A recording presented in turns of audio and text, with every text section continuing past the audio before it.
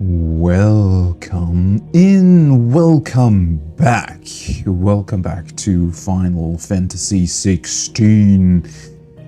I can finally continue playing Final Fantasy. It's been a bit since Thursday, and I was eagerly waiting to finally be able to get back to this game, as it has been one hell of a spectacle last time we were here. And I have to admit, I was very impressed by certain cutscenes, how they put things together, what revelations we saw, what things we did, and as I said, the spectacle of all these things is what definitely is by far the biggest highlight this game has to offer as of now.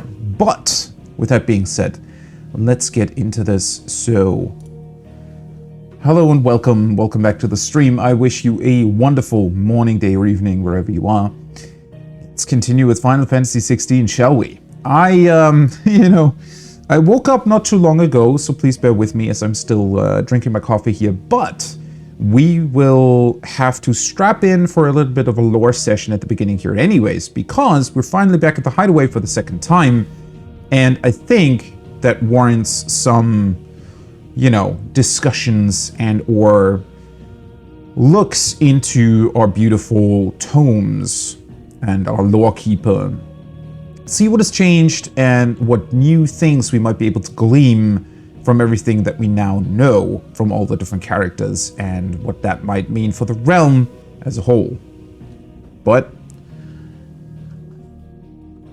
first things first, drink a little bit of my coffee. It is already getting pretty warm here, and ever since we had pretty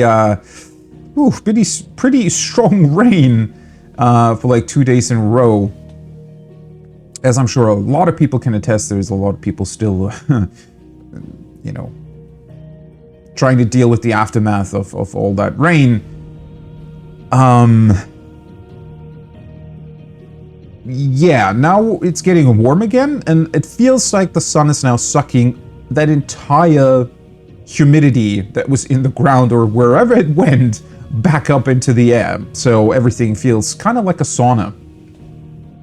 So great.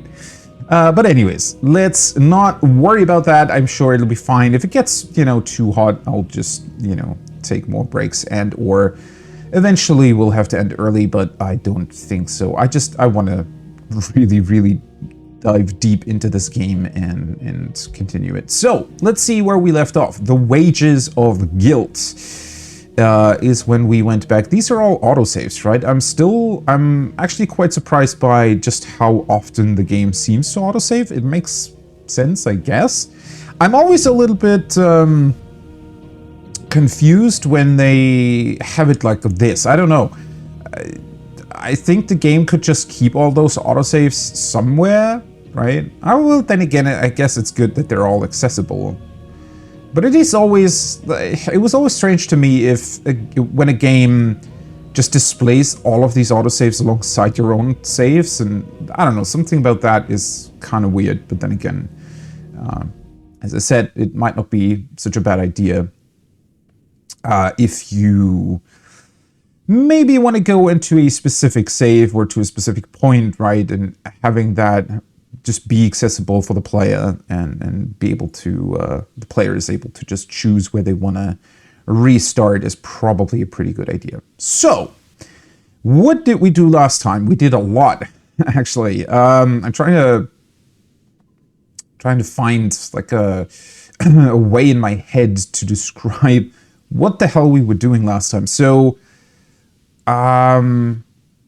we were, I think it all kind of started with us receiving information that in a small village, was it called Longwater? Something like that. I don't exactly remember the name. Either way, that the A dominant, not any dominant, like a dominant, we didn't really know which one, I think. We received information that they would maybe be there.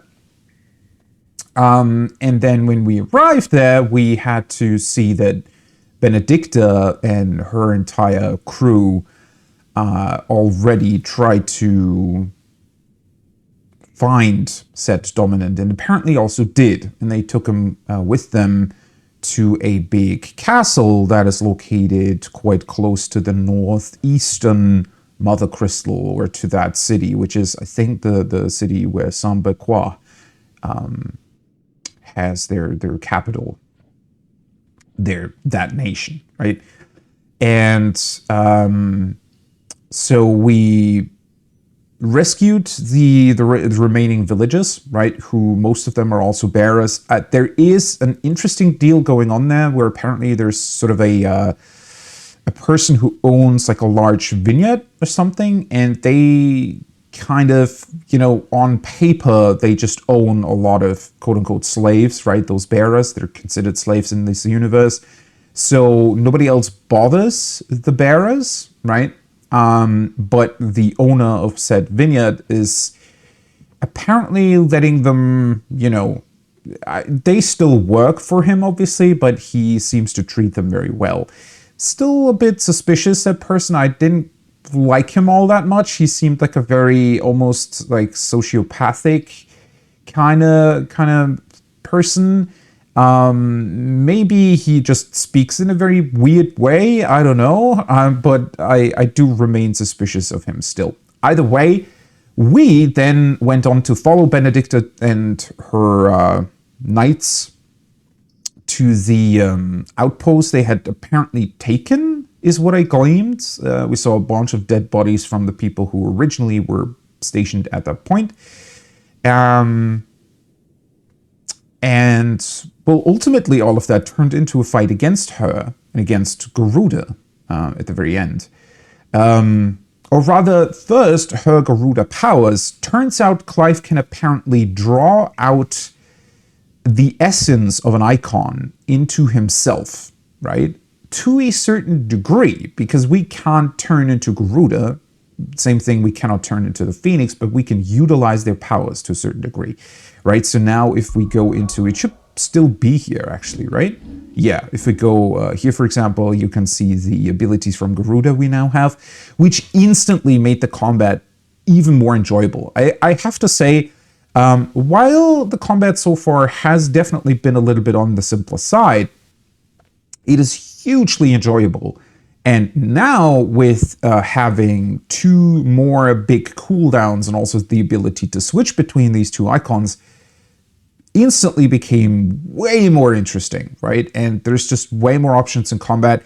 I will honestly say that I'm not entirely sure why they're starting you out with only those two cooldowns, because the one thing that I noticed last time is definitely that, well, you get these two additional abilities here, right? And I tried to unlock one here for the Garuda stuff, but you have to switch to them, right? So only two can ever be active at any one point, and then you can go in here and just change to another one.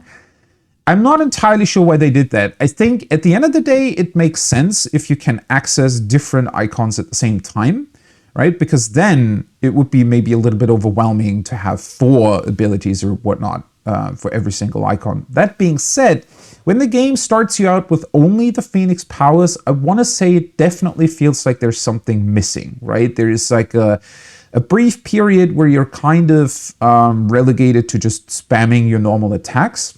And now that we got that second iconic ability, or those abilities, it's not just one, obviously, you're able to mix and match and constantly shift between the two, and it flows a lot better, right? So it does make sense, obviously, that the game does start out a little bit more slowly, right? Doesn't give you everything right at the start, which is totally fine. But again, I think that they could have maybe given you just a little bit more there overall. But that being said, we then proceeded to fight against Benedicta in her Garuda form, which was a lot of fun, and drew out her essence, which for a brief period at least meant that she couldn't use her powers anymore, which I'm not entirely sure why that was. because it turns out that she could still, like, she was still Garuda, which I didn't really expect at that point. She was very, very stressed with her abilities not being there anymore, because that's kind of what defined her as a person, right? She was, she seems like a pretty interesting character in that she has, I think, received a lot of, how can I put that? Like, her life has been pretty bad, right? And getting Garuda's abilities was sort of a turning point for her, right? It made her realize that she was capable of doing stuff on her own, that she could be her own person, wasn't dependent on anybody else, right? And could even manipulate and have power over others. And I think that was very, very important to her. And she pretty much broke down the moment she realized she didn't have those powers anymore, or thought that she didn't, which ultimately turned into kind of a rage situation in her completely being overcome by Garuda's anger, and therefore turning fully into the icon. Which then we proceeded to fight her. Ultimately, we saw the hooded figure again that we saw at the very start of the game when we turned into, or we suspected that Clive turned into Ifrit for the first time, and subsequently, couldn't control it, killed his brother. As far as we could tell, I mean, it was still the entire time, and I want to say it still is kind of confusing as to how much of a role that hooded figure plays, because it seems like, from what we saw, that hooded figure and his sister, or another like female person who got captured together with him, he definitely was able to use fire powers, right? Fire magic, like pretty strong fire magic. We saw him summon a bunch of meteorites and whatnot to wreak havoc on that castle he was being captured or held in. So that relationship between him and Clive turning into Ifrit is still very unclear. But Clive subsequently did turn back into Ifrit. We had an insanely spectacular battle of Ifrit fighting Garuda. And because Clive lost control again, Sid had to step in, fully turn into Ramu this time, and stop him that way, right?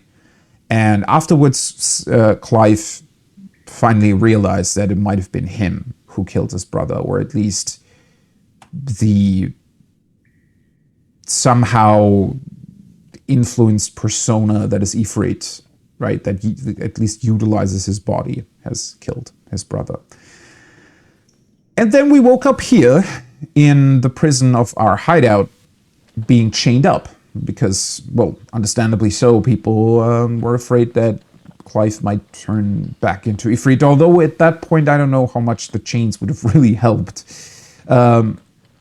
That being said, it might have also been, Sid being careful not to have Clive be able to hurt himself, potentially, right? I actually don't know how much Sid would have known about what happened 13 years ago, so might have been one of those things where he just wanted to make sure after everything that happened that Clive also wasn't a danger to himself, right? But that being said, we're finally back at the hideout, and it feels like we'll have a lot of things to see here, a lot of things to talk about, to discover, possibly also a lot of upgrades to make and find, and talk to certain traders and whatnot, and see what we can get from this.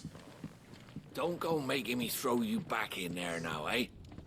I mean, we never really planned on becoming Ifrit, right? So... Did you see the girl Sid brought back with him? I did. Poor thing, all dressed in dirty rags. I'll have to make a new dress for her. I'm actually not entirely sure who they're still talking about there. Might be Jill. With this whole spectacle that was going on with fighting Benedicta and all that, it I almost forgot that we brought Jill back, who is apparently the dominant of Shiva, and she's still here somewhere. Also, we got an insane cutscene that was completely separate from everything that we did, but we'll talk about that when we'll get to the lore, I think. What are you doing out of the dungeon? I mean, so long as Sid's alright with it.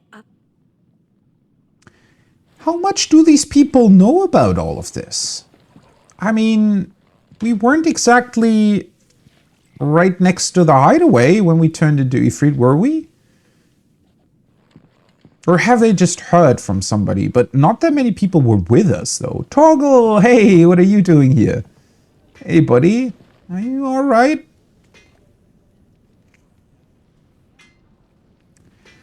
Toggle is still a bit of a weird situation. I don't know. He's just suddenly back here after 13 years, and I feel like we're still missing some backstory on Torgal. As much as I like him for being a cute doggo, I wish we had a bit more backstory on who he is and why he's here, and I don't know. I see I'm busy here. All right. Apparently we can use the forge. Let's see. Ooh, hello. I guess it might be a good idea to just straight up upgrade whatever we have. So with the win shard we got from the Garuda fight, right? From fighting, or rather winning against the actual Garuda once Benedicta had turned.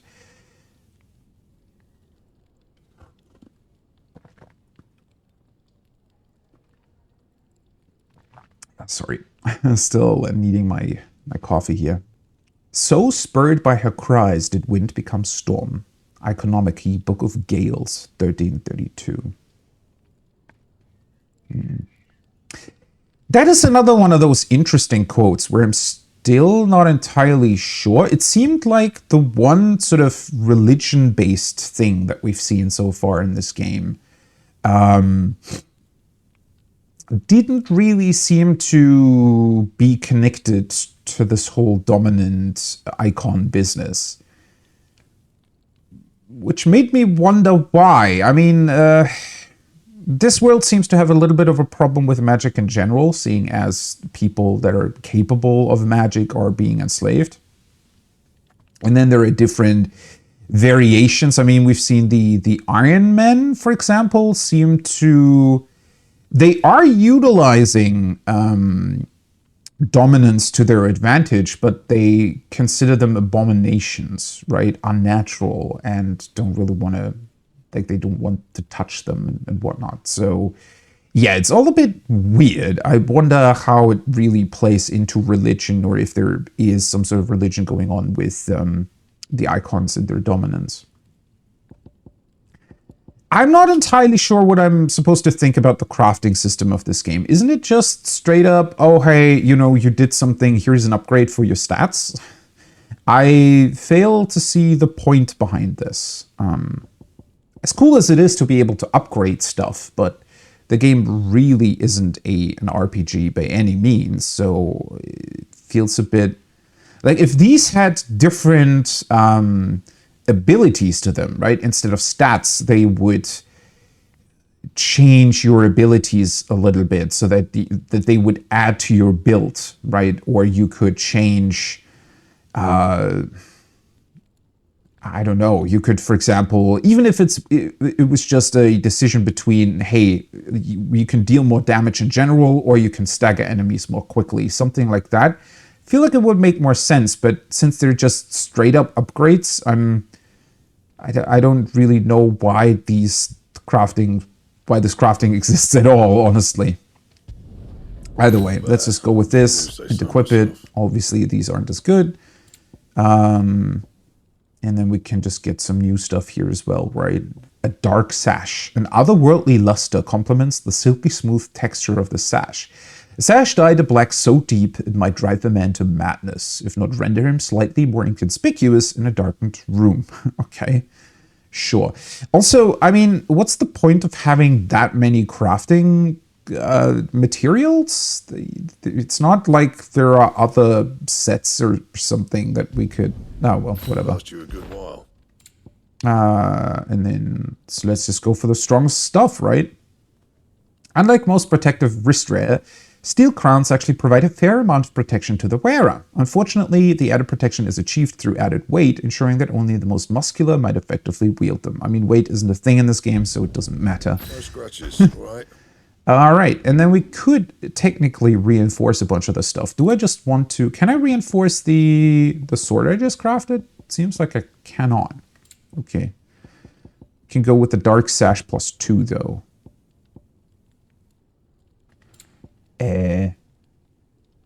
36.8. 30. Oh, it's just the exact same thing. Sure, why not? Thank me later. Not my best work, but it'll do. Okay. For now, it seems +2 is the most we can go. Anything All right. else? Let's see. Yeah, this entire system is just strange to me. I don't know.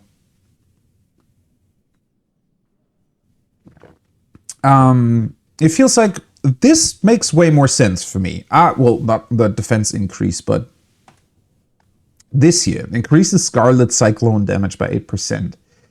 Right? If you can like hone in on specific abilities that you use a lot and then equip stuff that pertains to those abilities, I would say yes, that makes sense. Right? That you could influence the way your abilities either work or reinforce certain abilities through your gear. But these, I don't know why stats exist in this game, is my point. I simply don't know why that's a thing. Why do we have HP, attack, defense? Why is there even a level? I really don't understand that. It seems a bit pointless to me, but all right. I feel it's like that could all just be put into a more interesting ability upgrade system. But then again, it might become more interesting later on. I don't know. Maybe there are certain specific or special ways to upgrade your gear later that just aren't available yet. Anything new here? I don't know if I should talk to Sid. Yes? Is it just going to move stuff What? along? Oh, have I never asked about her? Taking an interest, are you? This is still... Okay. I don't think this is a bug, right? Last time we were saying, yeah, this might be a bug. I don't think so. I think this is just them being super, super weird about choosing what to voice act and not to voice act. But I guess I would like to be proven wrong on that. Wondering why such a comely cultured lady would cast her lot with this rabble? Because she's got a special arrangement with a rabble rouser, that's why. I scratch Sid's back and he scratches mine. Use me old trading connections to bring in whatever him and his little band need, and they pay what I ask. Sweeten the deal. He's given me a home here, far from the prying eyes of those who would wish me ill. There's no shortage of them, believe you me. Okay, that didn't tell us much about her, but alright. Also, why the hell are there swords you can buy if you can craft better ones? Again, what's the point here? Just don't put weapons into the trader and make it purely based on what you can craft. Because, I mean, it's not like you can choose to fight Garuda or not. You'll always fight her, and you have to win in order to continue the story, right? So you'll get her crafting material either way. I don't understand what the point of this is. It's so weird to me. Gold work sash. While it is the rarity and luster of gold that make it the standard of wealth in the realm, the alchemist covets it for a lesser-known third quality, ethereal conductivity.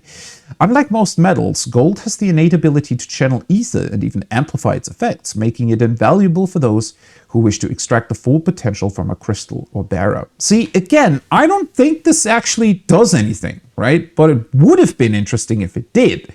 Like, if we could choose between, oh, hey, I want better defense, right? For people who might be struggling with the action system or whatnot, or that are being hit by enemies a lot, they could choose to go for a higher defense build, and for people who are maybe not struggling that much with it and or just want to utilize more magic or more ranged attacks, they could have then chosen a belt that was more suited for that. But these, I think that's just a lore entry. It's not actually, it doesn't mean that the other belt will be more suitable for magic users, right? So again, what's the point? I really don't understand it. It's a bit weird, not gonna lie. Ooh, this looks interesting. The Breath of Wind, Rook's Gambit. Residual wind ether that, having failed to dissipate on the battlefield... Oh yeah, that's always the same description, I forgot. Reduces Rook's Gambit cooldown time by 2.7 seconds. Alright, well that sounds awesome. Thing is, Rook's Gambit is one of the abilities that I currently don't have equipped, I don't think. I'll have to take another look at that. This is quite pricey, though. Also, do I want to buy some potions, or do I just want to find them again? Actually, I don't really know if potions are ever going to be dropped again. Actually, last time I went through most of the sequence with Garuda without having any potions whatsoever, which was almost bad at the very end. My HP were quite low in that fight against Garuda, right before we turned into Ifrit again. So, it might not be the worst idea to buy more potions, but that being said, that's also kind of boring, isn't it? Right, okay, let's sell our stuff that we don't need anymore. That much. I reckon I can find a buyer. Ooh, right, we have these. These give you a lot of money. Increases healing potency of potions by 20%. Yeah, I don't even want that. It just makes the game even easier. I mean, well, all of these are supposed to make the game easier, but I feel like healing in particular is one thing that I don't need to be any easier.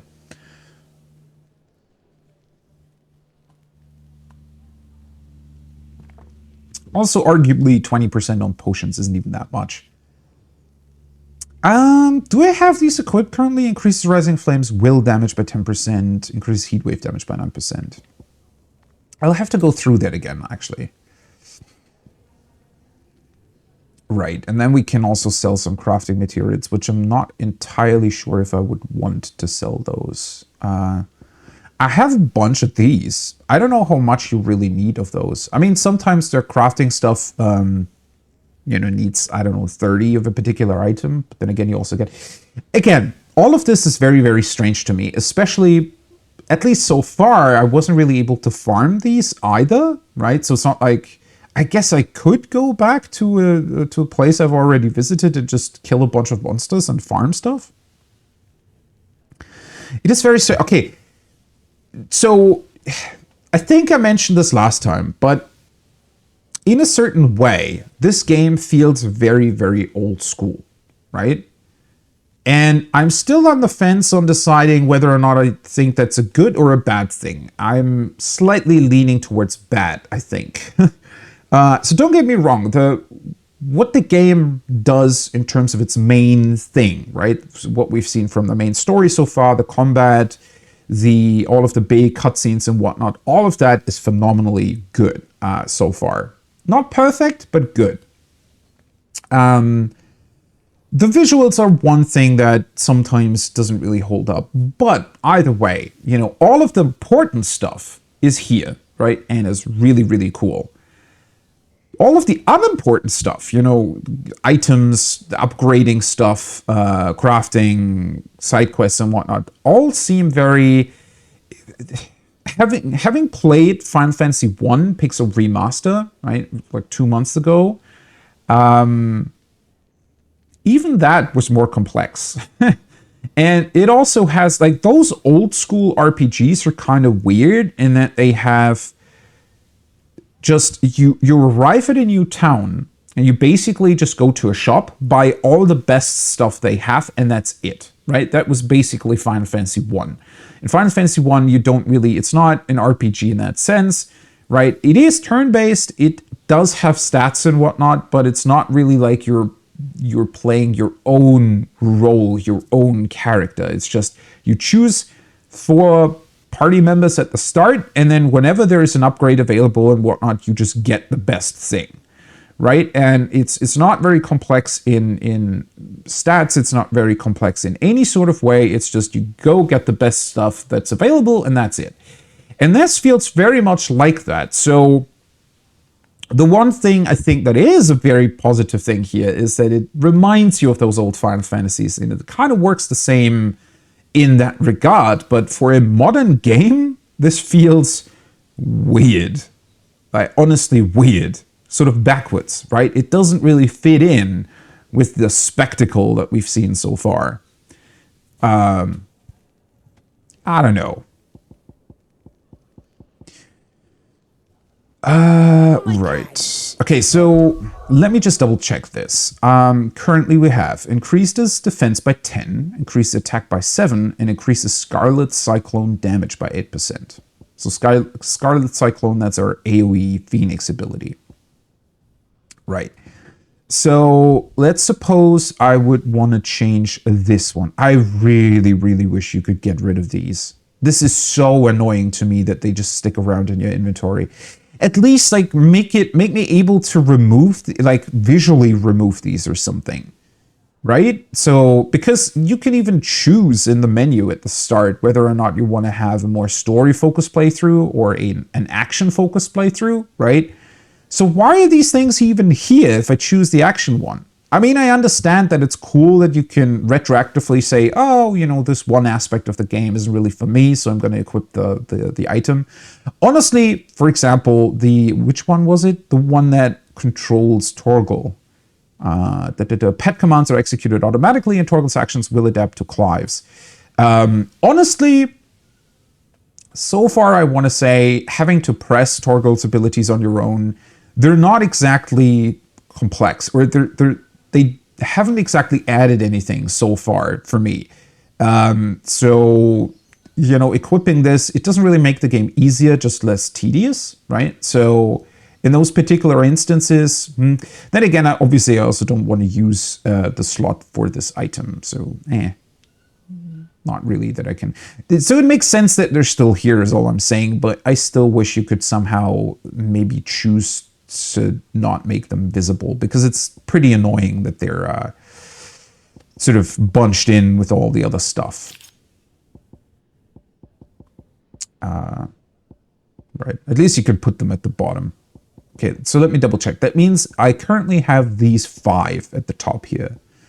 The Will of Fire, Rising Flames. I need to just understand what kind of abilities these pertain towards. Manifest, Rising Flames will damage. Okay. So this Scarlet Cyclone. Oh yeah, it always has the ability name in parentheses at the back. That's good. Heatwave and Rising Flames. Rising Flames, okay. So which one is Heatwave then? Oh, wait, abilities, is that one of the ones I don't have? Oh yeah, it's this one. Okay, Heatwave I don't have yet. Oh damn it, that's not where I wanted to go.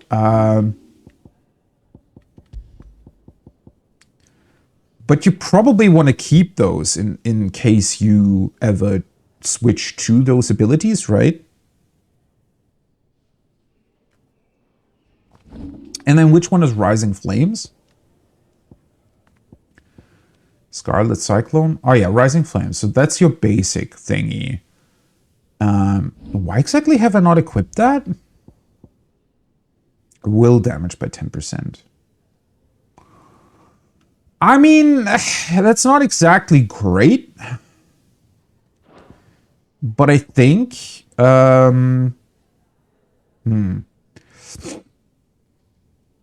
So my line of thinking here is, right, that so far I think the game's been a bit too easy, or on the easiest side. Okay, so I wouldn't necessarily say too easy, because I think it works quite well, right? The idea of this game is at least from my perspective so far. It wants to be insanely cinematic, right? It wants you to feel like an absolute badass going through these encounters and being able to best these insane monsters with the insane spectacle that is going on all around you, right? And it makes sense for the story and for those scenes to flow in the best way possible, that they don't want to, like, it feels like the game is trying to hit that sweet spot where you're definitely still challenged by what is going on. Like, you need to understand what kind of abilities your opponent uses and how to evade those to a certain extent. But you definitely don't need to be perfect by any stretch of the imagination in order to best anybody, right? Or to defeat bosses. So the game is trying to hit that sweet spot where it wants to provide a challenge, a certain amount of challenge for you, but it also doesn't want you to die, right? So that the scene just flows naturally and you don't have to reset or anything like that.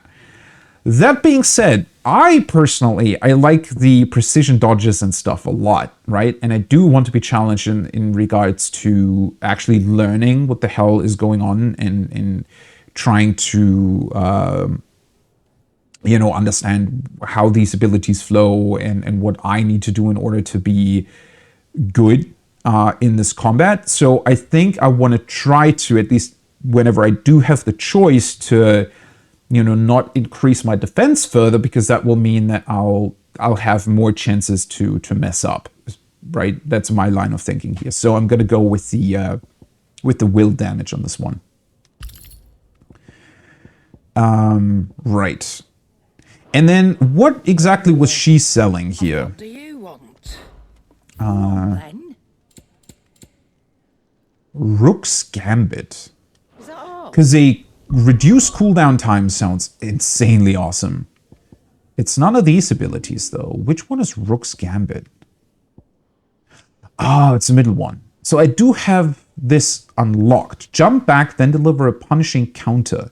If the jump evades an attack, counter potency is increased, can be used in midair. That actually sounds pretty awesome, doesn't it?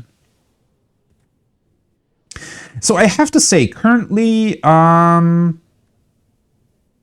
both Wicked Wheel and Gouch they look pretty cool, but they're a bit awkward to use. Like, you do need to be careful to be right in front of your opponent for it to even hit. Otherwise, you sometimes just go into it without any of your attacks connecting to your opponent. And then, especially with Gouch, it seemed like it took a very, very, it just takes a long time. It's a lot of hits, but each individual hit doesn't actually deal that much damage, right? So this, especially with the added sort of dodge thingy that's going on here, sounds honestly pretty awesome. Jump back, then deliver a punishing counter. It does sound fairly complex, though, in that you do need to time it with your opponent actually attacking, right? So instead of doing a precision dodge, you wait for this and activate it whenever it's possible. And then you have another AoE ability. I don't know if I want that. Because I'm debating with myself whether or not I want to maybe exchange the AoE for Rook's Gambit. Does it say the cooldown on here? Jump back, then launch forward. If an enemy attack is dodged while jumping back, Counter-Strike is intensified and ability cooldown time is reduced by 1/3. What the fuck? Ability can be cancelled. Okay, cooldown is reset if ability is cancelled in this manner. Can be cancelled by pressing R1 while jumping back. Okay. Wait, so if you jump back and realize that you did it wrong, or that you didn't actually counter an enemy's attack, if you're fast enough and press R1 right away, you can essentially just try again. Wow, okay.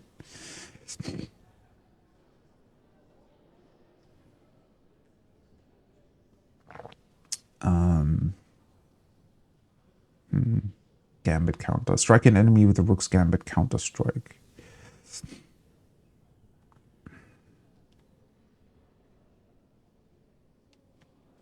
Sadly, it doesn't actually say the cooldown. Okay. Oh, by the way, we have quite a few ability points. Oh, I did want to wait for this one though, right? Yeah. True. I forgot about that. I still haven't unlocked the taunt. So I watched a stream yesterday evening, right? On the beginning sections, obviously, and somebody in chat mentioned that apparently this is really good. I still struggle to understand why. I think mostly because you can essentially bait enemies' attacks, right? So whenever you use it, I'm pretty sure it'll prompt whatever enemy you use it on to do an attack right away, and then it lets you precision dodge. So maybe this would be a good idea in combination with Rook's Gambit, because you can always just bait out an attack. That being said, on bosses and whatnot, it'll probably not be that useful. This does lift enemies from the ground, though. You know what? I think for now, I'm actually gonna put in Rook's Gambit instead of Gouch. Because this is just... as cool as it is, I just think that it takes too long. Like, it's... you're just kind of standing there waiting for it to be over for a long time. That being said, I just realized that it does a ton of will damage. I don't know. Does it say...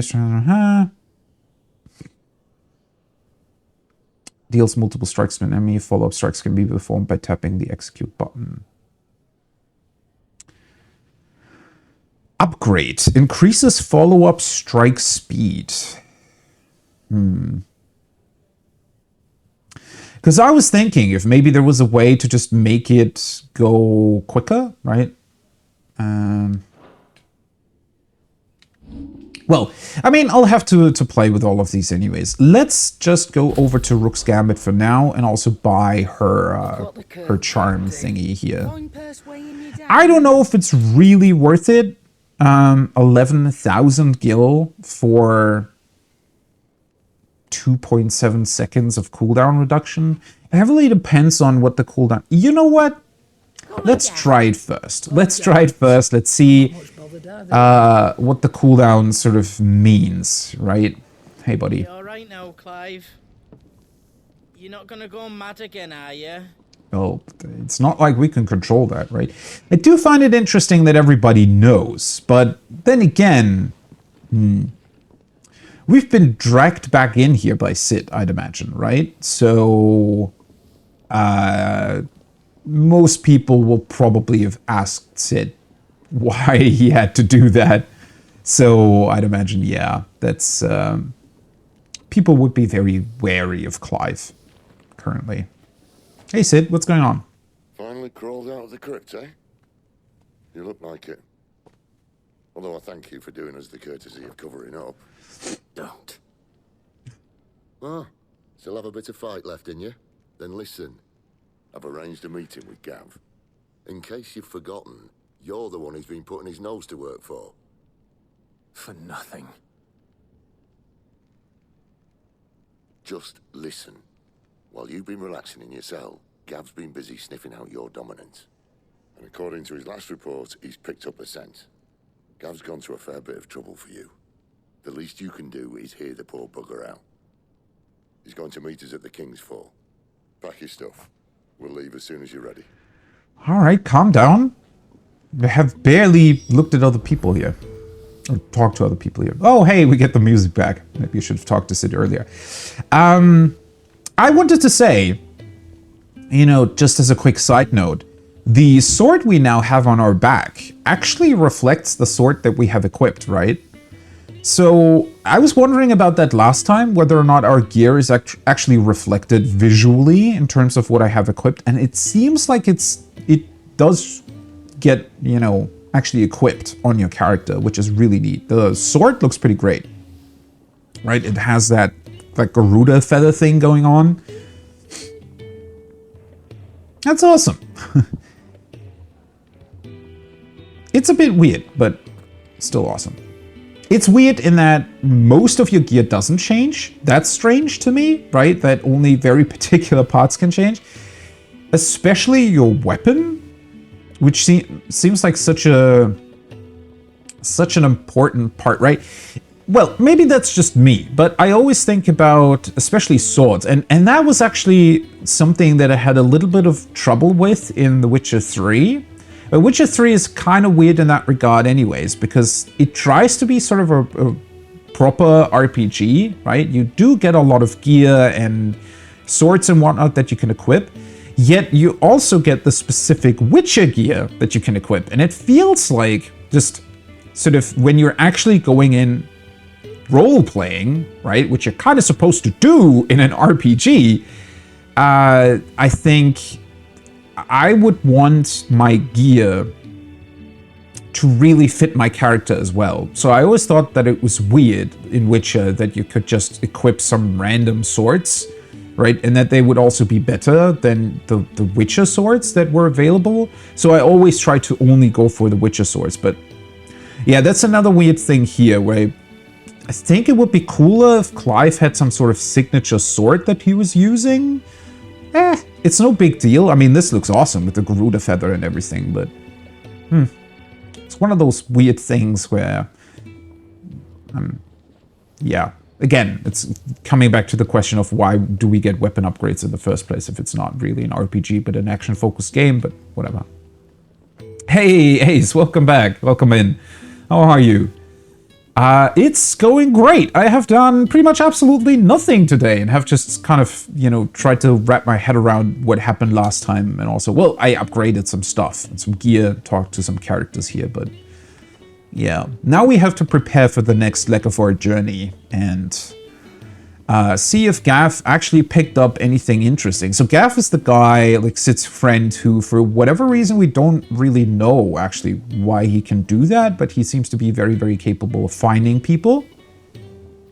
And yeah, we're still looking for our dominant of fire, apparently, who somehow can make Clive turn into a weird, twisted icon of fire. Do we get... So it told me last time we were here that it locked side quests for some reason. I don't even know if any side quests would have been available either way. What do we get here, though? Hall of Virtue Arcade Mode Stage Replay. Hone your battle skills and a customizable training arena.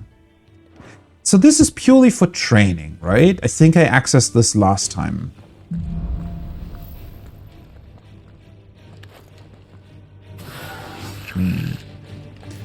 So here I could, for example... Okay, I need to get back into this. Right. So I would want to wait for an attack of my opponent and then utilize this ability. And the cooldown seems pretty much on par with my other abilities, right? Seems like all abilities have sort of a standard cooldown time.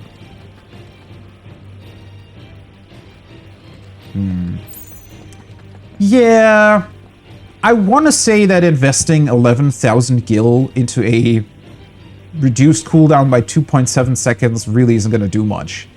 I think I really just need to focus on using the ability properly. Problem is going to be that I need to remember to both switch back to Garuda and then actually use this ability whenever my opponent attacks. Whenever they're winding up an ability. Alright. Okay. Alright, let's go out here. Let's see what the other two modes are. I'm pretty sure those weren't here last time. So we have an arcade mode. Arcade mode overview. In arcade mode, you can re-challenge previously completed stages and be scored on your performance. Gear and level restrictions are applied. Okay, that's interesting. Points are awarded for performance in battle. The more complex your battle techniques, the higher you score. The higher you score, the better your overall rating. CBAS. Oh boy. I'm usually pretty bad on these kinds of things. Well, I also don't really play action games all that much usually, so... At least action games like these. I've never played Devil May Cry, for example, which apparently the combat designer on this game was also lead combat designer on DMC5. I honestly, I thought about playing Devil May Cry 5. The thing is, what kind of... or the reason for why I decided against it is because I never played any of the previous ones. I know that you don't necessarily... I think they kind of designed Devil May Cry 5 in a way where you didn't really need to play the other ones. But it's still, I think it wouldn't have really felt all that great to just jump right into 5. Because, I mean, the characters are definitely still the same ones, right? That have been there all throughout the series. But playing all of them seemed really, really daunting. So I didn't do that. Maybe if at some point DMC 6 is going to release, I'll just go through all the previous ones or something. I don't know. Arcade mode scoring. Successfully performed battle techniques are displayed in real time on the right hand of the screen. Technique scoring is as follows. White, blue, cyan, green, and rainbow? Okay, that's a interesting thing. Why is it rainbow? I mean, not that I mind, it's cool. Just feels like it would have made more sense to go with the usual RPG order of like, I don't know, blue, purple, yellow or something, right? Like, or green, blue, purple, yellow. How gear is usually displayed in games, right? From like common to rare to legendary and whatnot.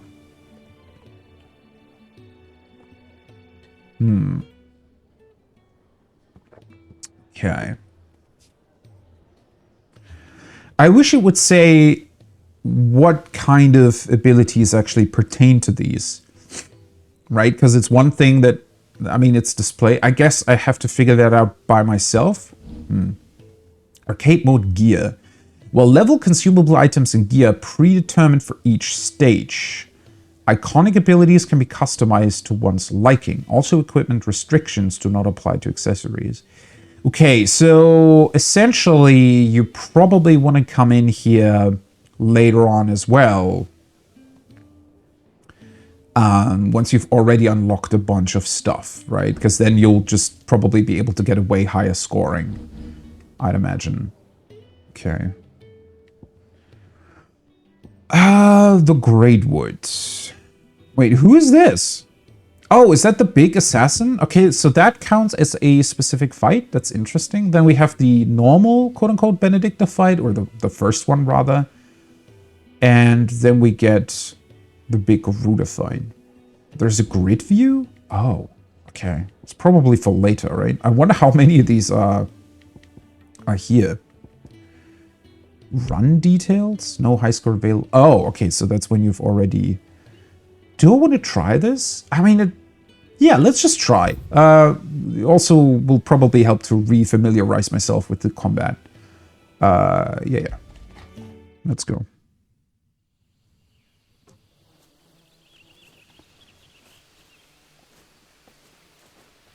Wait, didn't it say cutscenes off or something? I just wanted the fight. I suppose not. Arcade mode, the Greatwood, action focused. Battle performance. Points are awarded for battle performance in each leg of a stage. Clive's score is displayed in the upper right corner of the screen.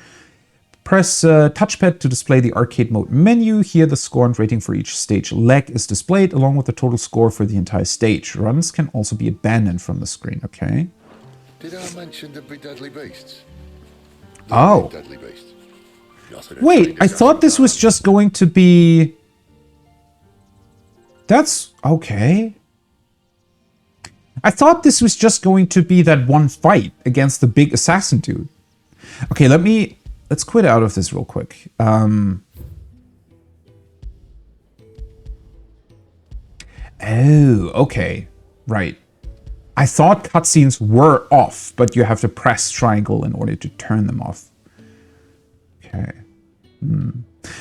Let's still try it. I want to see what this does. It's going to be interesting. I suppose not.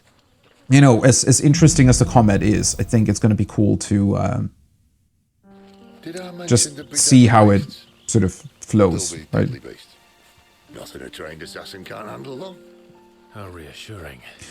I don't know what I think about this being... Shortcut. So it's sort of like a...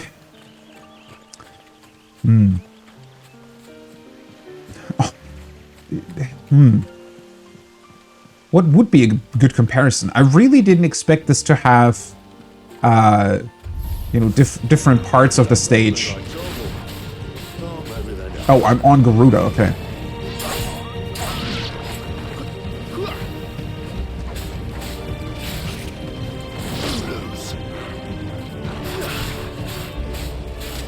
Wait, why didn't it... There we go.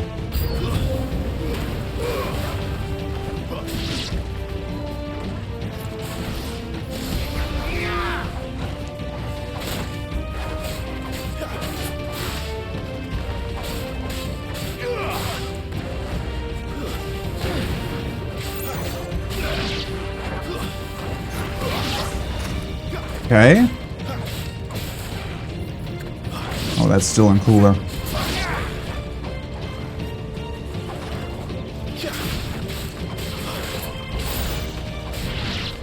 I still feel like I'm not actually doing this all that well. Yeah, it's just a B. The thing is, I'm still struggling with actually combining my abilities in an interesting way, right? So you get all of these abilities to draw in your opponents, right? Or to go over to your opponents very, very quickly. And the more you combine stuff, right? Combos and whatnot that you can pull off, the better it'll be.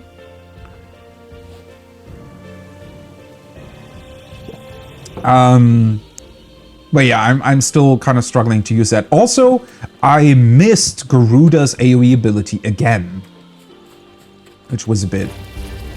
Remember when I said that the deadly beasts? Well, the shrubs in these parts are much better. And you only think to mention this now.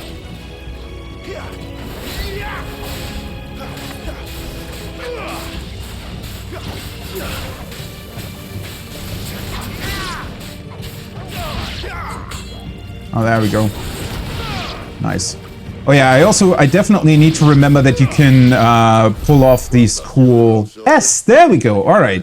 You can pull off the finishing moves whenever you attack an opponent. Like when you do the circle bit, right? Which in Garuda's case is drawing something in.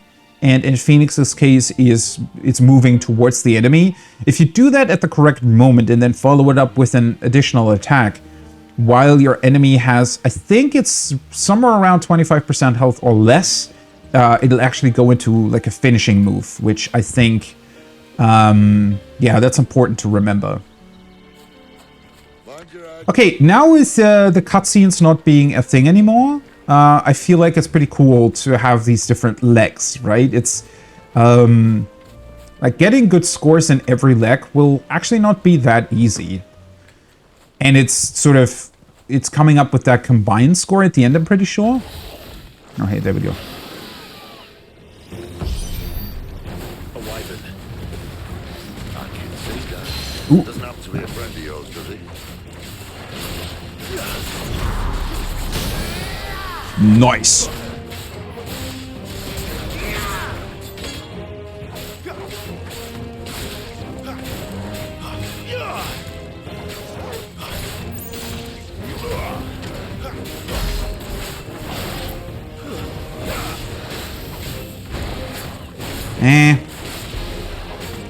Ah, damn it!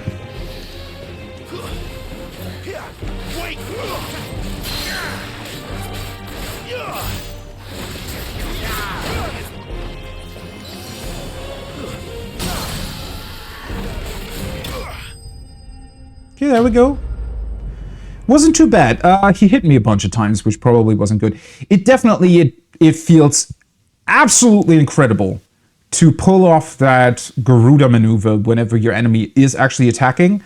My brain definitely still needs to So, what's actually getting quite complex now, especially when you're going for a high score, right, instead of just beating an enemy, is that you need to keep in mind you have a lot of different ways to do the same thing. And depending on the situation, you want to do it differently. And that's actually quite complex to sort of wrap your mind around. So you have a bunch of different ways to close the distance between your enemy. As I said, you can either pull it towards you if it's not a big enemy. You can go to the enemy using the Phoenix shift. Or you can also do that, quote unquote, manually by doing the whatever strike that's called. So it's X plus square to quickly move towards your enemy. And now same thing with the dodges. You could do just a precision dodge. You can technically parry, although that's still a bit finicky in terms of how it works. But now I also, if it's off cooldown, you can utilize Garuda's thing. Which that's insane that if you pull it off correctly, whenever your enemy is attacking, it reduces the cooldown by 1/3. That's, wow. Holy shit. Just really, really powerful, I think. Must be an S nearby. Yeah, that was really fun. That was an S, all right. So it's not too difficult to get an S. If you pull off your combat techniques correctly, let's actually heal a bit here. We won't be going this way.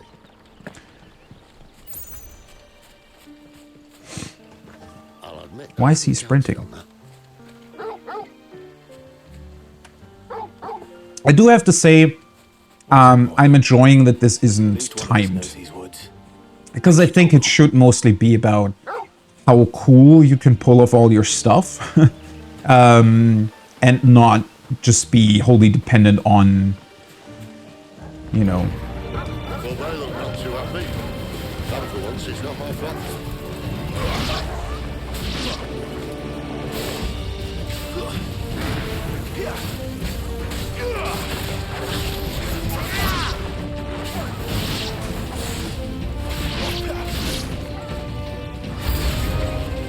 This is stupid. I like wolves. I don't think they care, Sid.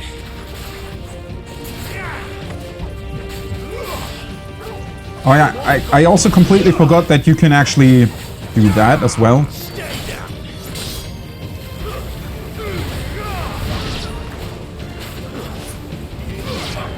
Okay, that was a little bit... Garuda, lend me your strength.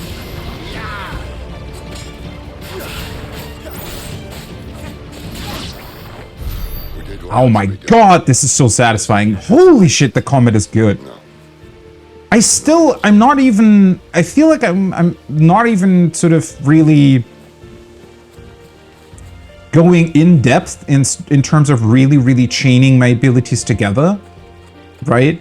In terms of the combos that you can pull off.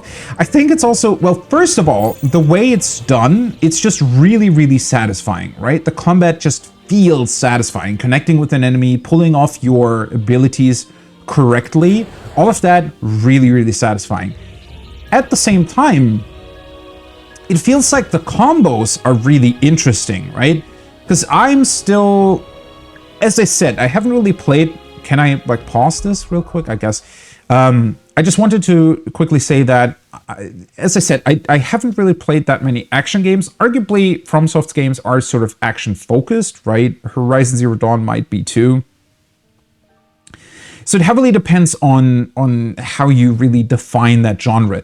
When I'm saying action games, I'm talking about games, again, more like Devil May Cry, this sort of thing, where it's really only focused on...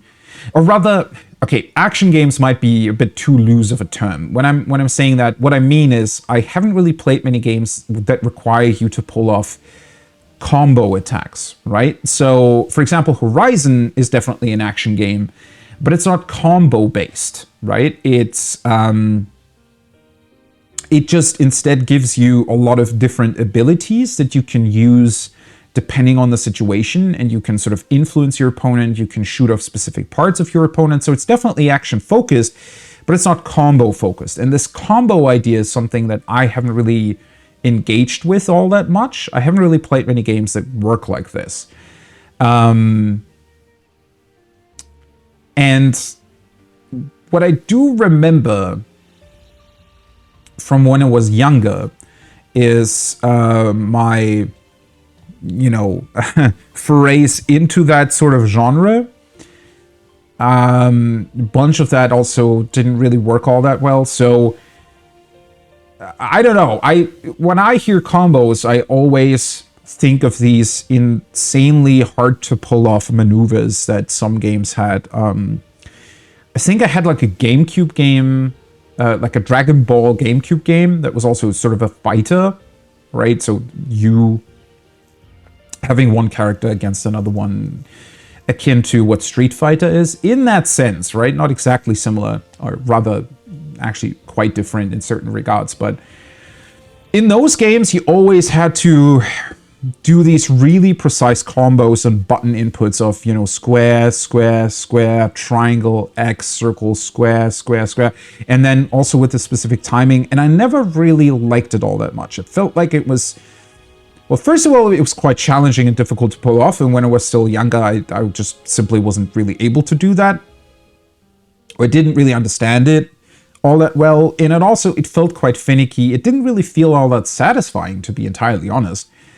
And what I like about this game's combat so far, and what I think they pulled off really, really well, is that all of the different abilities you have always do something on their own, but they can be comboed into one another, right? So you can precision dodge into strike or magic strike. You can Phoenix shift into melee combo or, you know, magic strike, that kind of stuff. You can do the wicked wheel, throw enemy up, or alternatively use toggle to lift the enemy up into some aerial attack, into the aerial / down onto the ground.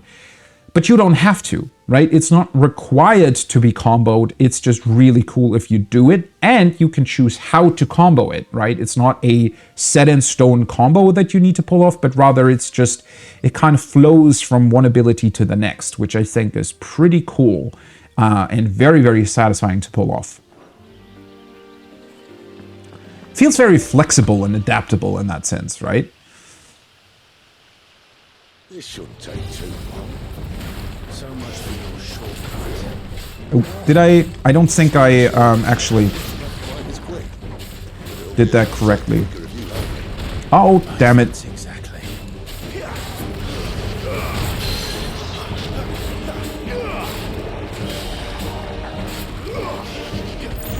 Ah, I did it wrong again. Yeah, I remember this being a bit weird.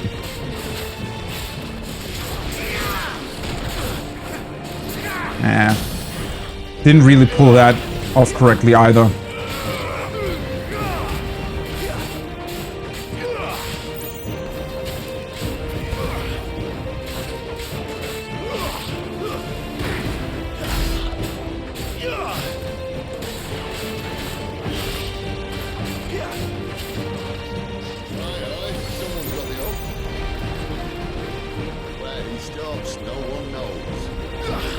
Is that better? Oh, it's just difficult to hit them either way.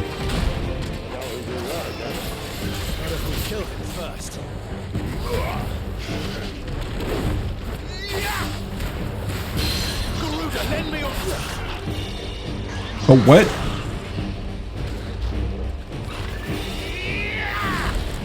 What the hell was that? What did I just do? Ah, damn it. That is really, really difficult to dodge for some reason.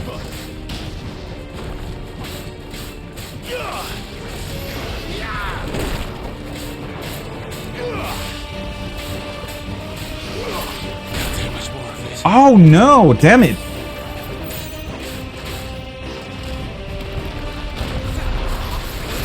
Ooh, nice. Count at the spin cycle.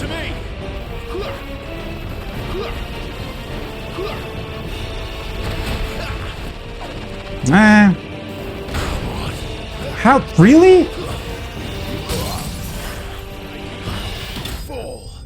Okay. It's over pretty quickly. They have less health. Like, if you have... I guess, at this point, it is definitely also kind of balanced around you not really having all that many abilities, so it's over pretty quickly if you combo all your stuff together. Huh.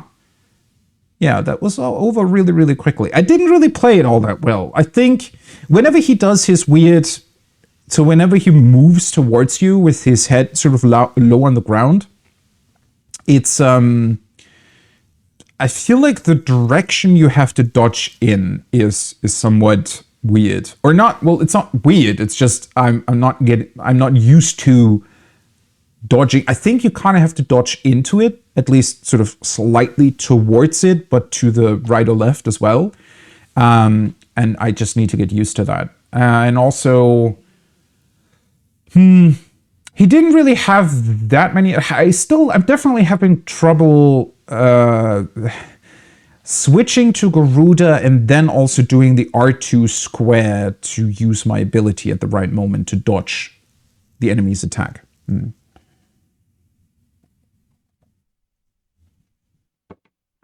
But again, insanely satisfying to do this. Really, really cool.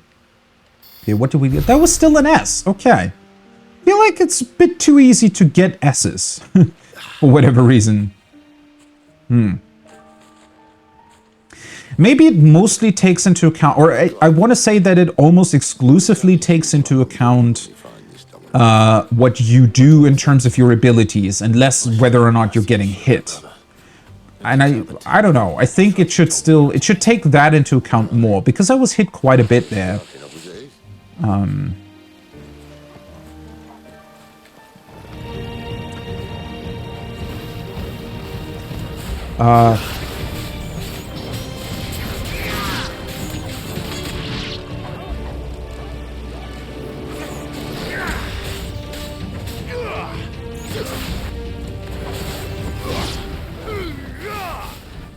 Sure. I don't even remember. Oh, there we go. I was gonna say, I don't even really remember what you had to do here. Oh, hey, wait a second. That was a... Okay.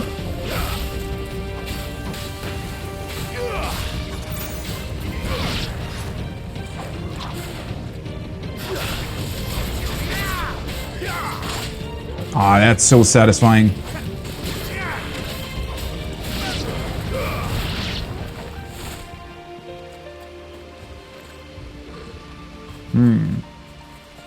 So, for the overall score of one specific leg, it doesn't only take into account the boss fight, right? It also takes into account how you play these small encounters. See that river? We follow her upstream and we'll be in Lost in no time. In no time. Right.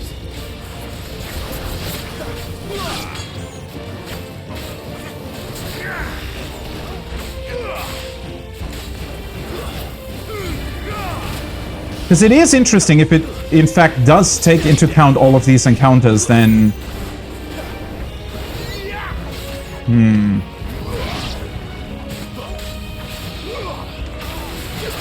It would actually be more difficult to pull off, like, good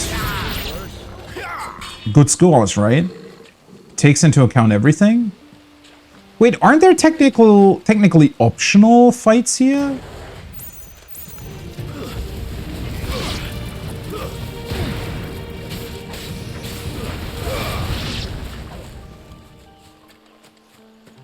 I don't know. Aren't these optional?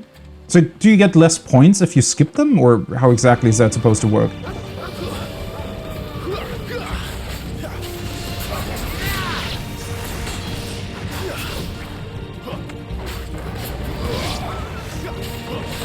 No. Okay, that is still... That's the one thing that I'm... Ah, damn it. There we go. That was the correct timing.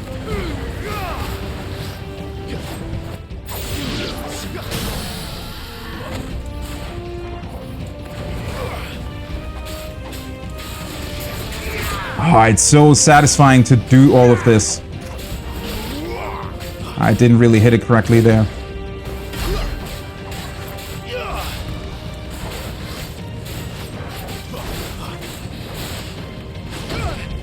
Okay, that was not great.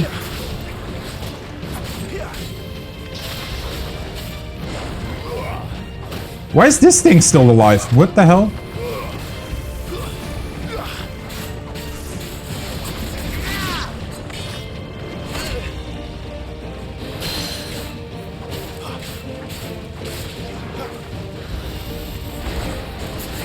Ah, that didn't count as a proper dodge, right?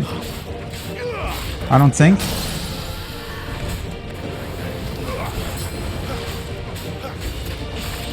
I think my mind also still has a little bit of trouble actually... there we go.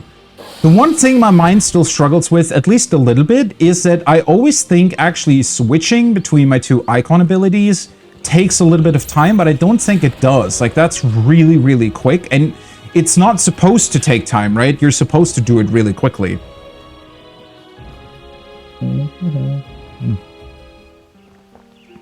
Coffee was already getting cold slightly. Still doesn't taste that bad, though. That's how you can gauge good coffee, right? Is whenever it still tastes good even if it's cold. Ah, he's so difficult to counter. I don't know.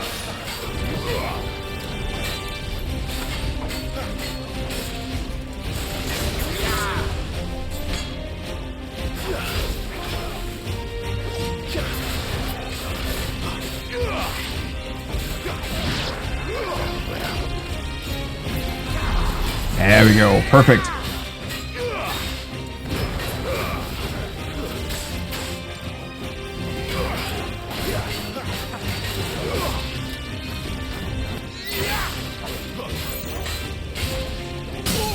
Ah, nice.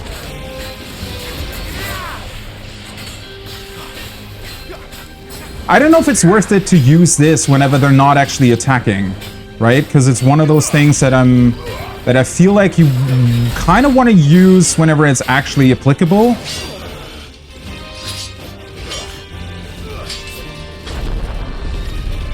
Completely forgot about these. How do they... I guess they're still just counted normally? I do have to say, I think the quick time events in general, they're a little bit too easy. I feel like it would be cooler if they were a little bit more difficult, but at the same time, they are really, really cool. Like, I know that technically QuickTime events are not really all that great when it comes to game design. That being said, they're really, really satisfying here, so...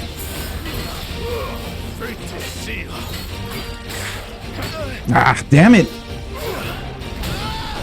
Oh god, yeah, that's...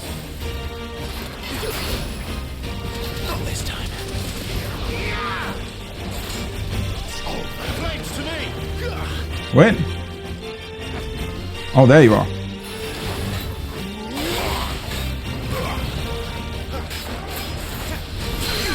Nice. I don't think it counted that correctly.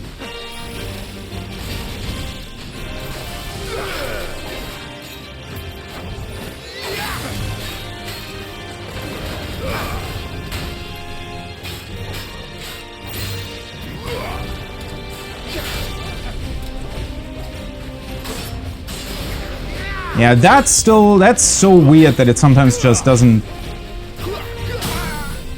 Oh, nice.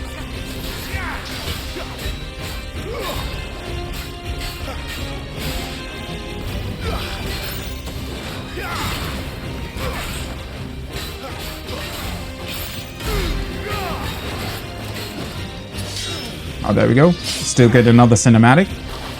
Oh, isn't that the kind of the end cinematic here?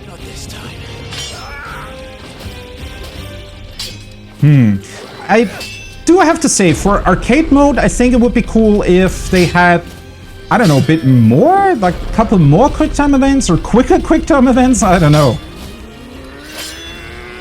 God, this is definitely one of my favorite fights, though, so far. As cool as it is to fight Benedicta and so on, I feel like this is...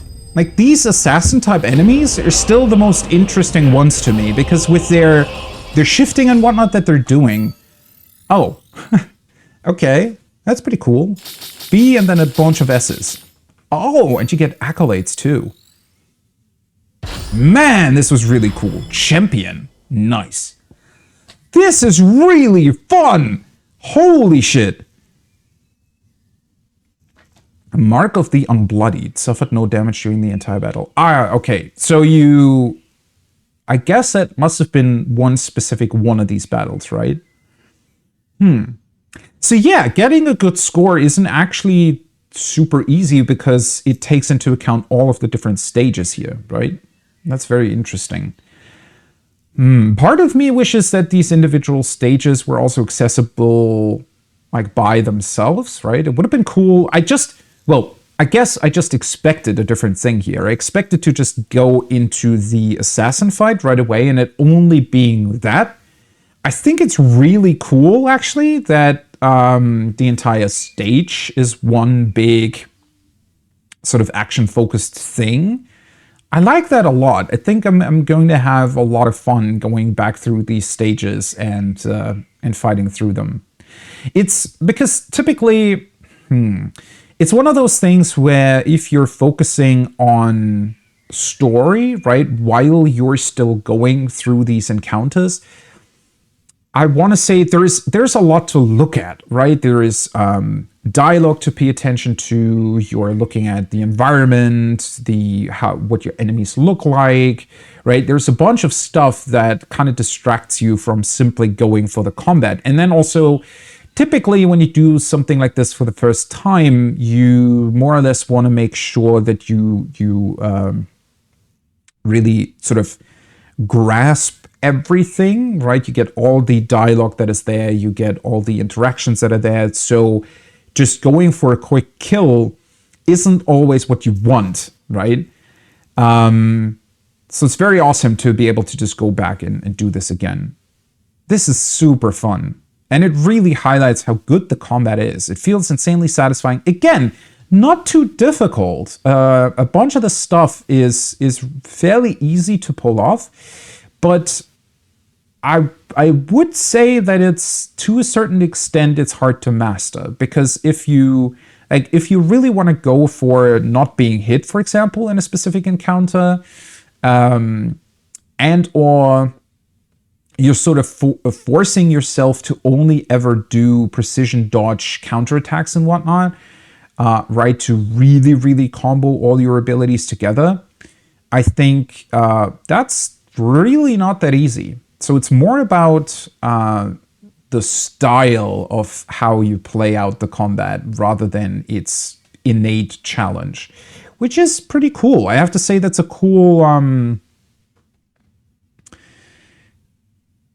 design, right? I like that a lot. Okay. Mark of the Tireless. Attacked without pause for the duration of the stage's battles. Okay. Interesting. See, that's one of those things that's somewhat difficult to gauge. It's what I meant, right? If you're forcing yourself to combo everything together.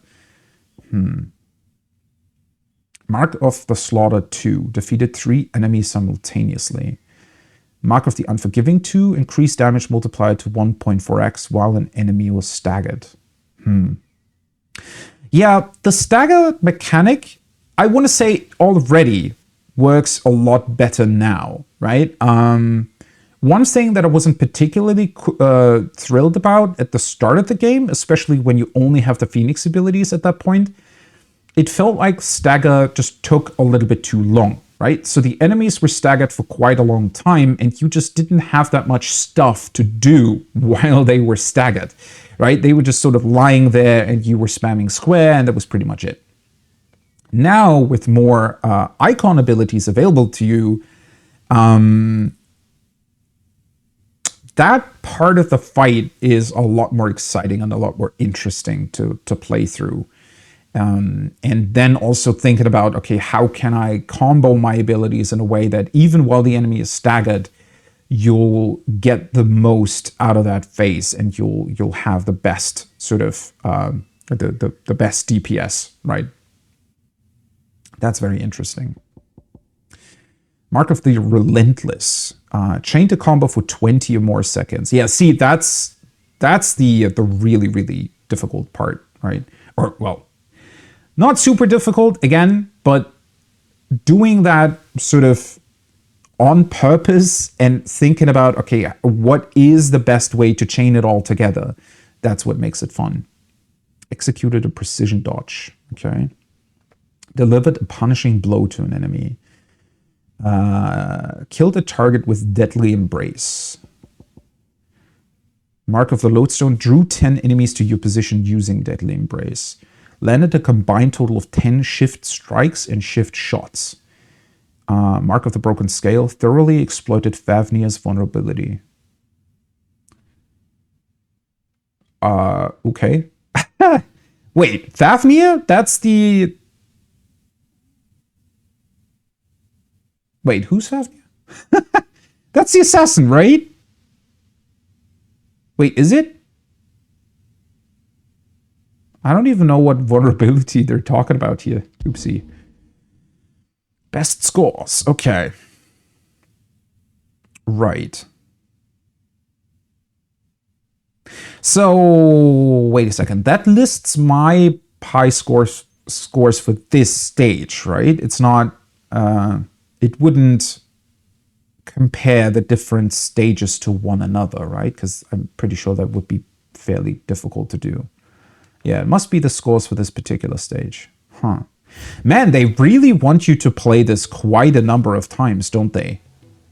That is very interesting. I mean, arguably, I can understand why, because I feel like once we get a lot more iconic abilities, these stages can play very, very differently, right? And you probably want to have specific setups for every particular stage because, well, in this particular case, right, there are a lot of encounters at first that are AoE based, right? And then you have the Hornets, for example, where it's very, very good to draw them in because they're flying. So yeah, utilizing all of your different abilities, especially with everything that is unlockable later on, I'm pretty sure. I mean, I don't know how much we can unlock. I'm thinking, considering that apparently Clive, I mean, we haven't really gotten even into the story yet at this point, but considering that Clive can, you know, draw out the essence of other icons, I'm wondering whether or not, because we've seen Titan, right? We've seen Shiva. We've now also seen Bahamut. We've seen Odin. And we already have Phoenix's and Garuda's power. And I think, well, they said that apparently, as far as they know, there are 8 icons. But that doesn't count Ifrit, right? Because Ifrit is sort of an abnormality at this point. We don't really know why it exists in the first place, considering that apparently there's only supposed to be 1 icon of fire. So technically 9 icons. Even if we don't count Ifrit, are we really going to get 8 different icon abilities at the very end? Because that would be insane and pretty cool. Imagine, okay, they won't all be equipable at the same time, obviously. From the menu, it looks like you can equip maybe 3 at one point. Either way, the cool thing about these stages is that you can really mix and match. And then also with the mastery later on, you can actually put like different... So you can, for example, put one of Phoenix's abilities into Garuda's slot if you have mastered that ability already. So you can think about, if there are enemies that can be drawn in instead of being shifted towards, it might be a good idea, for example, to equip Garuda so you can draw them in, but you maybe still want to have the single target ability of Phoenix available for you.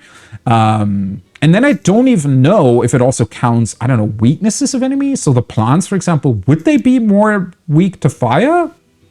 In theory, yes, but I don't know if that's a thing in this game with the weaknesses and strengths of particular enemies. Either way, all I'm trying to say here is that it will be pretty insane to look at this later on and see all the different stages and think about the insane number of combinations you can have in terms of your abilities and really trying to mix and match to a particular stage, right? Because I'm wondering, for example, in this stage with the lizard thing, when it does its spin thing, it feels like at that moment you cannot really damage it all that much besides your ranged magic ability, but maybe one of the other icons will have something that where you're able to damage it while it's doing its spinny thing. So if that's the case, that would be really, really awesome. And I would be... I'm really looking forward to trying this out more. And then you have... Wait, what's the difference between this? Arcade mode? So this is going to be fun. I think I'm going to go into this quite a bit more. Obviously, I do want to know how the story continues. But then again, I also don't want this game to be over too quickly. I don't think it will. I have no idea how long it is, though. But yeah, prolonging the playthrough a little bit by just jumping into arcade mode a bunch of times will be pretty interesting, I think. Okay, stage replay. Replay any previously cleared stage, but at current level. Treasure coffer data is retained. Okay. While accessing the red stone, Clive can replay any of the main scenario's major battle sequences. This mode can be used to revisit cutscenes, collect forgotten items, earn experience and AP, or retry missed achievements. I don't even... They're a miss... Okay. So this is kind of like a chapter select then? Huh. It doesn't have that initial part, right? Like 13 years ago and whatnot. I guess it's only listing the stuff where things are missable. All right. So in arcade mode, it's only about how well you perform in battle. Everything else is completely disregarded. Cool. Stage replay then allows you to pretty much... What if I confirm this? Okay, so it's just straight up going to go into that. Interesting.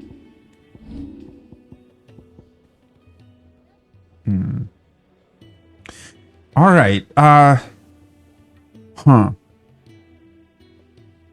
The one thing I find strange here is that it's not listing what you've potentially missed, right? So, this reminds me a little bit of Uncharted, honestly. In Uncharted, you also get a chapter select once you've played through the game. But I'm pretty sure that in Uncharted... well, then again, Uncharted also has collectibles. This game doesn't really. It only has treasure coffers and I guess achievements. But the achievements would be the literal trophies, right? The PlayStation trophies, not any particular achievements that are accessible in-game. Some sort of... Because some games have an added achievement system, right? That is within the game and not really connected to the trophies. Okay, this I'm not really sure about yet. It feels like this is weird if you don't actually get any information about what you potentially missed. Also, I find it interesting. So if I were to go back here, this essentially can also act as a grinding mode, I guess? Because it sounded as if it would count all of the encounters. Like, I'm just getting additional experience from this mode, right? So if I were to go through this a number of times, would I over-level the next stages that I'm doing? It's a bit weird. I wonder what this is going to be, honestly. Because these two already feel somewhat similar. I mean, they're definitely different, don't get me wrong, but yeah. Hall of Virtue, I guess it's nice to have, right? I think I personally would rather use arcade mode to try out new abilities and just see how well they flow in actual battle compared to this. Then again, I think you can customize this to, for example... Actually, can you? Wait, let me go back into this real quick. How customizable is this? Training options. Input display. Auto toggle, sick timing. Displays precise sick timing. Yeah, comboing toggle into my own attacks is still something that I haven't really tried, honestly. Displays magic burst timing. Okay, these timings are pretty cool in that you can actually understand what the game wants you to do, right? Which you might not always know. Battle performance auto reset, enemy aggro, enemies will attack. Right. So I can turn this on to actually test like precision dodges and whatnot, right? Right.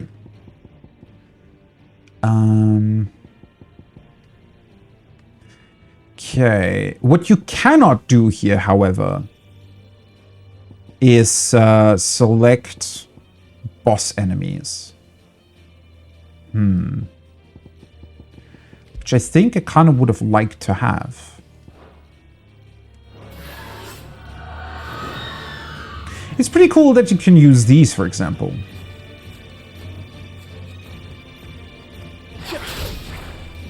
Okay. Yeah, these cannot be drawn in for whatever reason.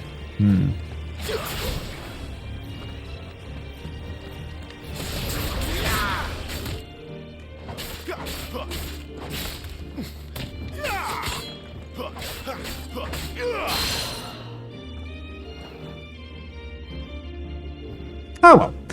I like this a lot. You can... I don't know. I understand that they haven't really put boss enemies in here, especially considering that some bosses seemed like they're purpose built for whatever arena they're in, right? So it kind of makes sense that you cannot select them here, but well. Either way, I like this a lot. And honestly, I wouldn't have thought that I would. Yeah, I'm liking the gameplay of this game way, way more than I expected to, which is pretty cool. Especially considering, well, obviously the demo, only being sort of the first level of the game, didn't really have that many abilities available to you yet. That being said, I don't know. I kind of thought that it was... I could already see that I liked certain aspects, like the precision dodges, for example. But aside from those, it felt like something was lacking. But not so anymore. You, newcomer. Why don't you join me for a drink? Kind of wish I could. I'd been cast out and left for dead when Sid found me. There's not a day goes by I don't count my blessings. Yeah, I have to say though, as much as I like a lot of the main aspects of the game, again, like the combat is really good and really satisfying. These basic interactions though, they're really lacking, like quite a bit.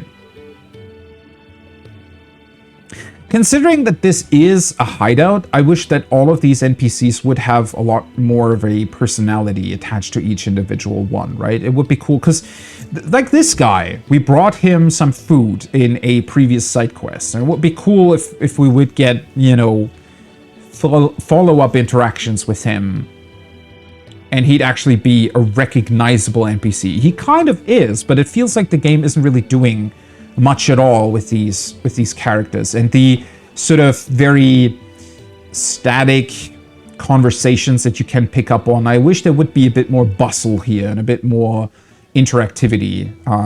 It all feels very, very static, right? Very sort of stagey, as if it's sort of a background stage for you to walk through, instead of a place that is actually you know, a lived-in environment with the NPCs all going about their day and their own sort of activities.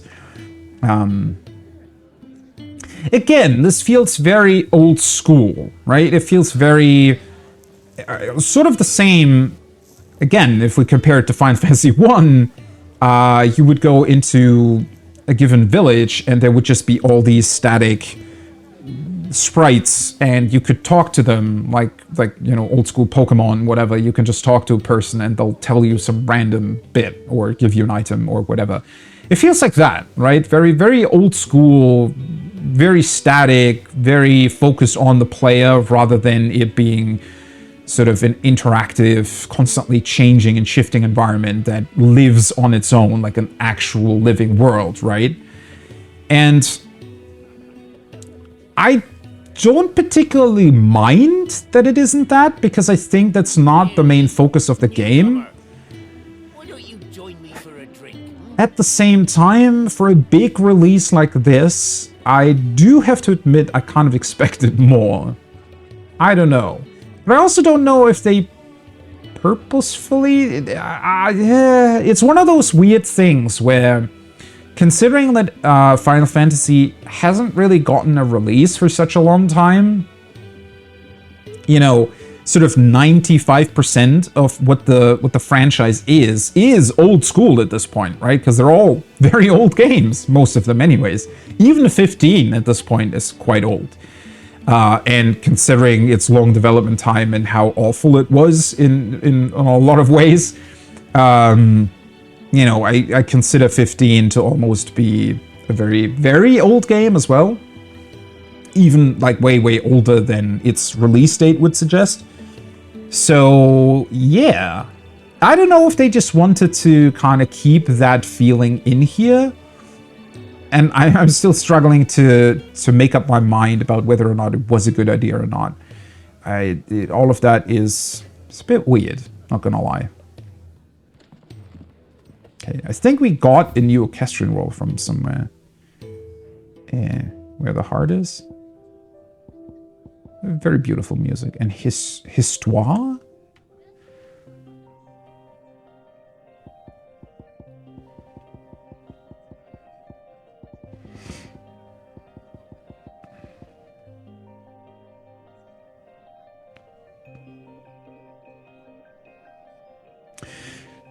Where did it actually play this music, though?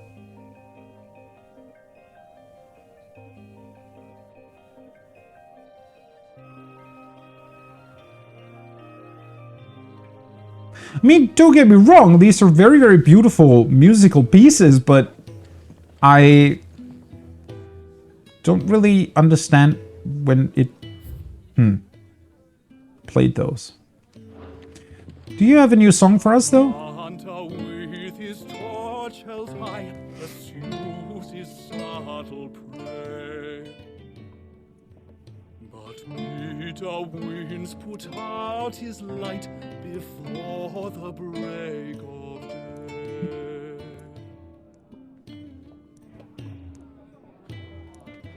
Okay. Yeah. I don't know. Spoony Bard, I think that's a reference to a Final Fantasy game as well, right? Again, I think they could have done more with this, but oh well. So I'm quite sure there isn't really much else going on up here. Can we just enter Sid's room? I guess so.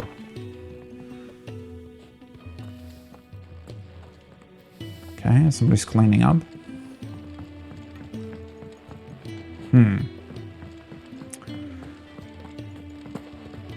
Yeah, they're also giving you the opportunity to run around in this place, but it doesn't really... There's just not really much that's going on here. The girl you came with is still sleeping. Don't disturb her, please. Completely forgot about the... Like, not the girl, obviously, but the place where she was sleeping. Odin and Bahamut had at it by all accounts. Not by Belinus Tor. Gods. It's a wonder we didn't feel it here. They know about a lot of stuff here, right? Well, I guess it does make sense considering that they have people sort of acting as scouts and whatnot, but also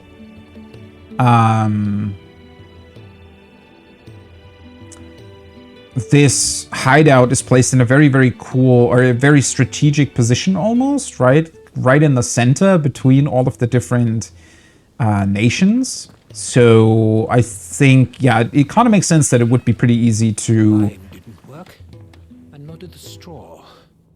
I'll have to try something else. I was going to say, it would be pretty easy to pick up on all the goings on in all the different parts of the world, right? If you're kind of close to all of them. Which, again, is one thing that I actually wanted to come back to from last time, where I was quite surprised by how small the world apparently is, right? It's described as a continent, but it feels more like a big island, truth be told. I don't know if it's supposed to feel like that. What I thought was really, really interesting when we looked... Can we look at the world map from here? Is that a thing? I think so, right? Yes. So, okay, currently all of these things are locked. That's where we're supposed to go right now. Okay. Yeah, what I thought was really interesting when we went to where everything took place. Let's see here. Caer Norvent, Glorious Gate, Dragon's Eyrie. So this is where we fought Garuda as Ifrit, right? Lostwing, that was the name of the place. But yeah, so the interesting thing is that all of these places sort of, how can I put this, flowed into each other, right? So while they're, from a technical standpoint, they're different levels, right? In that they have sort of a loading screen in between them, you can still see one place from the other. So when we were here, for example, in this Wynia place, that kind of just goes into Lostwing. Yes, technically, I guess there would be a loading stage there, or, you know, well, there was a transitional cutscene or whatever between it. But these are clearly places that are meant to be connected, right? You can literally walk from one to the next. Same with then us going to Caer Norvent. It surprised me how quickly we were able to get there on foot. And I don't know if that's just done for the game's pacing, like if, or rather,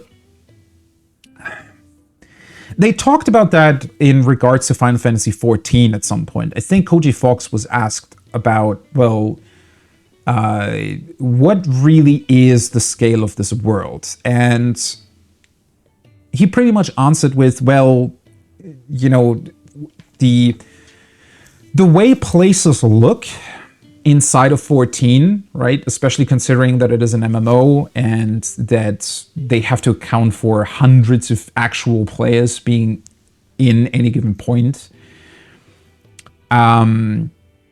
Obviously, the scale of the environment cannot be as grandiose as they maybe would like it to be, right?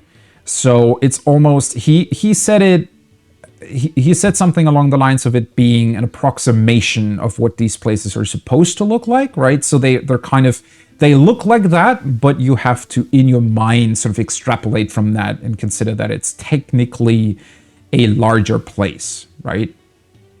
Because speaking from sort of a logical standpoint, if you look at a city like Gridania, for example, in 14, and you look at the number of houses that exist within the city, it doesn't really match up with the amount of people that are supposed to be living there, right? So you sort of need to extrapolate from that and think, well, in theory, this place is maybe, you know, 4 to 5 times as big as what it's displayed as in-game, for it to logically make sense. But, you know, that is 14. That's a game that at this point is 10 years old with an additional sort of 3 years of, you know, 1.0 and whatnot. So, you know, from the start of development, it's probably been 16, 17 years, something like that. So kind of an old technical basis. Whereas this game is obviously new. So, and it's single player as well. They could make this seem a lot larger than what they're doing here. So I'm not entirely sure if it's supposed to be, if these places really are supposed to be quite close together. Because that could be really cool, don't get me wrong, right? I'm not trying to criticize the game here. I think that it's actually really interesting if this is supposed to be quite a small continent, quite a small sort of enclosed space, because I feel like that would make it way more interesting in terms of what this world could be, right? Especially considering that all of these small nations and whatnot are kind of fighting over control over the mother crystals and whatnot. I feel like it would be really interesting if they're all, we're not talking about millions of people here, right? Rather, maybe a couple of thousand per nation, something like that. I feel like that would be way more interesting and way easier to sort of really go in depth with. Right? It's almost like you're looking at, I don't know, a very small particular part of Europe during the Middle Ages or something, right? Not really an entire world that we're looking at. But then again, considering the sort of climate of these different regions, does it really make that much sense? I don't know. It's difficult to tell at this point. What kind of scale this world is supposed to have. And whether or not they just made it smaller for the game's purpose, or if it is supposed to be this small. But I'm sure we'll discover more about that as the game goes on.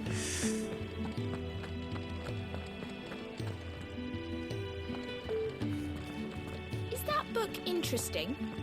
You'd know if you learned your letters.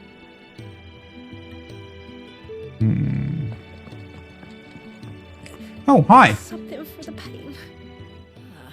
Back on your feet, are you? Indeed, I Make am. sure you stay that way. I've enough to worry about without you deciding to do yourself a mischief. Technically, we were never off of our feet, considering that we were chained up and sort of... But the royal army may be at our gates ere long. Wait, really? Will it? Do they know where we are? I guess they must, right? Considering that they'd also have scouts and whatnot. Isn't that super dangerous, though? I still feel like if this place isn't really hidden... Wait, where the hell is the lore guy? If this place isn't really hidden all that well, or at least scouts and whatnot would know where we are, I guess, for example, Benedicta, I feel like would have known where we are, especially considering that this is Sid's home place. I don't know, doesn't that paint like a huge target? I still don't really understand, and that was something that I voiced last time, I think, that the bearers, yes, they're regarded as tools, right? As less than human, which is obviously crazy, but tools are still valuable, right? So even though they treat them like shit, they definitely know what they're worth.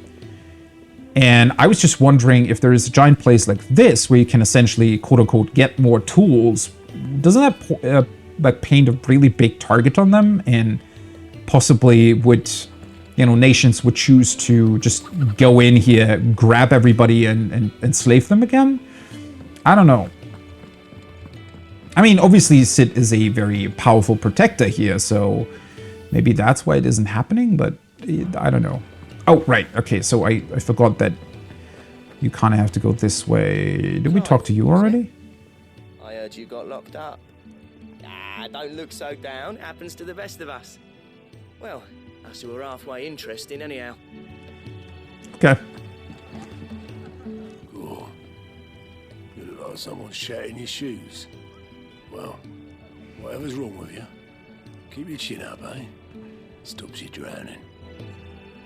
I like the little Moogle. I wish there would be a couple more Moogles around. Also, I would like to talk to it, honestly. Can we go behind the... No. He looks so fluffy. Eat your food while it's hot and see that none goes to waste. Follow those 2 simple rules and you will always be welcome at the Fat Chocobo. You know what? One thing that I just realized. So these lines are actually voice acted, right? maybe the shop owners only voice acting the beginning of their sentences really is a bug. Because otherwise it would be so insanely strange that they've... Because they also voice act all the random chit-chatter around, right? What's up with that? What the hell? If you can read, don't let Otto know. We'll put you to work on the ledgers too. You realize he's standing right next to us, right? Okay. Never knew dung had so many uses. The hell are you reading, buddy? And also, why are you reading that while you're eating? Odd choice, but I guess it doesn't really, you know, bother him all that much. Or perhaps you have one of your own. Yeah, kind of. Okay, so I said at the beginning of the stream, strap in for some lore. It's been 2 hours and I still haven't actually continued the story. Oh boy.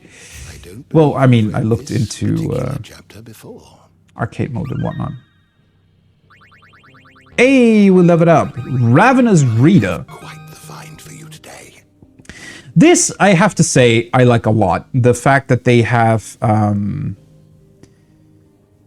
these small little nods towards old Final Fantasies, like the cute little sprites in the menu and these sort of sounds and whatnot. That's all really, really cool. Those kind of callbacks and little nods to old Final Fantasies is really awesome and really well done. The Valestian calendar, the dating system used throughout the Twins, which marks the years of the realm that have passed since the signing of the Continental Accord some 800 years ago.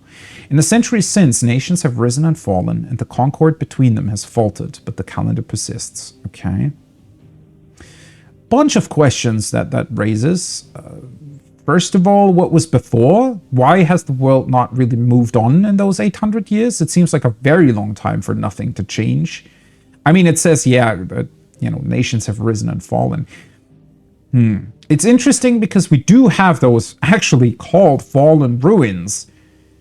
And it seems like the calendar doesn't really have that much to do with those. I don't know. Ever since I saw that interview between Brennan Lee Mulligan and Matthew Mercer about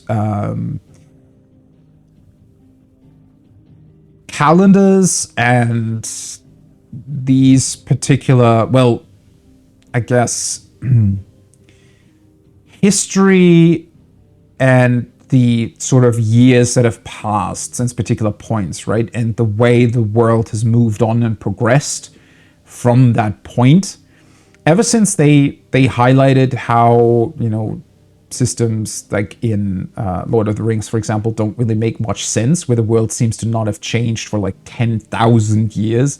Ever since then, I'm way more finicky about these types of systems, right? Or thinking about, because now I'm thinking, wait, okay, so it's been almost 900 years since this Continental Accord has been signed. What exactly happened throughout all that time, right? Has the world actually progressed to in a certain way? Again, there are definitely explanations to a bunch of these things, but first of all, obviously they kind of, it would be nice in terms of world building if they were actually explored, at least to a certain degree, right? So that it made more sense for the viewer in this particular case. But yeah, I don't know. It would just be interesting to know more about this. And at least as of now, we really have no idea how long it's been since, for example, the fallen ruins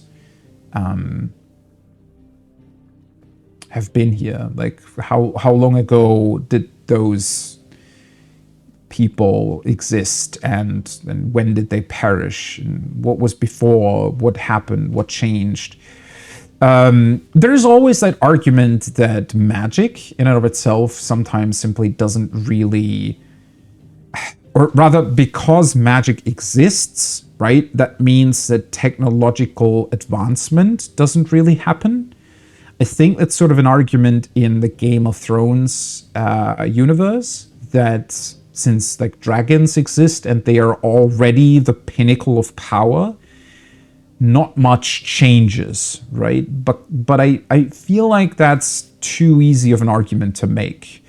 I think technically, you know, even with these big mother crystals and you know, magic and whatnot existing, I think people would still try to, well, especially in this kind of scenario where it feels like a bunch of nations are constantly, you know, fighting over control over these big mother crystals, you'd think that, especially in terms of military advancement, right, in terms of weapon systems being upgraded and whatnot, a bunch of stuff would happen and technological advancement would happen. It seems like it didn't really. 800 years, well, it is a long time. It's not that long of a time, right? It's not those weird 10,000 years that we hear about in the newest Zelda, for example. But still, I just wish that the game would highlight a bit maybe why not that much has changed, right? I don't know. Because, for example, it could be that big icon battles happened that maybe destroyed a lot of knowledge, right? Like, well, maybe a big library that contained a bunch of really important knowledge got destroyed. Sort of like in the real world, huh? Yeah. Oh, right, I can select the tags. Aegis? Dating back to antiquity, the term... Oh, no. Well, is it called Eggy? Technically it would, right? Eggies? Isn't that what it's called in 14? I'm trying to figure...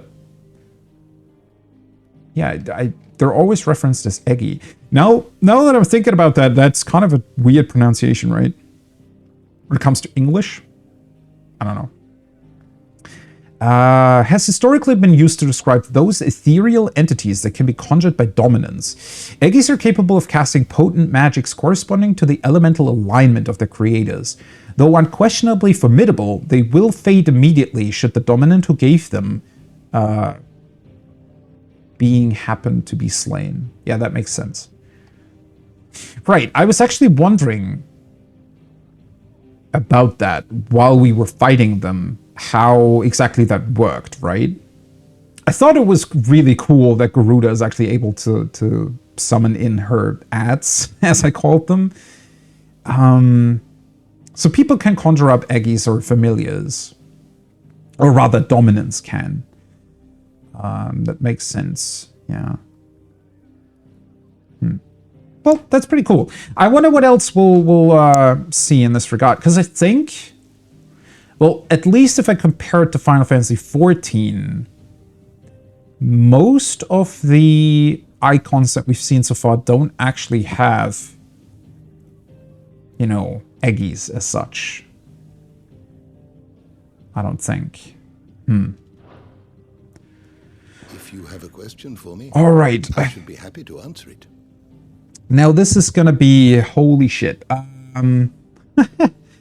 Yeah, there's still a lot of entries that I haven't read yet. So as I said, strap in. I want to go through a bunch more this time. Well, first of all, I'm really interested in it. I think it's going to be a cool recap of what we've seen so far, but also, yeah, I don't want to, because at some point I'll have to read them, right? And if I progress the game, it's going to be more complicated to really read all of this. All right, Gav. Gav's currently looking for the hooded figure, as we think, Dominant of Fire. Sid's faithful scout, who puts his legendary nose to work in tracking the movements of slavers, soldiers, and any other object of interest to the hideaway. The ever-agreeable fellow, only too gladly delving behind enemy lines if you can get a good story or two out of it. I wish I would have described him a little bit more here, because I feel like there's way more to him. Like, why is he such a good tracker? Right? There's, it's just sort of, oh yeah, he is very capable, but we don't really know why. How have they met each other? I guess we're gonna find out eventually. Okay, so the hooded figure. I don't know which one of these entries I've already written, honestly. Mysterious figure who was first seen amid the chaos of the Imperial invasion of Phoenix Gate, immediately before the appearance of the second Icon of Fire. The very icon that slew the heir to the ducal throne. Clive believes this man to be the dominant who murdered his brother and is sworn to take his revenge. The one thing that I'm still very confused about when it comes to him, well, first of all, we obviously don't know yet if he can sort of imbue Clive with his power. No idea. But before Clive turns into Ifrit at the start of the game, we see that weird fire figure appear in front of him, right? So not the hooded figure, but almost like a spirit of a fire dominant? Difficult to describe, honestly. I wonder what that's about, because we didn't see that the second time he turned into Ifrit, right?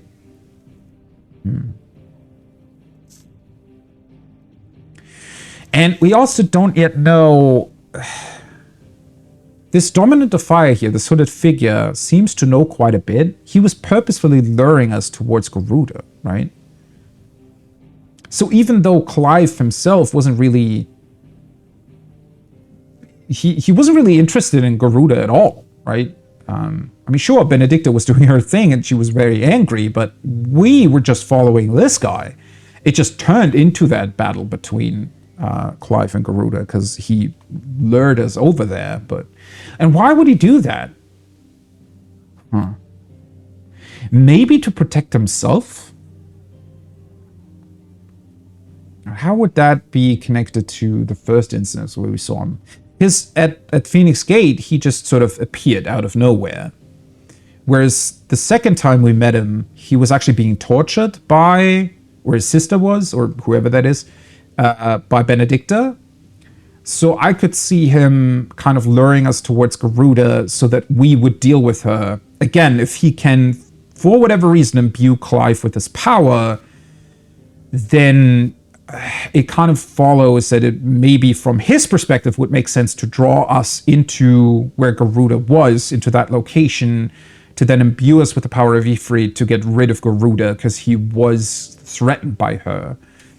That makes sense, right? He had a motive to do it that time, but he didn't the first time, so no idea. A man named Margris. Oh, wait, really? Do we get a mysterious man that many believe to be a dominant of fire? He is rarely seen without his heavy rope nor his loyal attendant. The two journey together far and wide across the realm to an unknown end. Margris, okay. Where did we get that information from? Clive first saw him at Phoenix Gate on the night of the Imperial invasion and for years believed him to be the dominant of the icon that killed his brother, but to Clive's eternal chagrin, he's proved otherwise. Is he, though? I mean, that's still kind of a mystery to us at this point, right? Ifrit. Okay, it just adds something here, so I think we can only read this one. A fire-respected icon that first emerged in the year of the realm 860 when Imperial forces attacked the Rosarian stronghold of Phoenix Gate. Clad in infernal flame, the fiendish creature flung itself against the Phoenix, overpowering the icon with a strength and ferocity never seen before. Its reappearance was to usher in a second shocking revelation, that its dominant was none other than Clive Rossfield. But not really, though. I mean, it feels like the hooded figure is very much still needed for this transformation to happen in the first place, right? So I want to say that it's different from the other dominants, but then again, it might also be that we just don't understand it very well at this particular point.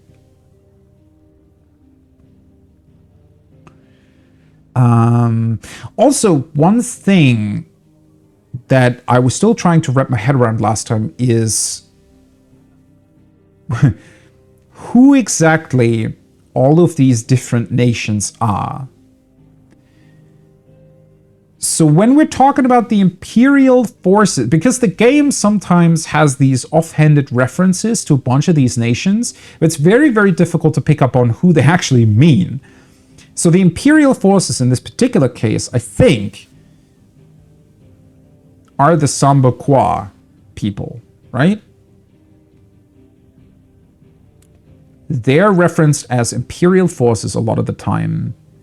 And their lead, I don't think we've met their leader yet. Or maybe, we've met their dominant, right? That's the guy who can turn into Bahamut, I'm pretty sure.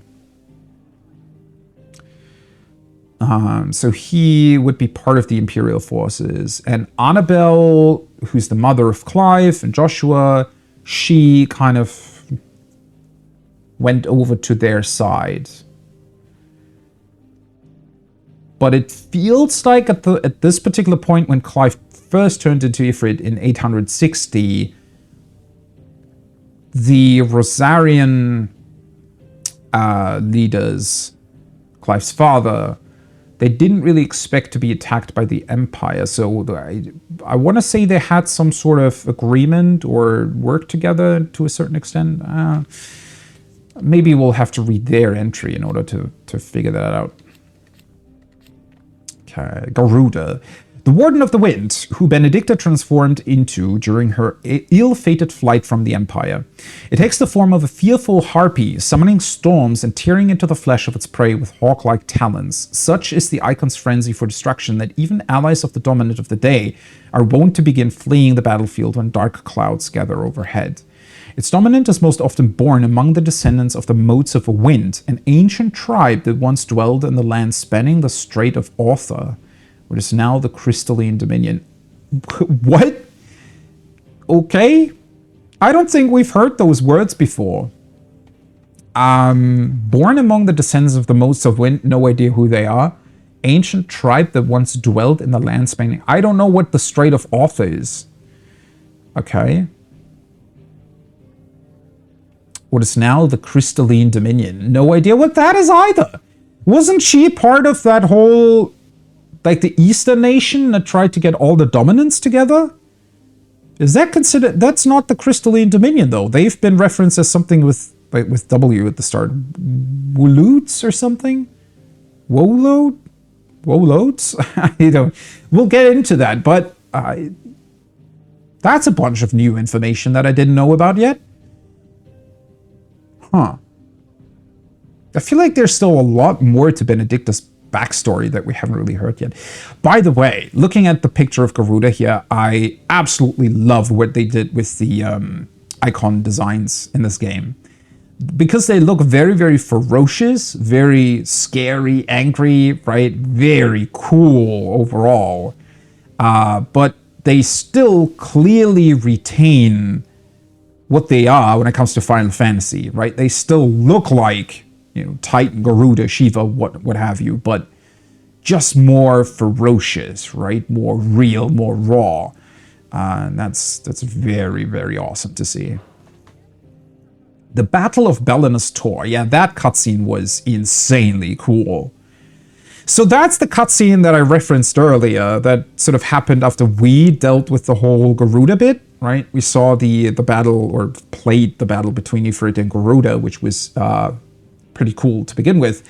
And then it sort of cut over to this, and I was like, what the fuck? Because especially with this, these two are actually kind of my favorite primals in 14, which is interesting considering that their fights are quite old at this point, and they both haven't really appeared for a very long time, but they're just so unique in their design, especially Odin is, but they also have so many cool like references and backstories in 14 that they've just sort of become my favorite. Also as a summoner main, and you can summon in Bahamut, so you know I already like him because of that, but I'm a big fan of, you know, the first ultimate raid that appeared in 14, so the hardest raids that you can do in that game. The first one was against Bahamut, and it was insanely cool to watch that, you know, the world progression on that, world first teams going at it.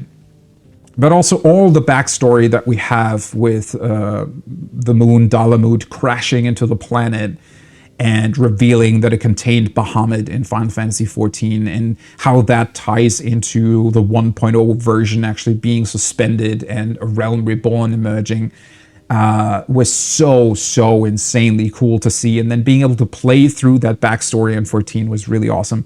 And then Odin references back to a lot of other stuff that we initially didn't really know about. So the original Odin in 14 is just this mysterious figure that sometimes appears around the woods of Gridania. But it turns out later on that there is actually a bunch more to him than we thought, right? There's a bunch more lore there that you can discover in Baldessian's Arsenal that appeared in or was released in Stormblood, in the Stormblood expansion. What's super interesting about Odin, besides him just looking awesome, is that in 14, what's the primal or icon isn't actually the guy sitting on the horse, it's the sword, right?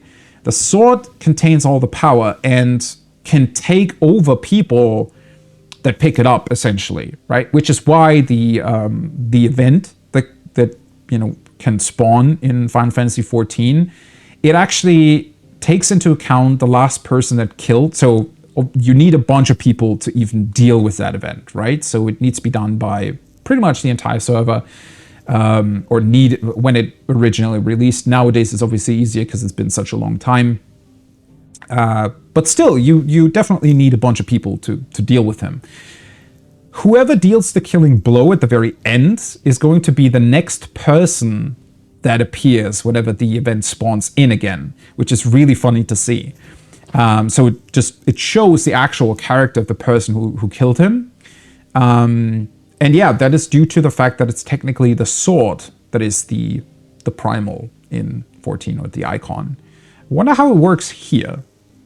But yeah, this was incredible to see for me personally, because I love these two icons and them going at each other. It was also just an insanely well done cutscene, all things considered.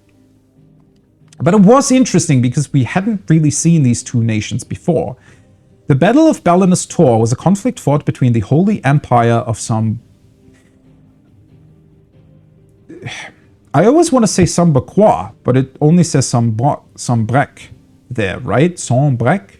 Holy Empire of Sambrec? Sambequois would have the O-I-S at the very end. Huh.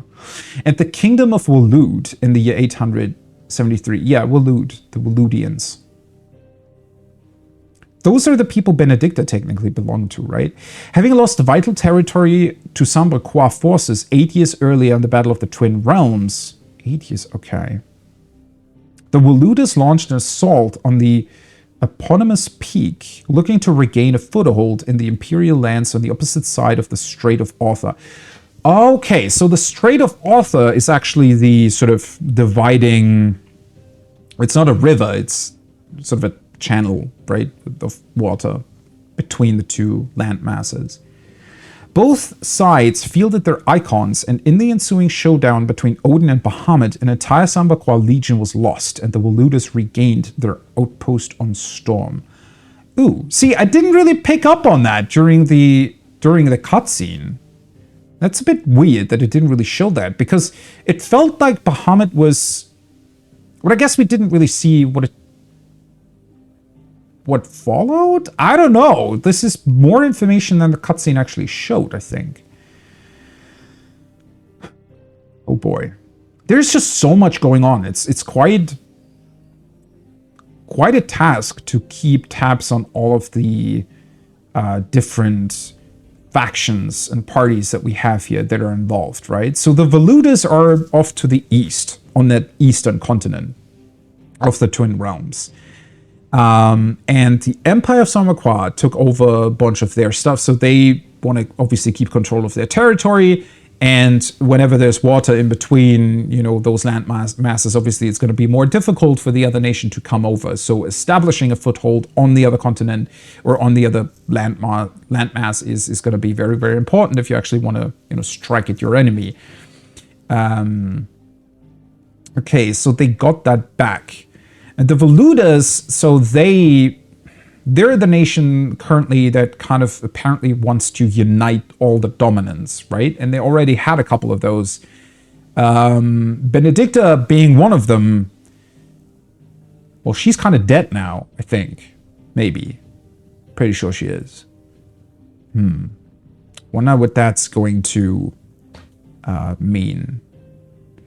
And the tribe Benedicta stemmed from lived in that Strait of Author or somewhere around there. Well, that kind of explains how she then got sort of, or why she was part of the Valudan people. Interesting. But yeah, it's, wow, there's so much to keep track of in terms of what different nations did, right? Oh my god, this is so much to keep in mind and to look at.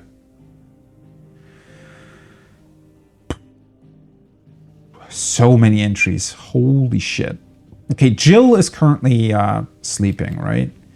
Born a princess of the Northern Territories, Jill was made a ward of Rosaria after her homeland's incessant raids were quelled by the duchy. She was raised in Rosalith Castle alongside Clive and Joshua, who came to love her as a sister.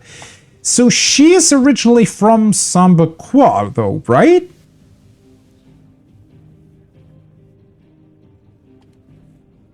After her homeland's incessant raids were quelled by the duchy. Wait, so Sambuqua attacked Rosalith? What? Okay. When she waved the brothers farewell on the day they departed for Phoenix Gate, little did she know of the misfortune that awaited both them and her. And then we meet her again 13 years later at that Battle of Nysa, or Nysa. Dominant of Shiva and Clive's childhood friend, in the depths of the Nysa defile, the two came to blows at the orders of the armies that enslaved them. Jill fighting to defend the priests of the Iron Kingdom, Clive obeying the Empire's orders to take the head of Shiva's dominant. Exhausted from her tilt with Titan, Jill came close to falling to her assassin's blades, but was spared at the last moment when Clive's memories of their time together came flooding back. Oh, again, holy shit. Okay, so the Iron Kingdom, that's the guys to the west, right? That struggled for control over the Mother Crystal that's between Rosalith and the Iron Kingdom.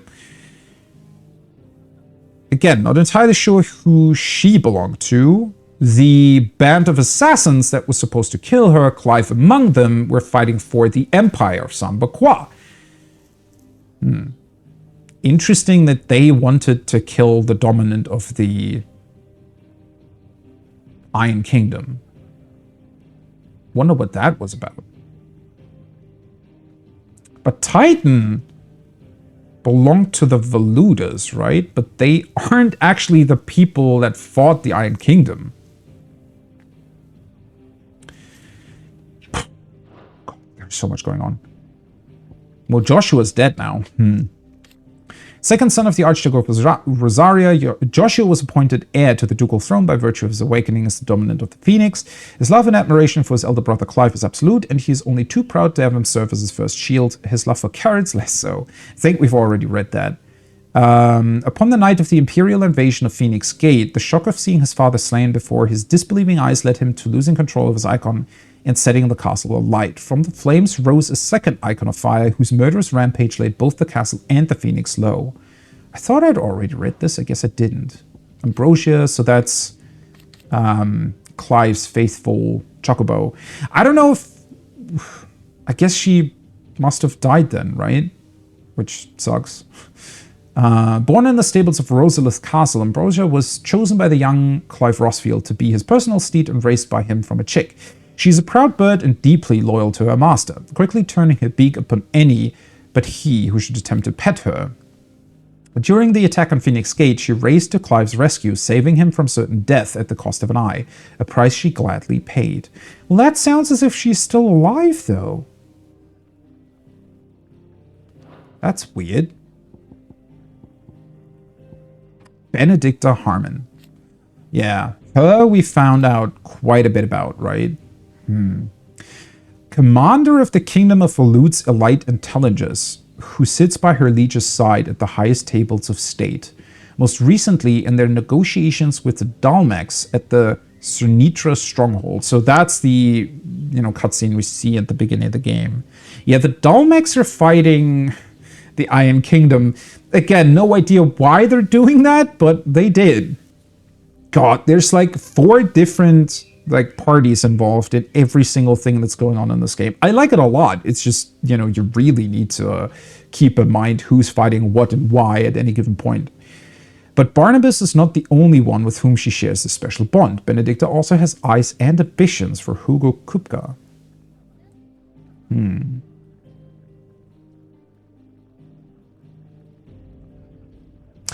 I wonder why she was doing that now. Because I feel like, wouldn't that Barnabas guy... I don't think he would like that very much, that she, you know, also had something going on with this Hugo guy.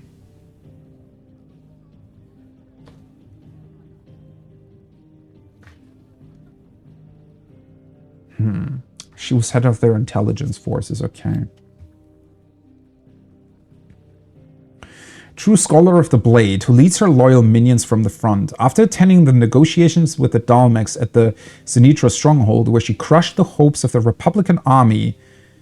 Who's the Republic now? Wait a second. So, Dalmec is a Republic, right? Okay. She crushed the hopes of the Republican army, did she? While encouraging those of Hugo Kupka. She parted company with her liege lord in order to lead a secret incursion into imperial territory.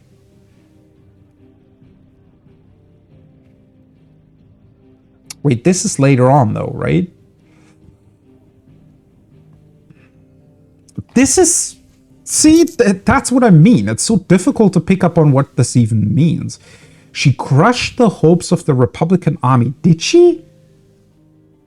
But I guess it depends on who the Republican army is supposed to be. Encouraging those of Hugo Kupka. But see, the Barnabas guy was there at the negotiating table, right? Maybe he just doesn't mind that she also has something going on with Hugo. I mean, technically, it might have even been to his advantage, right? Because I don't really think he cares about her, you know, as a lover, more so as somebody he can use. So,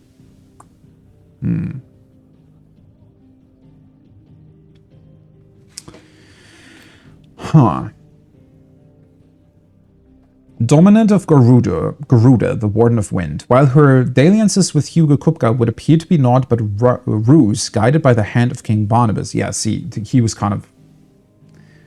like, she was supposed to do that.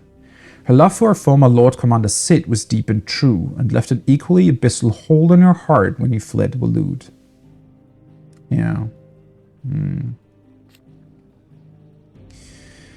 After Clive took her power at Caer Norvent and the keep was set to fire, she and her comrades were forced into making a hurried retreat, only to be set upon by bandits. What was left of Benedikta's power ran amok, summoning forth the raging whirlwind within which she was at last to lose her life at the hands of Clive Rosfield and his icon Ifrit. Kind of sad that she's gone, honestly. I feel like her character could have still played a significant part in the story. Because we hadn't even really seen that much of her, I think. At least in terms of, you know, her intelligence unit.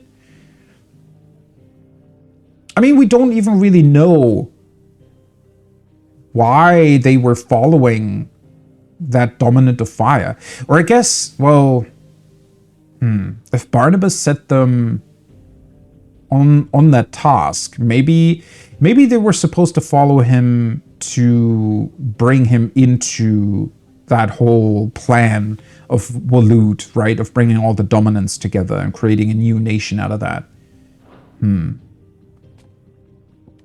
Hugo Kupka. Kupka's awakening as the dominant of the Icon Titan thrust him to the forefront of Dalmekian politics, winning him influence over both the Republic's armies and its policymaking, as well as a personal fortune.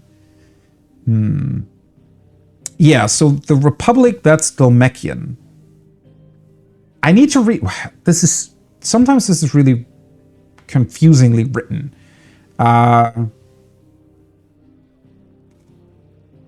Dalmekian politics. So he's technically part of the Dalmekians, but not really attached to them. He has little love for his country, taking advantage of his position to benefit himself and himself alone.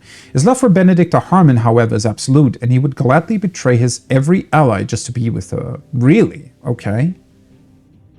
So he has no clue that she's actually just with him to get him over to the Waludas. Huh.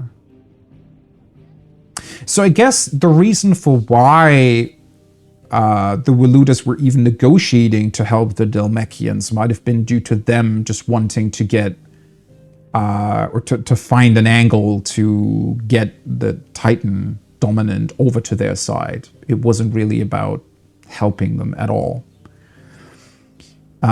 Wait.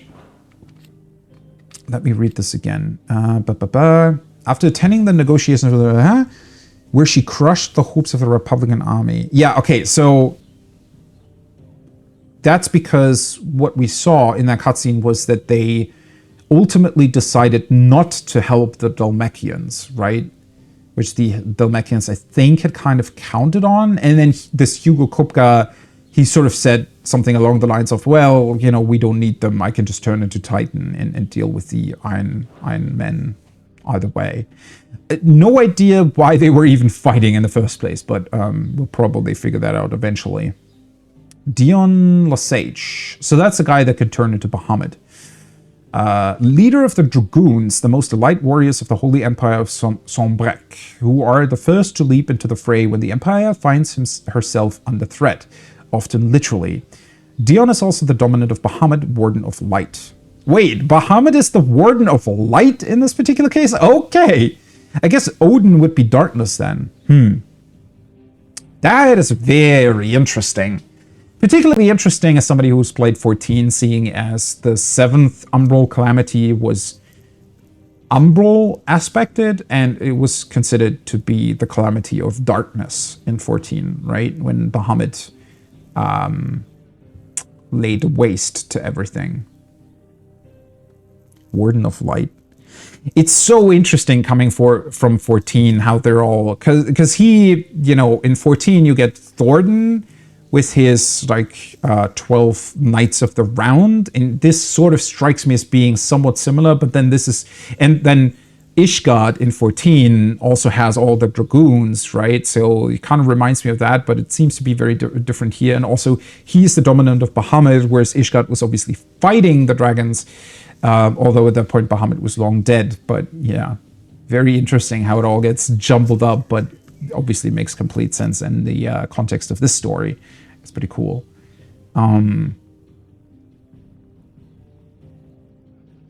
Right, and we actually fought a Dragoon at Phoenix Gate. Okay. Yeah, we still really don't know much about what kind of interest the Empire would have had in attacking us at Phoenix Gate, right? Like, that whole plot line hasn't really been at the forefront of the story again so far.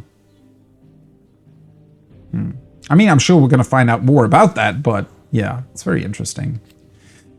Royal Knight Lord Commander. Lord Commander of the Kingdom of Walud's armies. He accompanied his liege to Fort Zenitra in the Republic of Dhalmekia to negotiate the provisions of reinforcements from a Royal Order of Knights. Yeah, we saw that guy.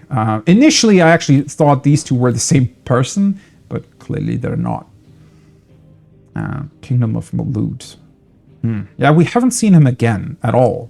I wonder what kind of relationship he has with Barnabas, their leader.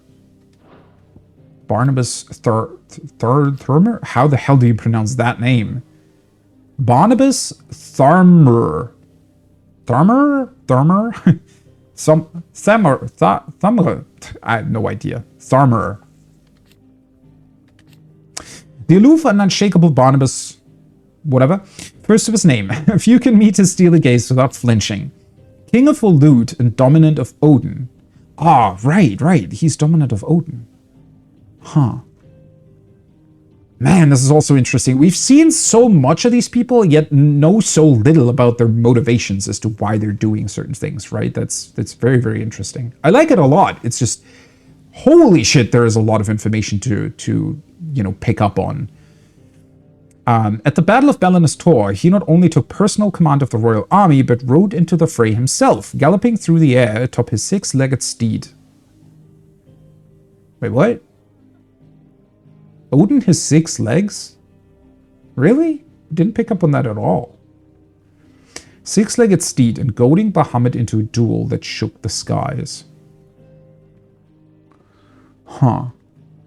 Yeah, it feels like there was way more to that battle that we still don't really know about. Because again, I didn't glean their victory from the cutscene at all. Otto, okay. Chief Steward of Sid's Hideaway. It's funny to like read the entries of these super important characters and then, hey, here's the cook or whatever the hell of our hideaway. Chief Steward of Sid's Hideaway, who manages the day-to-day running of their operation in his friend's stead. Sid often being taken far and away by his bearer-liberating activities.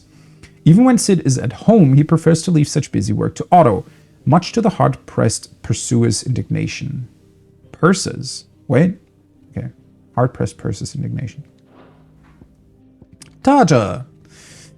I hope we'll get more interactions with her once Jill wakes up, because I feel like she could also have a really interesting backstory that we just don't really know about yet.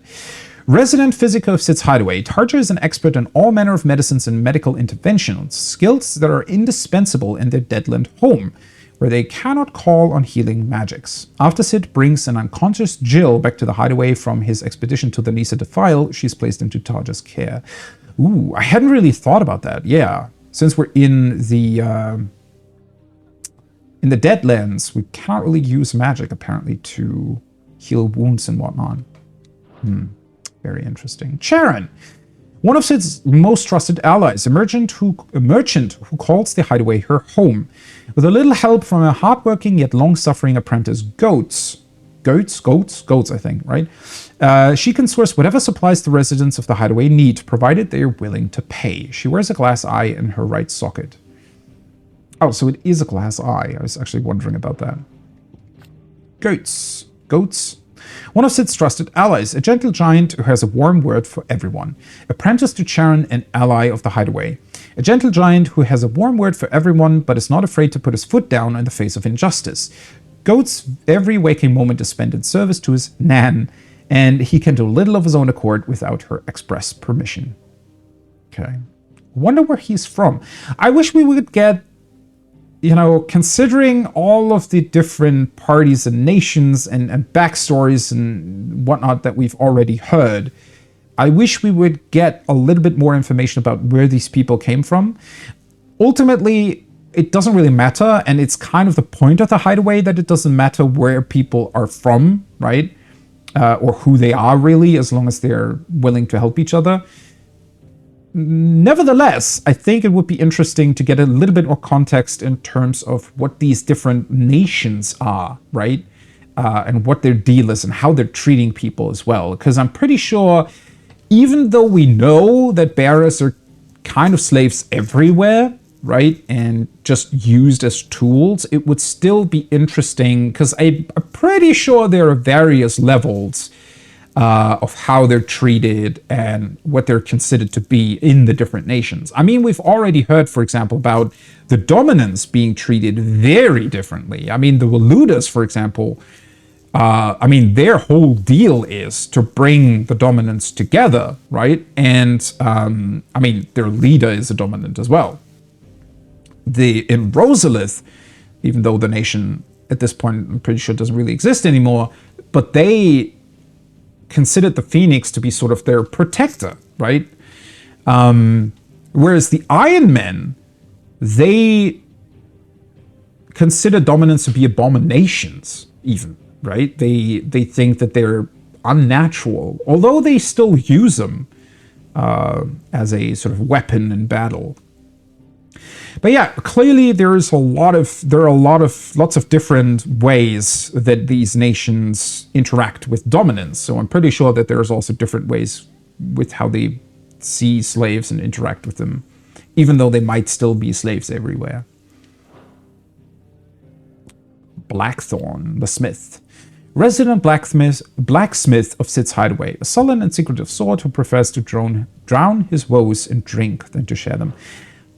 I don't know if all of these people really need these lore entries. I mean, it's nice to have, I guess. I wish they would be sorted a bit better, honestly. I don't know why they're sort of, you know, you just go from these super important people to the story to these weird side quest NPCs in the hideaway here. Interesting. Anything else? So many people still to... Oh, God. Why are there so many entries? Damn it. Okay, so this all goes back to the beginning of the game.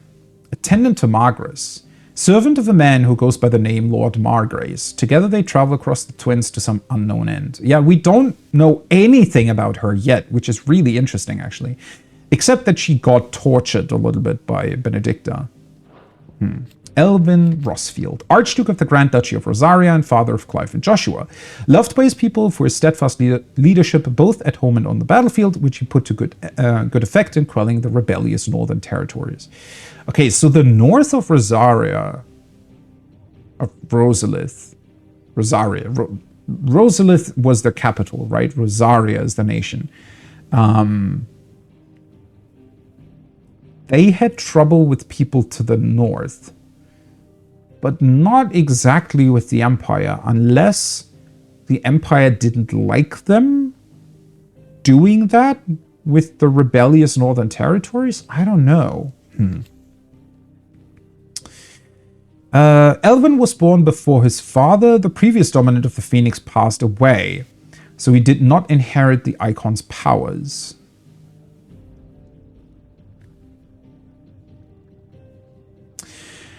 Ooh, wait a second. I hadn't really considered that. Right. So the game told us as much, right? That there can only ever be, as far as we know, obviously that's already kind of been disproven, although we don't really know what the hell is going on with Ifrit. But from what the game told us up until this point, it seems like, at least when it comes to one particular icon, so for example, the Phoenix in this case, there can never be two people at the same time that have the Phoenix's powers, right? So one needs to pass away first, and then another one of the same bloodline needs to be born after the other person passes, and then you can inherit the power. That is actually a very, very interesting aspect of this. And something that feels quite unique to this particular game's, or this particular story that the game's presenting here. Because that means that you cannot ever really have a sort of line of leaders as we know it from, like, kingdoms and whatnot, right? Where always the first, sort of firstborn son or whatever would be the next king, right? Because here this doesn't work. If the current dominant or the father or mother, whoever is still the current leader, if they're still alive while their kids are being born, their kids can never actually inherit that power, right?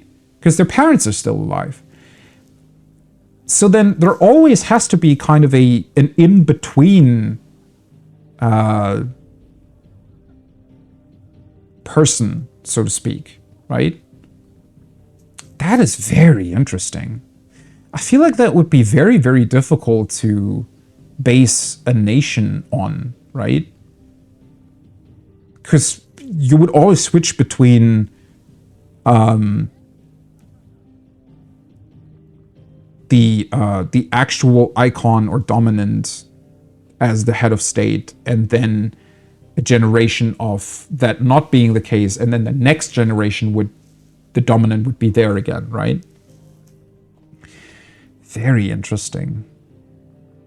And then obviously, so...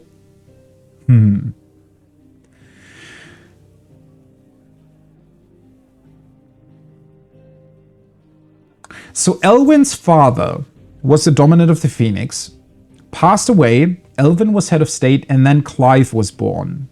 And the reason Annabelle considered him a failure was because he still did not inherit the Phoenix's powers, even though the person who previously was the dominant of the Phoenix was already dead. Now that I'm thinking about that more in depth, it seems to me as if maybe Clive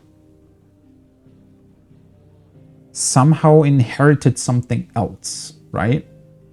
I mean, obviously he did. He seems to have a power that is very, very unique in that he can draw out the essence of other icons.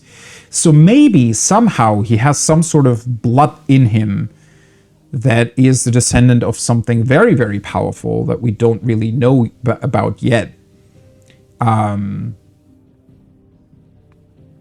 he's just, well, obviously nobody knew about that, and that's why he wasn't really capable of inheriting the dominant stuff of the Phoenix, because he already had something else that he inherited. Huh. And then Joshua was born and he actually inherited the Phoenix's powers. Instead, he devoted himself to the study of swordcraft and statesmanship that he might lead his country from the front, which he did to wide acclaim and leading his armies in quelling the rebellious northern territories. Late Archduke of the Grand Duchy of Rosaria and father of Clive and Joshua, Elwin's reign ended when he was beheaded by servants of the Holy Empire of Sambrec. Sambrec sounds way better, but this just says Sambrec every time. Whatever. In their ignoble attack on Phoenix Gate, known not only for his inspiring leadership and skill with blade, but his disapproval of the mistreatment of bearers, his legacy lives on in all those who oppose imperial rule in what remains of Rosaria. Right. So the previous duchy was taken over by the Empire, it seems like. Which is interesting considering that Rosaria was, at least as far as we were told, in constant battle with the Iron Man 13 years ago, right? Fighting over control over the mother crystal that lies between their two nations. So it feels like currently the Empire definitely would have an interest in taking control of that as well, right? I mean, if they already have control of what previously was Rosaria, then surely they would be interested in fighting the Iron Men to push them back and take control of that particular mother crystal, because then they would have control of two, right? Which is probably the reason why they sent that squad of assassins out with Clive to kill Shiva. Right? Because that would help them a lot. Although in that particular case, it would have helped the Dalmatians? Well, maybe the Empire was already planning on moving against those as well. Still very, very interesting. Annabelle Rossfield, Duchess of Rosaria, wife of Archduke Elwin, and mother to Clive and Joshua. While she adores her younger son, she treats Clive and Jill with nod but thinly veiled contempt. Interestingly enough, we haven't seen her at all, except for in the flashbacks, right? So we only know her from 13 years ago, not what she is currently up to or where she even is, which is very interesting. It wasn't only her beauty, but the connection to a bloodline that produced many previous dominants of the Phoenix that led her to being proposed as a bride for the young Archduke. Indeed, the two are cousins. Having known from a young age that her purpose in life was to preserve her Phoenix-bearing bloodline, she dotes on Joshua and scorns Clive. So her family, or they all stem from Rosaria though, right?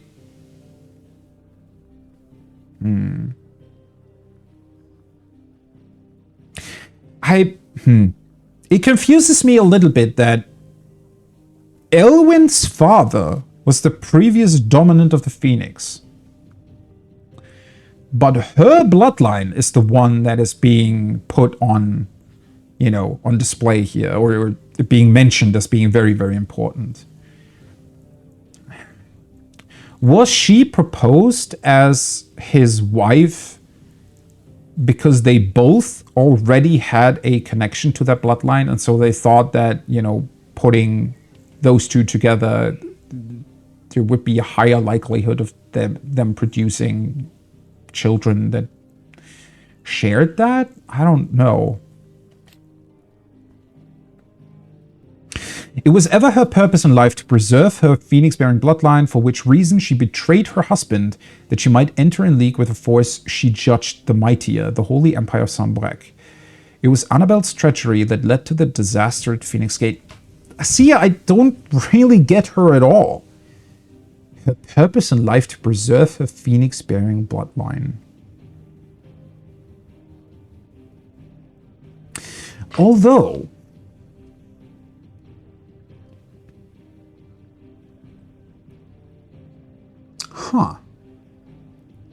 man, reading through this is really awesome because you suddenly really glean bits and pieces of information that I hadn't even considered before. But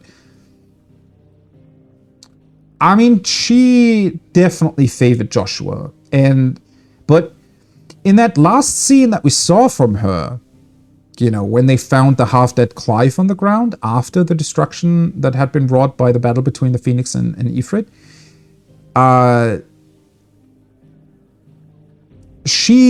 her words said that she was kind of mourning for Joshua, right? And that she was sad that her favorite son died. But it didn't really look like that, right? She wasn't really all that distraught by that piece of information. So now that makes me wonder, did she want his death? Because it would mean, or rather, maybe she didn't particularly want his death. It's just that she wants to preserve her bloodline for whatever reason. And so maybe her idea was, okay, either everybody gets killed and I'll keep Joshua, right? And we can, you know, live our lives doing whatever she wants to do with the Empire. Or in case Joshua was killed, technically now, right, if she has a new child, there is a high chance that that child might again inherit the Phoenix's powers. Just that now the Empire would have control of it through her. So clearly, I feel like there is some sort of idea or I don't know, reason for her to do that. Because yeah, I hadn't really considered that. I guess in general, people would be quite interested in killing dominants because that would always mean that new dominants can be born, right?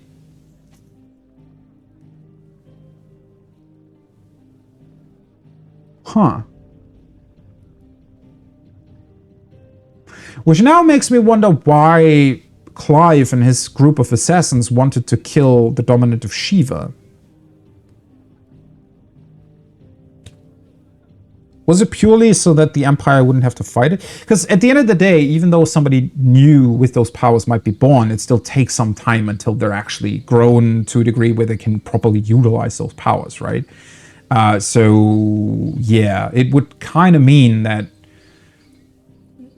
you know, for I don't know, 5 to 10 years at least, that particular dominant just wouldn't exist technically as a threat to any nation. Rodney Murdoch, Lord Commander of the Rosarian Army. Not only is he a skilled warrior and loyal guardian of the Rosfield household, he's also a fine tutor. Indeed, it was he who trained Clive in the secrets of swordplay. While he may be a hard taskmaster, his belief and trust in the shields that serve under him make him a much-loved leader. Outranked only by Archduke Elwyn, who is not only his liege lord, but his firm friend. The two share an unshakable bond of trust, Elwyn consulting with Rodney in all military matters.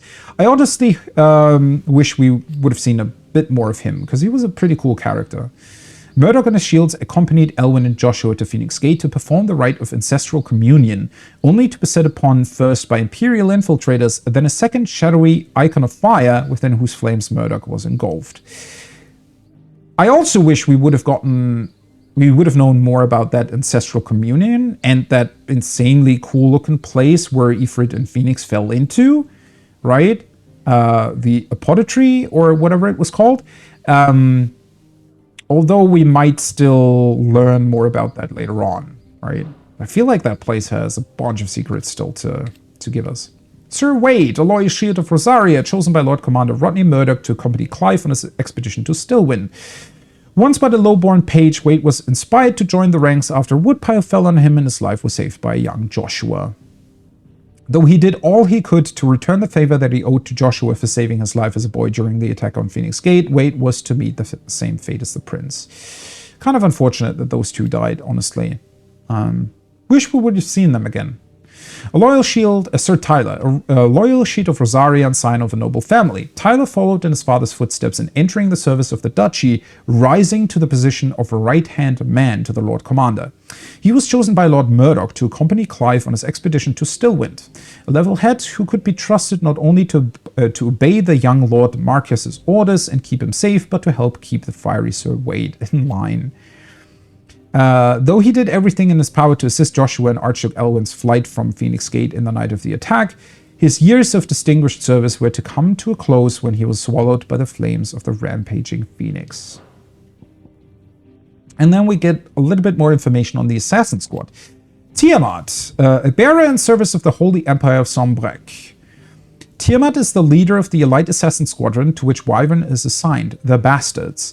Their latest mission to take the head of the dominant of Shiva. To this end, they infiltrate the Nisa Defile, where the forces of the Republic of Dhalmekia and the Iron Kingdom are aligned against each other.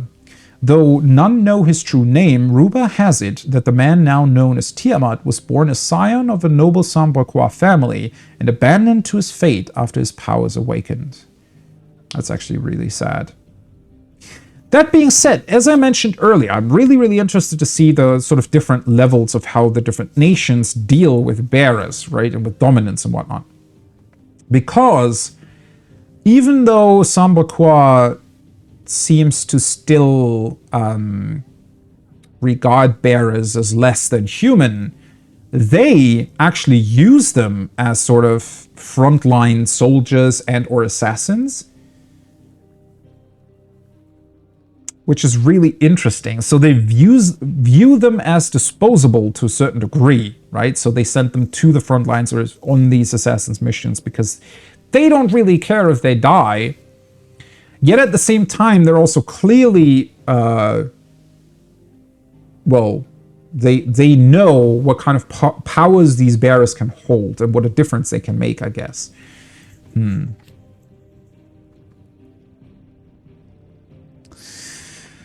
Tiamat, or the man who bears the name, is the leader of the Bastards, a squadron of elite assassins. It was on a mission to take the head of Shiva's dominant in the Nisa Defile that his subordinate Wyvern, real name Clive Rossfield, turned upon him and cut him down. That also now explains why they're using dragon names, right? Because Bahamut is the dominant of that nation that they're technically fighting for. Biast, second longest serving of the Bastards in a light band of slave assassins in service of the Holy Empire of Sombrec. Again, very interesting with those slave assassins, because this particular light band of assassins, they were around for quite a long time, I think, right? Well, I'm pretty sure after the happenings at Phoenix Gate, Clive probably wasn't assigned to them right away, right? Because they, obviously, their military or whatever wouldn't have known of his capabilities. But once they did learn that, maybe they put him there right away. But yeah, it seems like they're sort of banned. I'm pretty sure that, you know, a bunch of their members died and were replaced over the years. But the group in and of itself probably existed for quite a long time. He and his sergeant Tiamat fought alongside each other for many a year, and Bias trusted him with his life. Alas, there was little Tiamat could do to save him from the boulder that was to fall from the skies during their ill-fated mission to infiltrate the Dhalmekian Republic and take the head of Shiva's dominant. And Evis, a branded soldier for the Holy Empire of Sombrec who served alongside Wyvern. None know his true name. He and his band of elite assassins were tasked with taking the head of the dominant of Shiva, but he was to lose his life to a crusader's axe in the course of the mission. I wonder if even Tiamat knew of Clive's origins then, right? Seems like they don't really know that much about each other. Attendant to the Crown Prince. Wait, where have we seen this guy? Second in command of the Dragoons, the foremost fighting force of the Holy Empire of Sombrec. His sword remains ever at the ready should anyone be foolish enough to make an attempt on the life of his liege lord, Prince Dion. I think he was just sort of a background character in that big scene of Bahamut against Odin, right? Dhalmekian Chief Strategist. He doesn't even really have a name yet. Chief Strategist and former Field Marshal of the Dhalmekian Republic. Former? Okay. While there was a time he took personal command of his troops, Hugo Kupka's rise to prominence led to his being recalled from the battlefield by reason of his advancing age, for which he bears the vainglorious dominant a deep-seated grudge. Oh, okay. Well, yeah, that explains their sort of interaction in that opening cutscene. The Republican Prime Minister. Ooh. That guy's the Prime Minister of the... Okay.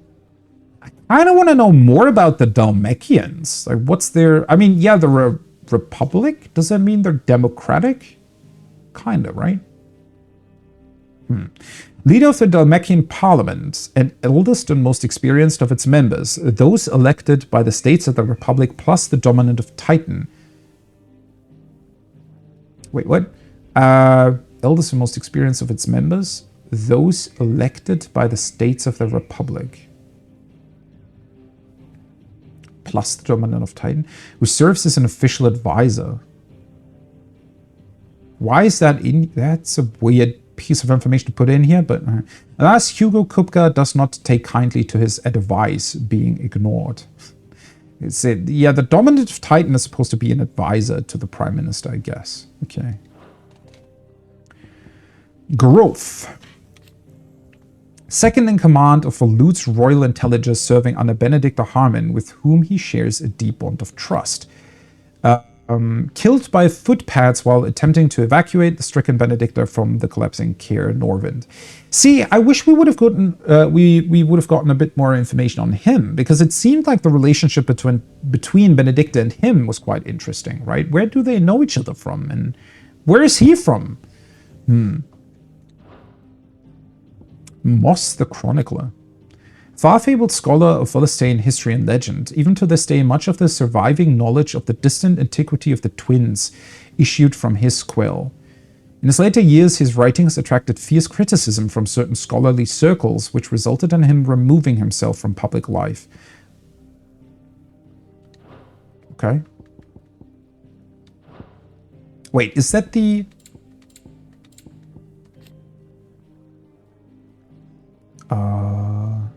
No. I feel like we've heard the name Moss the Chronicler quite a few times somewhere.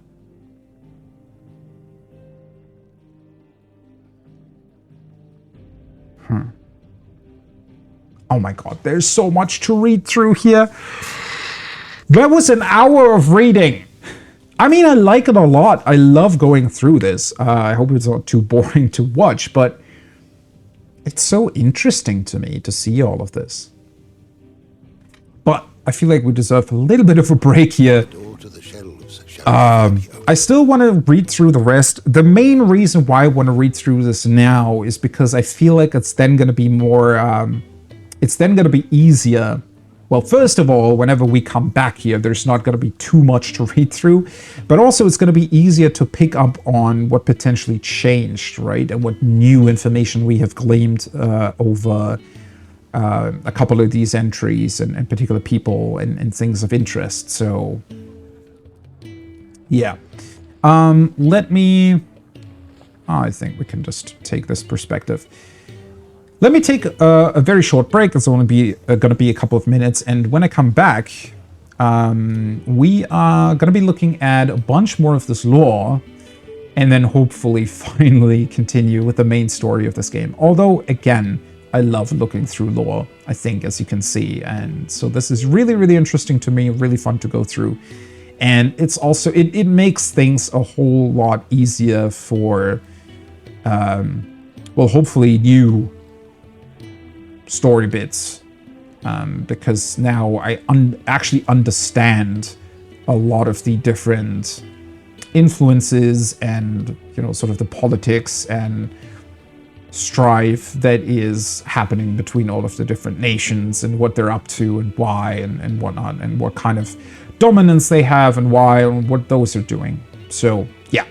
Gonna take a small break here, and when we come back, we'll read through the rest of the lore entries and then finally continue on our mission to find out more and find new information on our mysterious hooded figure, potentially the Dominant Defier, ? Even though Clive seems to be that. Either way, be right back. Alrighty, welcome back. Let's strap in for even more lore entries. Whew. Let's see. And how might this old soul... Right. So, we actually looked at all people of interest. Let's continue with the lay of the land. Already read a bunch of these. Grand Duchy of Rosaria, we also have Red Rosalith. I think that's just their capital, pretty much, right? Capital city of the Duchy of Rosaria, Rosalith Castle, seat of the Archduke, stands at the heart of the storied settlement, whose marketplaces teem with activity. Alas, the encroaching blight has rendered vast swathes, right, of the land to the north uninhabitable, driving refugees south in ever greater numbers and placing an unbearable strain on Rosalith's all too finite resources. So interestingly enough, I feel like most of these nations are mostly contained of their capital city, right? That's like their main place where people actually live. Smaller villages and settlements do exist, but it seems like they're far and few between.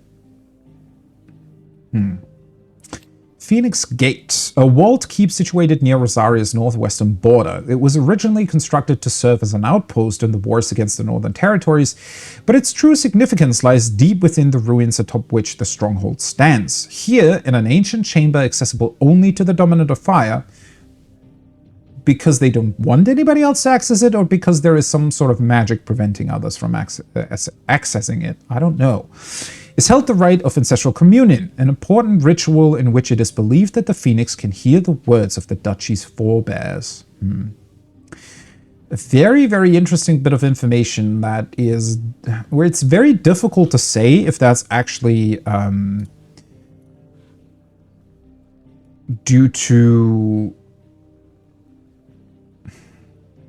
Like, is it just that they believe that? Or is that actually a thing? Right?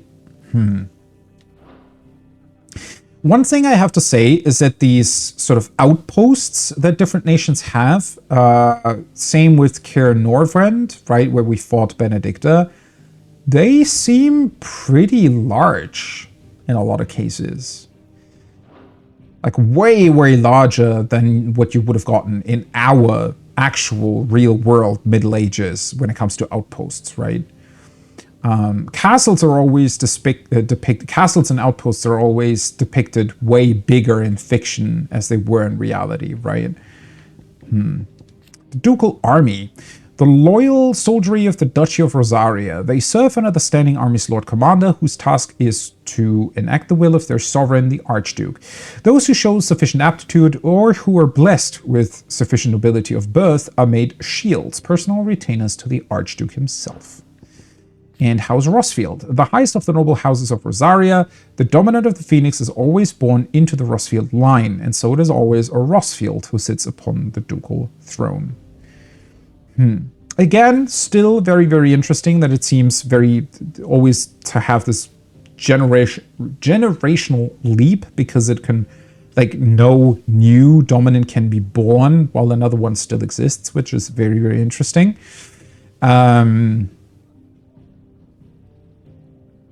We don't really get to know much about their bloodline, though.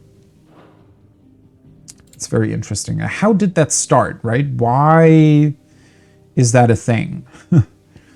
The Night of the Flames, an imperial attack on Rosarian forces stationed at Phoenix Gate, made under the cover of night in the year 860. Archduke Elwin Rosfield was killed in the fighting, as were his two sons, though the bodies of the latter were never recovered, having thought to have been wholly consumed by hellfire. The attack was widely rumored to have been facilitated by the traitorous Duchess Annabella, although official explanations attempted to shift the blame onto the Phoenix having run inexplicably rampant. So people kind of still know that she's a traitor then? Interesting. Though obviously it remains to be seen how much of that they still know 13 years later. But so officially both sons died. So not many people, maybe none at all, knew that Clive Rossfield, now a bearer amidst a band of assassins from the Empire, was still alive. I wonder if maybe somebody knew. I mean, technically the knights that were present when they found him knew, right? And obviously Annabelle knew that. Stillwind Marsh, an area of swampland that stretches northeast from Rosalith Castle. The odd village could once be found here, but nothing to compare to the lively settlements that line the main roads of the realm. And with the encroachment of the Blight and the creatures driven before it, even these scant settlements were soon deserted. Oh my god, so much. Holy Empire of Sambre-Qua, the nation occupying the northeastern reaches of the continent of Storm, with the great city of Oriflamme as its capital. Sombrec is the realm's largest theocracy and home to the Mother Crystal Drake's head. Under the rule of the Holy Emperor, the people of Sombrec enjoy a life of plenty thanks to the crystal's blessing, which they believe to be a gift from the goddess Grigor herself. Again, how does this whole religion thing combine with the dominance? That is something that I'm very, very interested in. Also, I originally thought that they were connected to Shiva because they're north, but they are not. They're connected to Bahamut. So where does Shiva come from then? We haven't really learned that yet, right?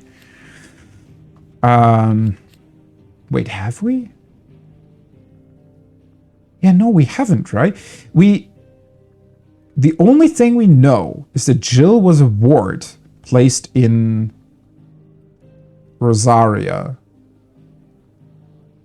But I don't think we know from where. Because I thought she hailed from the Empire, but I guess she didn't.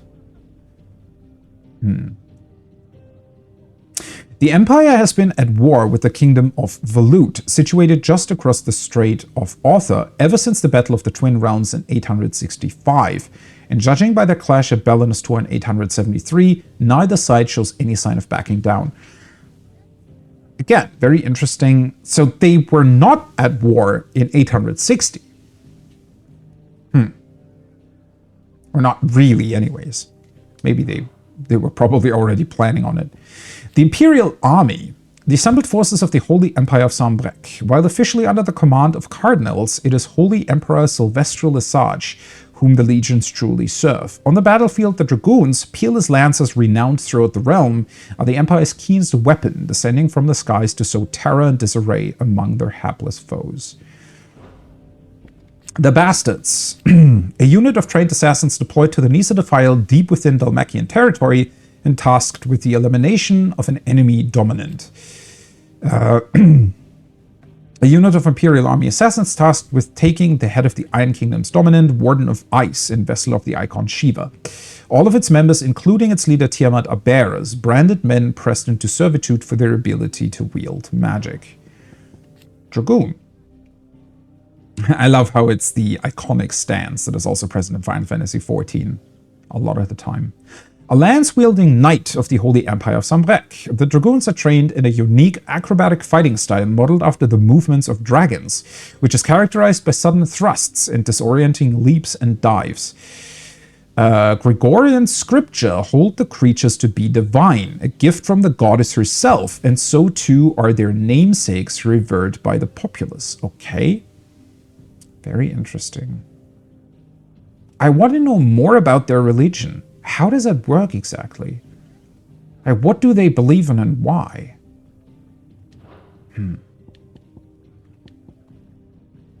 The Hanged Man. Oh, that's the tavern in Lostwing, right? Quinton's Tavern in Lostwing. It is very much the beating heart of the village. Not only do the villagers congregate here to eat, drink, and make merry, It is also frequented by traveling traders seeking to load their wagons with Lostwing's famous wine.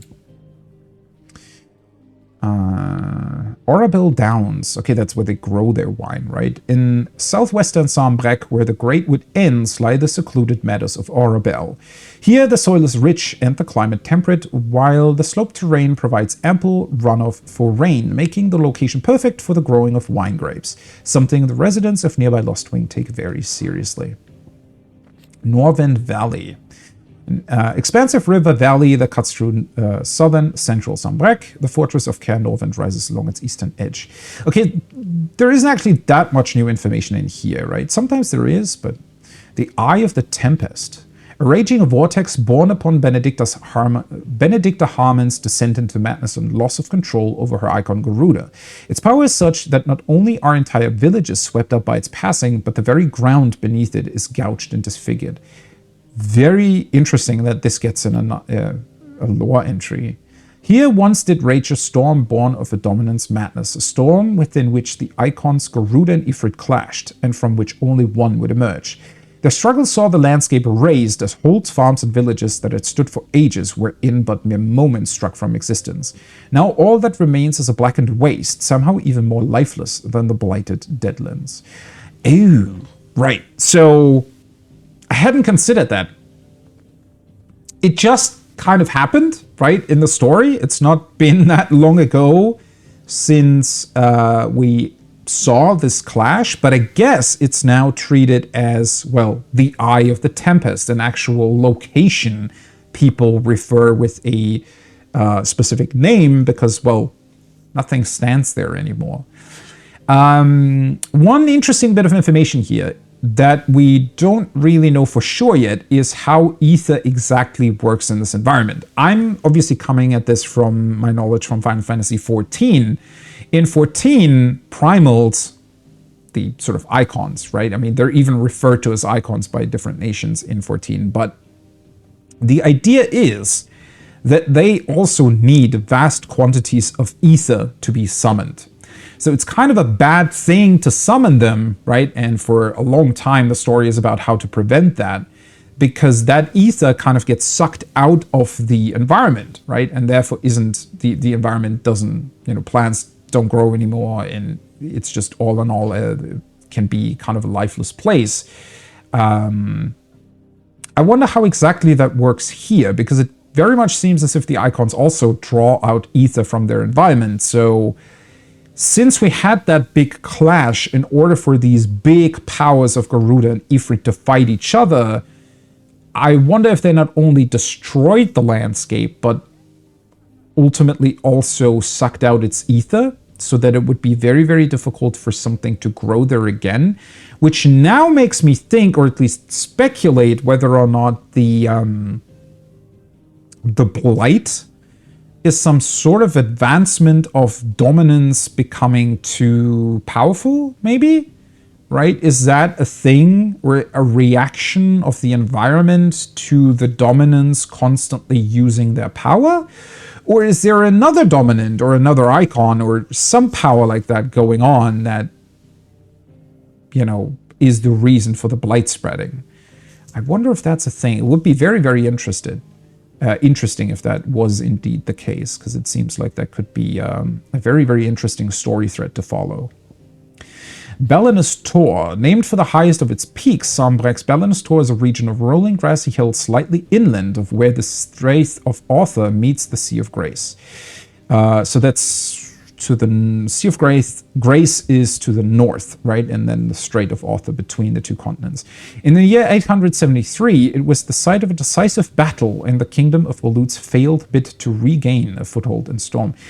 See, what I actually now kind of like, I was a little bit on the fence at first, but what I now like about how these tome entries are written is that even stuff that just happened for us, right, from our perspective, this has just happened a couple of days back maybe, this is written as if it were some sort of historic book that we're reading through, which I kind of like now.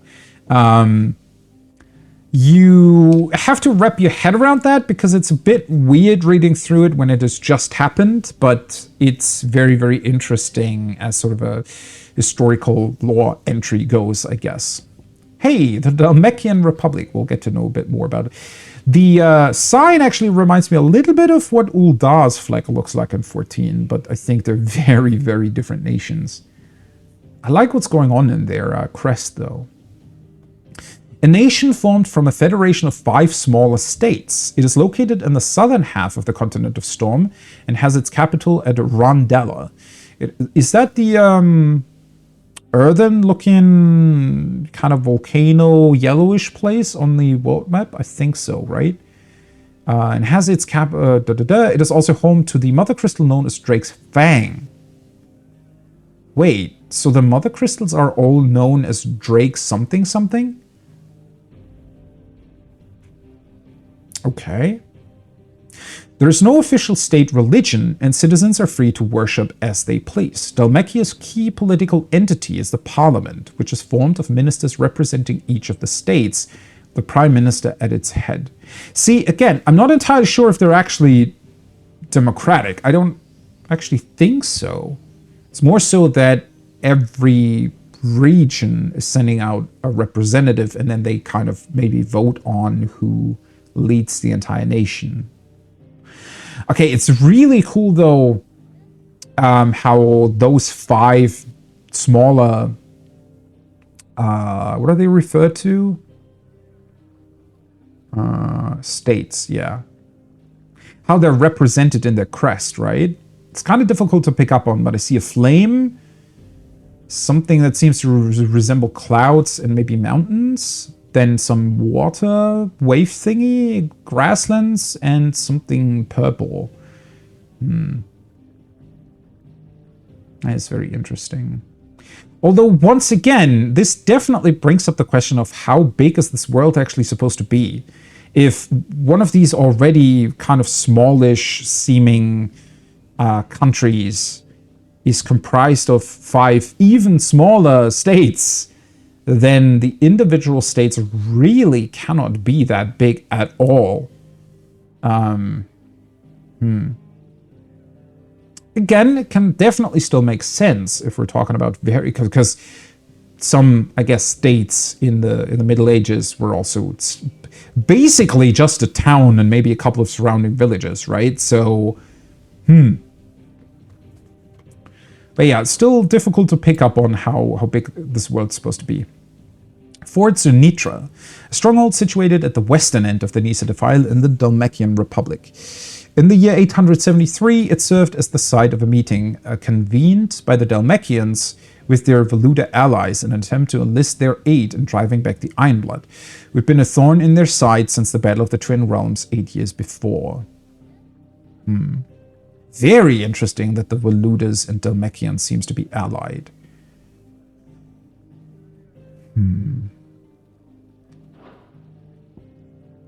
The Man of the Fist.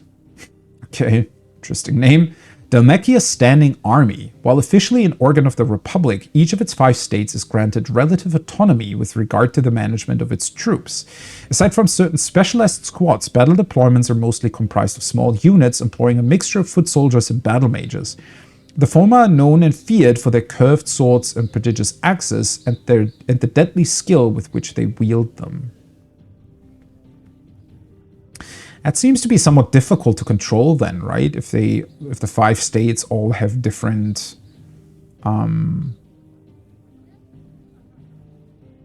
ways in which they set up their armies, I guess. The Republican Parliament. The highest council of government of the Republic of Dalmekia. 7 ministers are responsible for ruling the nation. 7, okay. Though their will is often molded to that of their permanent economic advisor, Hugo Kupka, who leverages his power as the dominant Titan to shape the Republic's policy. Okay, so, wait, I guess that makes sense, right? 5 heads of state from the 5 smaller states. Then we have 1 sort of prime minister that gets somehow elected by those 5. And then also the dominant of Titan. And they all make up the parliament, right? Very, very interesting. It is somewhat confusing that we're getting this much information about Dhalmekia, even though it's been only mentioned like once in the cutscenes, right? I was actually thinking about this during break, but as much as I personally love to read through all of these lore entries, I think a bunch of these could have actually been either cut or only put in later on when we actually engage with these nations. I mean, obviously I know that we've already seen these things in the cutscenes, but typically there's a point to these details not really being mentioned early on, right? So it is very interesting that you get so much additional information in here, even though it's not really been that much of an important point in the main story yet. The Sernitra Consult. Looking to bring an end to the long-running conflict with the Iron Kingdom, the Dalmecs convened a council with their Valuda allies at Sernitra's stronghold. However, the Valudas were unwilling to concede to the Dalmecs' requests, leaving the Republic no choice but to field its dominant Hugo Kupka. In so doing, Parliament further indebted itself to this already powerful player in national politics. I guess that was the Valuda's idea then, right? Because they're about bringing the dominance together, and by strengthening Hugo Kupka's influence in Dhalmec, maybe they were planning on, yeah, pretty much bringing that whole nation under their control by then sort of planning their moves together with Kupka.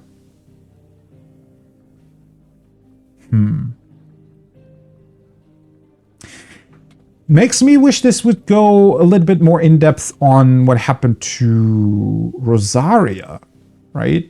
After what happened 13 years ago. Because in theory, I guess it was taken over by the Empire, but then we don't really know what the Iron Man did. I guess the Iron Man still had control over their Mother Crystal, though, I'm pretty sure. Because it feels like something would have happened there, right? Unless the Empire wasn't actually really capable of defending Rosaria all that much. Though interestingly enough, Rosalith as the capital would have still been there, right? I mean, it didn't get destroyed or anything. Because all of the fighting and the betrayal of Annabella happened at Phoenix Gate and not in the capital. So it makes me wonder what happened to that. But hopefully we're going to find out eventually. The Nisa Defile, a deep arid valley located in the eastern part of the Dhalmekian Republic. During the Battle of the Twin Realms in 865, it was the site of repeated skirmishes as the Iron Kingdom attempted to make incursions into Dhalmekian territory. Okay, the Kingdom of Volut. Again, very interesting. That's Odin, right? Yeah. Wonder why they chose that sort of white and black background thing, though. The sole surviving nation in Ash. So that's the eastern part of the Twin Realms. Volut has its capital at Stonhir, home to the Mother Crystal of Drake's Spine.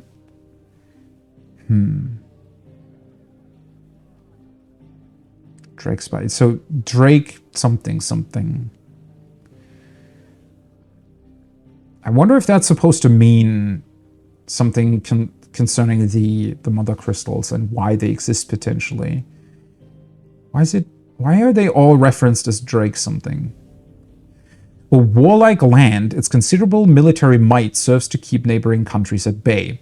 While Volut does maintain a notional alliance with the Dhalmekian Republic and Southern Storm, it is very much a marriage of convenience. Yeah, it seems like, well, Dhalmec probably just wants the military prowess or protection that comes with being allied with them, while for Volut, it's just very important to, through that alliance, have a presence on Storm, right?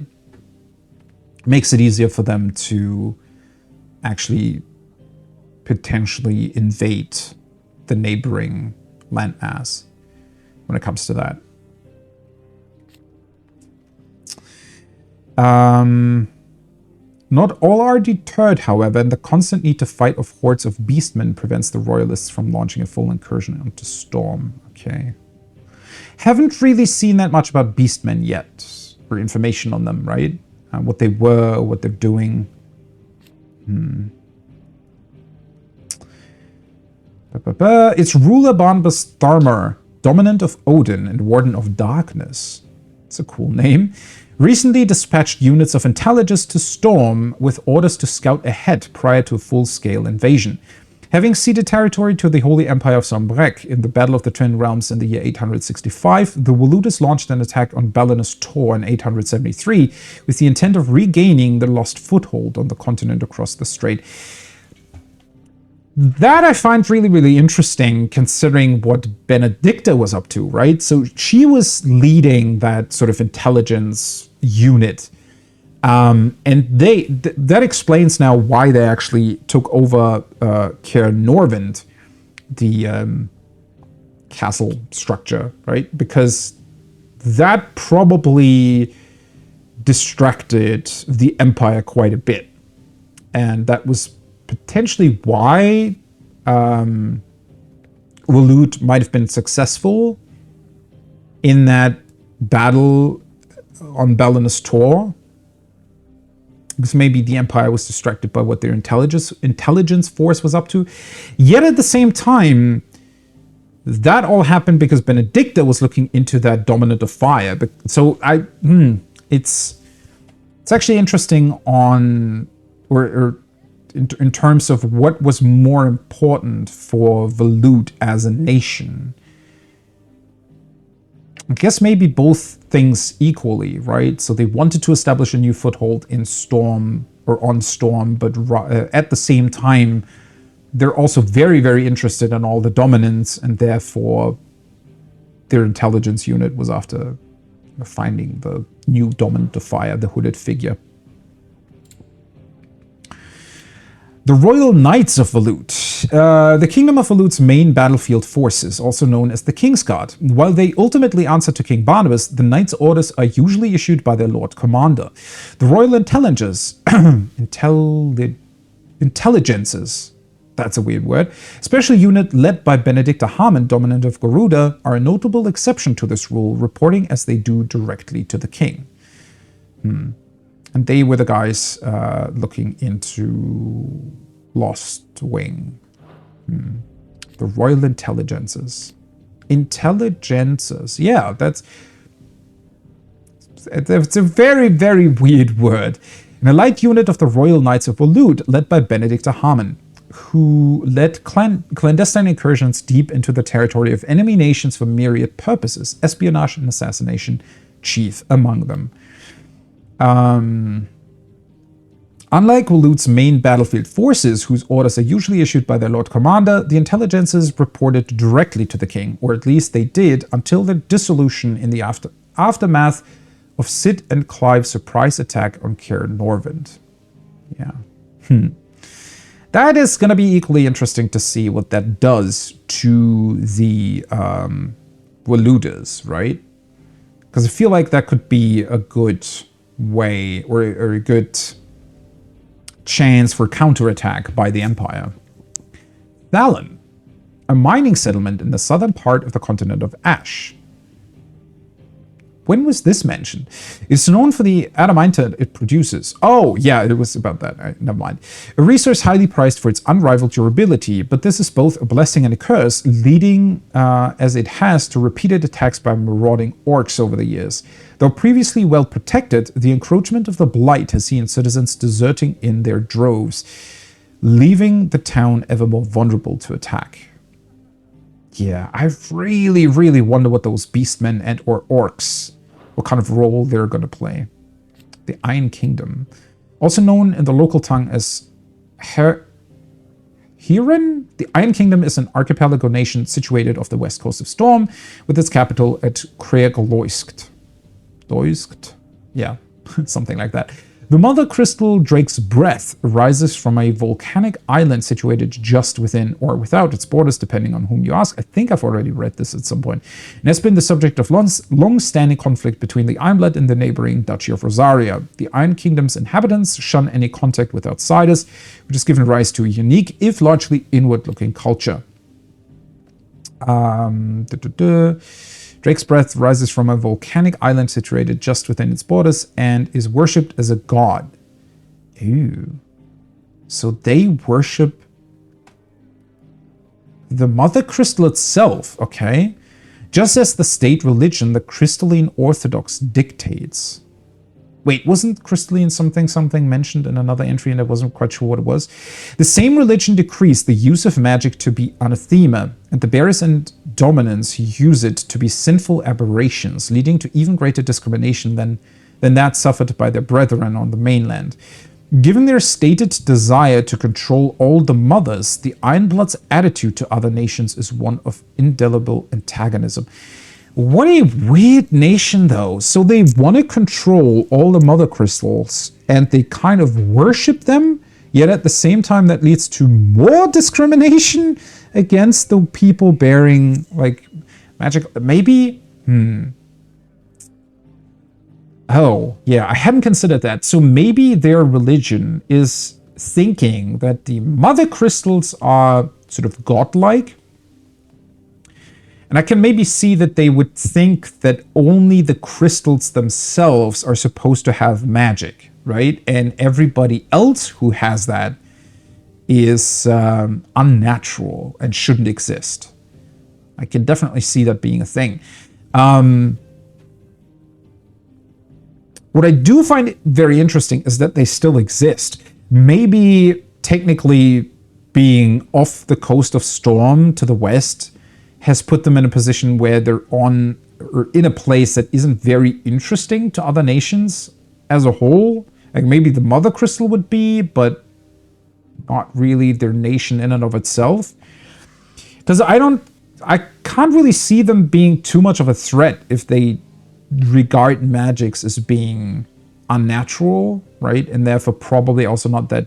Because the other nations all, while still discriminating against bearers, for example, they're still using them a lot. I mean, technically the Iron Men are doing that too, but in a very weird way. So I don't really see them being too powerful as a nation, honestly. Drake's Breath. One of Alistair's 5 remaining mother crystals, located on the volcanic isle known to the Ironblood as Bain Leodlad, in the seas between Rosaria and the Iron Kingdom. Though its occupation can historically be traced to the Duchy, control of the crystal was recently wrested from Rosaria's grasp by the Crusade following a series of bitter conflicts. Although we haven't really heard what's happened to it since, and if there have been attacks by different nations on the crystal, right? Or over control of it, rather. The Iron Crusade, the fighting forces of the Iron Kingdom. Ultimate command rests with the king, who issues orders directly to the commanders of each of his battalions. Ironblood soldiers generally prefer heavy clubs and great axes over swords and other lighter weapons. This rather brutal approach is indicative of their overall attitude, which has earned them a reputation on the continent as savage, if somewhat primitive warriors. Yeah, they're almost modeled a little bit after Vikings, aren't they? Bandits. Those who make their coin by stealing from others. Oh, you don't say. Or from their corpses. Banditry is outlawed in every corner of the realm, so those who turn to it must make their bets far from the eyes of the constabulary, often setting up camp in abandoned villages, which there are plenty now, I would think. Some brigands will elect to band into small armies that together they might have the strength to make raids upon towns and villages in search of the food and funds they need to survive. Makes sense. The Northern Territories. Right, so I think that's what I was confused by. I originally thought that the Northern Territories were, or rather that Sombrec or Sombrequois was part of those, but clearly it isn't. A bitterly cold region in the northern reaches of the continent of Storm. It is still part of Storm though, but I think at this point it's mostly been taken over by the Blight, right? It was originally home to the mother crystal known as Drake's Eye, around which a series of small nations sprang up, nations whose belligerence proved troublesome for Rosaria over the centuries.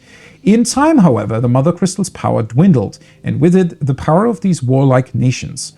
With the Blight encroaching on their territory ever more, the remaining tribes were united and pacified by Archduke Elwin Rosfield of Rosaria in the year 854. Ooh, interesting. Okay.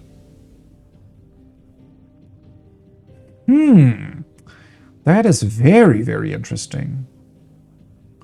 So, I think earlier I was saying that I wasn't entirely sure about, I guess, how this whole timeline really worked, right? Especially in the sense of what happened in these 800 years, or almost 900 years at this point, right? And what kind of advancements did these different nations make over all that time? Well, now I'm thinking that maybe this whole Blight business and the mother crystal slowly decline. I hadn't even really considered so far that apparently there were even more mother crystals. Because I kind of thought that we were at the point now where suddenly the Blight was, getting worse and worse to the point where maybe mother crystals were sort of the only remaining source of magic. But considering that there had been more, that is very interesting. Well, what exactly does this mean, though? Because I feel like, I haven't really heard anything about that, have we? But I want to say that all the different mother crystals are technically connected to an icon, right? Every single one of them. So does that mean that 3 mother crystals are already completely dead and taken over by the Blight? Well, then again, comes back to the question of what is the Blight and why does it exist? How long has that been going on as well? I would like to know. Because it's definitely been longer than what I originally assumed. And then that also obviously brings up the question of how does that actually connect to the people that are dominants of icons whose mother crystal maybe doesn't exist anymore, right? Because if the Northern Territories, I would have assumed that their mother crystal... Well, then again, maybe I'm thinking too much in terms of elements, right? So maybe the different mother crystals are just large crystals and they aren't really aspected as such. I don't know. But it is very interesting because, okay, that also explains... Wait a second, I hadn't even really thought about that. That also explains why Jill was a ward within their family. Because she probably remained from one of those rebellious northern tribes then, right? Or not tribes, whoever they were. So she isn't from the Empire at all, what I originally assumed. She must then be from there, like from a nation or a people that originally existed in those northern territories, right? And she got taken in into the Rosarian family because, well, her, I guess, homeland doesn't really exist anymore. That also explains how she's the dominant of Shiva then, right? I mean, kinda. Obviously, we don't really know her backstory at all, or the backstory of Shiva as such. The Crystalline Orthodox, a religion dedicated to the worship of the mother crystals. Its priesthood enjoy great power, with the Patriarch, leader and chief shepherd of the faithful, the most powerful of all. While best known as the state religion of the insular Iron Kingdom, it was once practiced throughout Valistea. To its belief... Oh, wait, what? Okay. To its believers, the mother crystals are literal gods, and the wasteful expenditure of ether through the use of magic is strictly forbidden. As such, those who do use magic, dominance and bearers both, are seen as subhuman abominations. See, kind of what I said earlier, right? Yeah. So, but I hadn't really figured out the reason for that, because so they I originally said that it was about, you know, they think that only the crystals are supposed to have that magic, but now it seems like they're also fearful that kind of other magic users would be drawing away power from what they consider to be actual gods, right? So it makes sense that they regard them as, well, maybe not necessarily as less than human, but that they don't want them here, right? They don't want them to exist because it means that they're kind of drawing power away from what they consider to be gods. Okay, that is very interesting.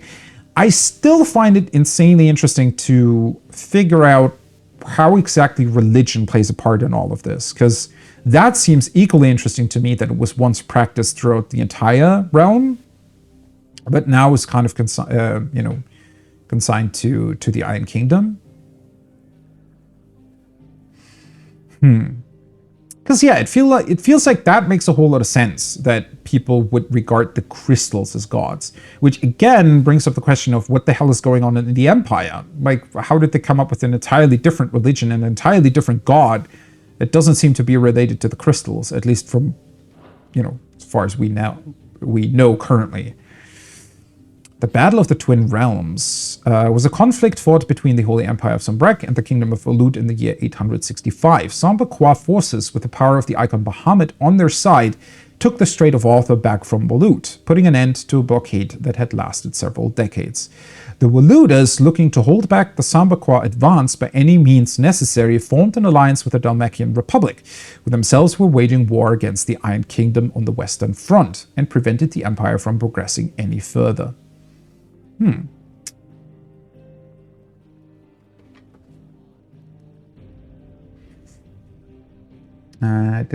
Started back from Volud, yeah.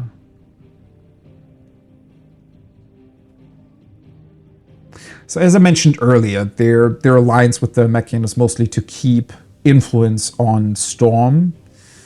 Yeah, but they kind of don't necessarily want to have alliances with other nations as such, I think.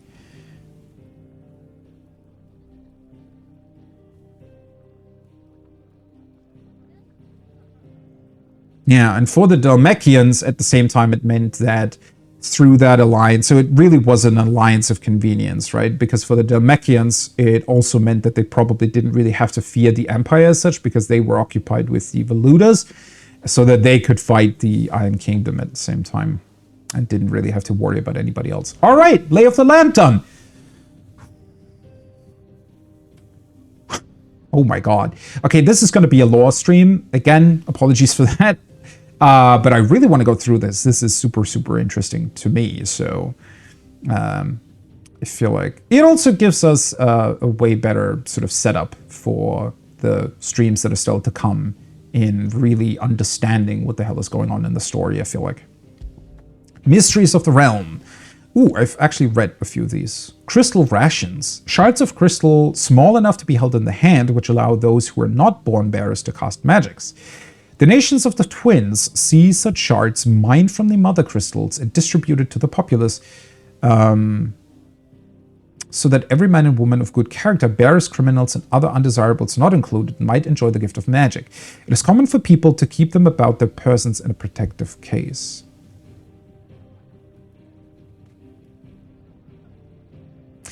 I find it interesting that they would mine the mother crystals. I guess, well, it makes sense in that the idea that the mother crystals are literal gods doesn't, it's now kind of confined to the Iron Kingdom, right? So all of the others wouldn't regard them as gods and more as a resource. I do wonder how exactly that works, because obviously the mother crystals, they're a big crystal and a finite resource.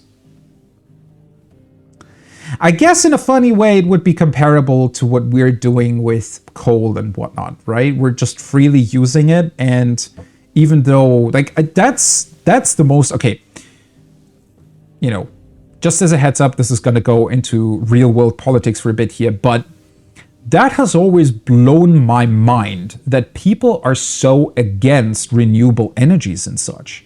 I don't understand why, because, well, what I can understand, right? Humans don't like change typically. So I can understand the notion that, oh, you know, we've been using coal and gas and whatnot for a while now, so let's just keep using it, right? And then people would be, it's not as bad, blah, blah, blah, right? Climate change isn't as bad as it's made out to be or whatever. Even though obviously scientists or people who actually know about that stuff kind of tell us differently, but oh well. So, you know, if we could keep using gas and coal indefinitely, right? Or atomic power, because that's also not renewable, right? That gets glossed over a bunch of times as well, is that's a resource that we cannot replenish, at least as far as we know currently. So even though it would maybe last a lot longer than coal and gas, it's still finite.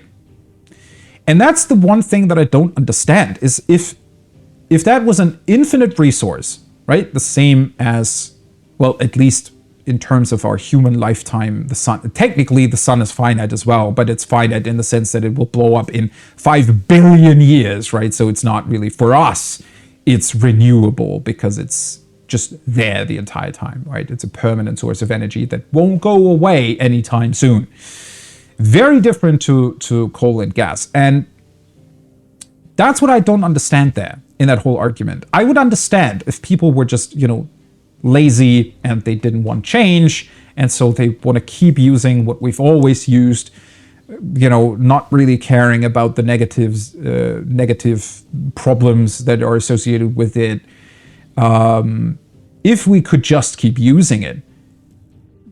But we're gonna run out of it eventually in the not too distant future. I mean, I guess not in the lifetime of any of us still alive today. So that's probably the reason why people don't really see it as a problem, because but even the people that are against it, wouldn't they be like, for their grandchildren or whatever, that's going to be a problem? I really don't get it. And this seems very interesting to me, and it's somewhat comparable because they all have to know that those big crystals, they won't be around forever. I mean, that's a big reason in this world why they're fighting over resources, much like we do in our world, which is, again, insane to me that you would ever want to fight over an oil field or whatever if you can just put up like wind turbines and other stuff to grab the energy that is just freely available for everybody to use, right? Why would you be dumb enough to fight over a resource that is finite if you can just access an infinite one right at your doorstep? That is so weird. At least in this world, that kind of makes sense. Although, interestingly enough, it sort of comes back to that same idea, and I think that's kind of what the story is going to revolve around, is the idea that the mother crystals, much like coal and gas, are finite resources of magic, right? That they've just been using for centuries, and so they don't really know anything else. But it seems like the hideaway, or Sid's hideaway, well, it sort of suggests that you can very much live without magic and live without the power of the crystals if you just learn to simply use the normal quote-unquote resources that are available to you, the non-magic ones, right? Obviously, that's way more of a struggle than using magic, but it still works. And yeah, that's very interesting and very comparable here, that they insist on keep using these crystals even though they know they're eventually going to run out of those. I wonder how much more the game's going to go into that, because technically that's a very, very broad subject, right? And something that, I mean, maybe it's going to play a role in a couple of different scenarios here. Remains to be seen. First Shield. Title granted to the mightiest and most stalwart shield of the Rosarian army. The first shield is entrusted with the personal protection of the dominant of the Phoenix and is gifted a portion of the icon's power over flame, a boon known as the Blessing of the Phoenix. I wish we would get to know a little bit more about that, right? How exactly does that work? Because it seemed whenever we were able to draw out the essence from Benedicta, like Garuda's essence, that was something that nobody was ever really capable of as far as anybody knows. Yet it seems like the blessing being given to people by the dominant, that is somewhat of a common thing. It just makes me wonder how exactly that works, right? Because, I guess that means that magic could be shared amongst people, which, I mean, maybe only the dominants are capable of that. It seems super interesting to me. I mean, the dominants are also magic users, right? Just that they're very, very powerful, whereas the bearers are not. That is so weird to me. It's as if there is something else going on that people are just not aware of, right? As if the bearers are also blessed by that same dominant power. It's just because they're, seen as less than human that maybe people don't really understand that. I don't know.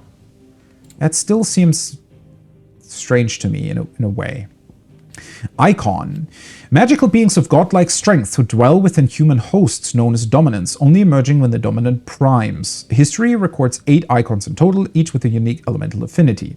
It's commonly held that 2 icons of the same element cannot coexist, but as none has ever witnessed all of these rare creatures together, the conjecture is yet to be proved.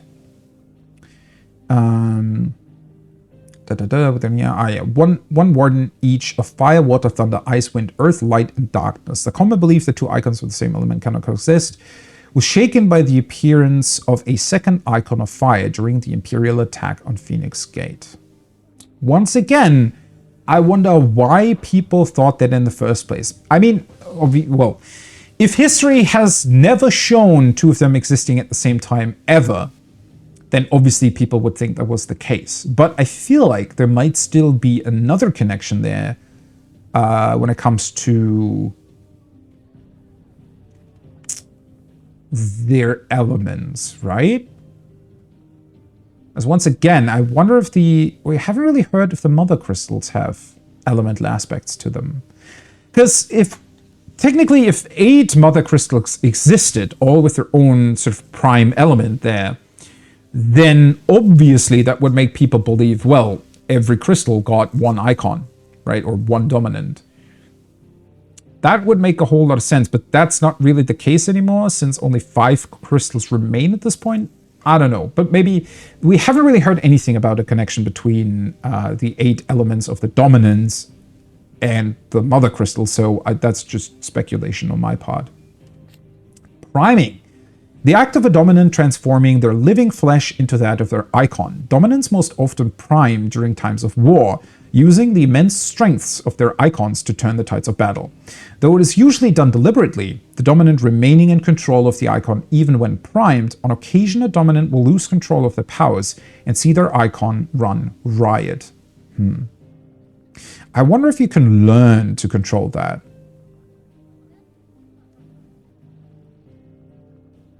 We haven't really heard much about how it works in that sense, right? Semi-priming.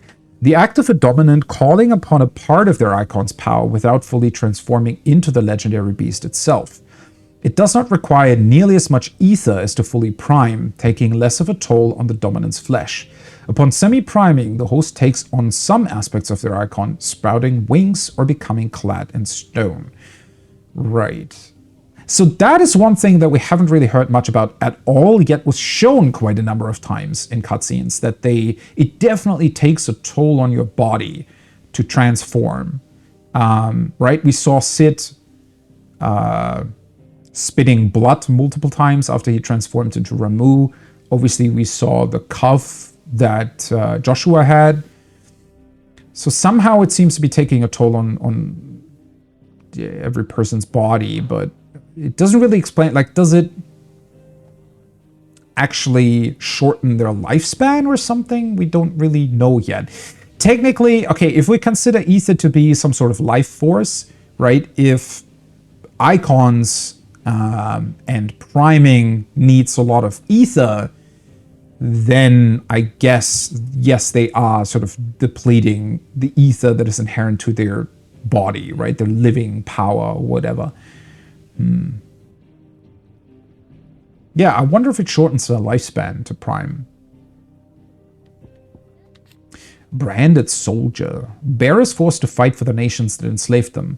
Able to cast powerful magics, yet entirely disposable, they're often placed on the front lines in battle, or assigned to highly dangerous scouting or assassination missions. Yeah. It does wonder, though...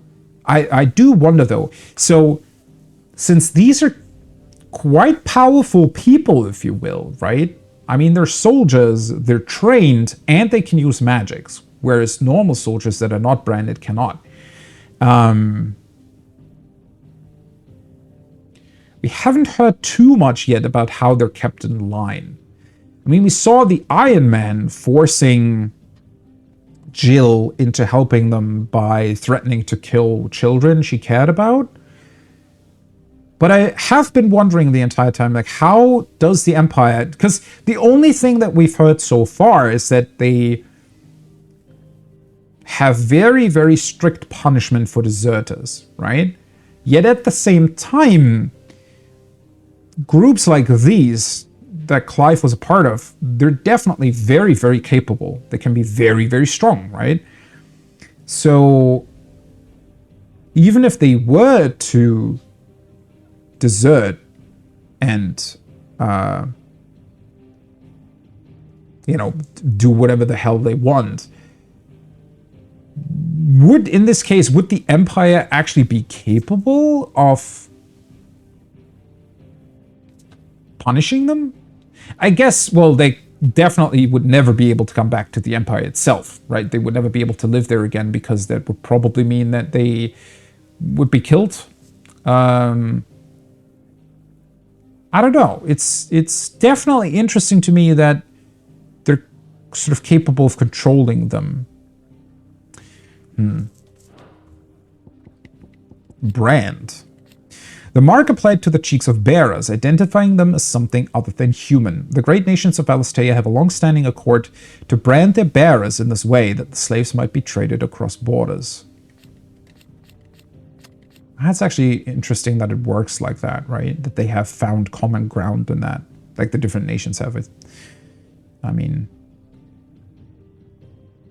Newborn babes are checked at birth, those who are found to be bearers being branded and taken into the custody of the state. Rarely bearers evade this test, either because their parents hide them, the testers are lax in their duties, or their powers do not awaken until later, yet most do not remain unbranded for long. Yeah, that's pretty fucked up. Although that being said, I feel like we haven't really seen too much of the different nations interacting with them, right? The only thing that we've seen was kind of in Rosaria at the start of the game. Because ever since then, we've only really seen the branded in our hideout here. Common pejorative term for bearers marked with a brand. Newborn babes are tested at birth, and those found to have the knack are branded on the cheek and taken into the custody of the state. The liberation of bearers.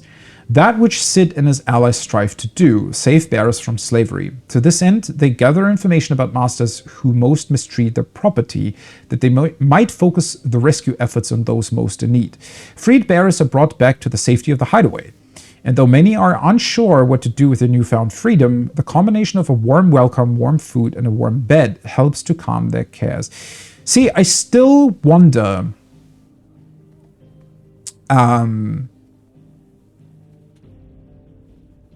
how the different nations have not attacked the hideaway yet. Maybe they don't know where it is. Maybe they have trouble getting to it because it's located in the Deadlands. I don't know. But it feels like doesn't it put like a giant target on the hideaway?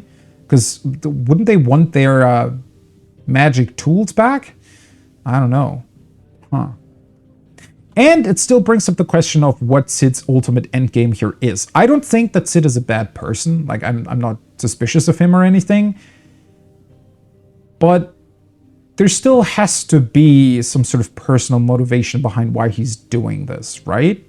It cannot just be, oh, you know, I want to be a good person. I think there's more to it than that, and I would like to know what exactly. The Fallen. An ancient yet highly advanced civilization, whose relics can be found across the length and breadth of Alastea. The material from which these relics are constructed is far sturdier than steel and cannot be worked by modern methods. So the people of the modern day have elected to build inside and around them instead. Whose relics, said to be the remains of airships that once soared through the skies, can be found across the length and breadth of Alastea. Cid's hideaway is but one of many settlements to take a fallen ruin as its foundation, taking advantage of the sturdiness of the ceramics, which are stronger than steel. Oh, wait, that's supposed to be ceramic. Ooh, oh, that is really cool. Huh. They are not, however, immune to the passage of time, and so the hideaway is in need of constant repairs. Right. So it's like super advanced ceramics that they use? That's very interesting. I wonder how much of a role these Fallen are going to play. Because how was there such an advanced nation at some point? Well, now I'm thinking that part of why they perished, or part of why maybe they aren't around anymore, or why technology seems to have gone backwards, might actually be because of the mother crystals. So maybe there was something, I mean, there could still have been some sort of earth-shattering event, right? And maybe the mother crystals appeared afterwards, and it kind of drew people in, and they were fascinated by magic, and so they kind of lost the knowledge about this technology over time? Or maybe there's an entirely different reason. This does remind me a little bit of Tears of the Kingdom, right? The sort of skyward zonai that people didn't really know about. Airship. Legend has it that the people of the Fallen once sailed through the skies in the bellies of these ships, though all now lie shattered and silent on the surface below. The town of Lostwing is built around such a ruin.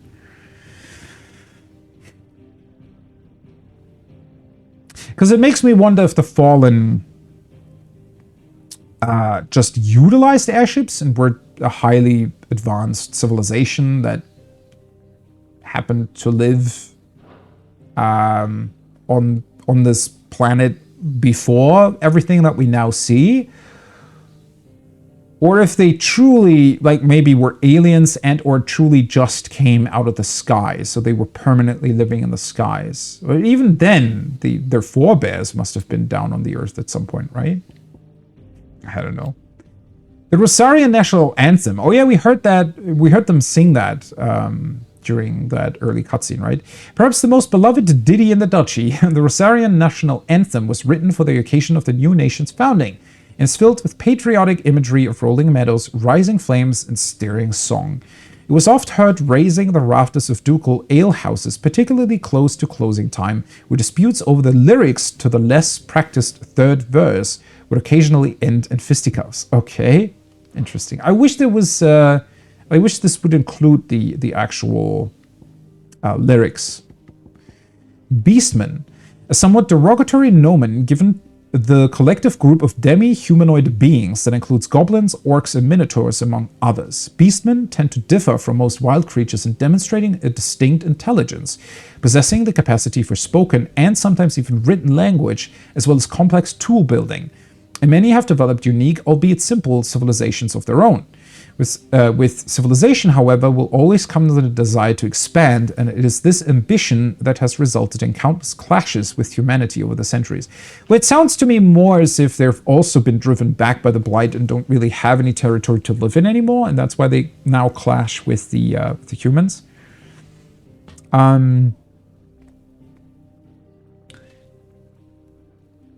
They are somewhat reminding me of the Beastmen in Final Fantasy XIV, right? In that, well, in 14, the humans also tried to, or the human races also tried to expand into the Beastmen territory, and that's why there was constant fighting going on.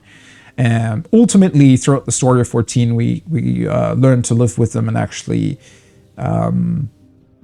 develop not only friendships but an actual sort of treaty between all the Beastmen and the humanoid races and nations.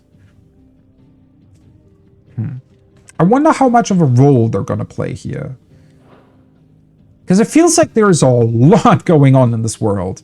I don't know how much of that is really going to play a part of the story at all. Bard.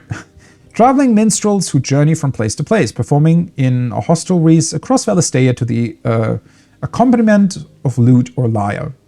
They provide not only entertainment, but information on the state of the realm, oft singing of significant events and important personages. The Hideaway has its own resident bard, that the illiterate amongst its residents might remain informed.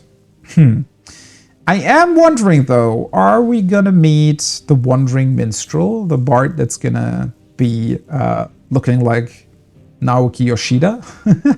That would be pretty funny if that was actually an Easter egg in this game.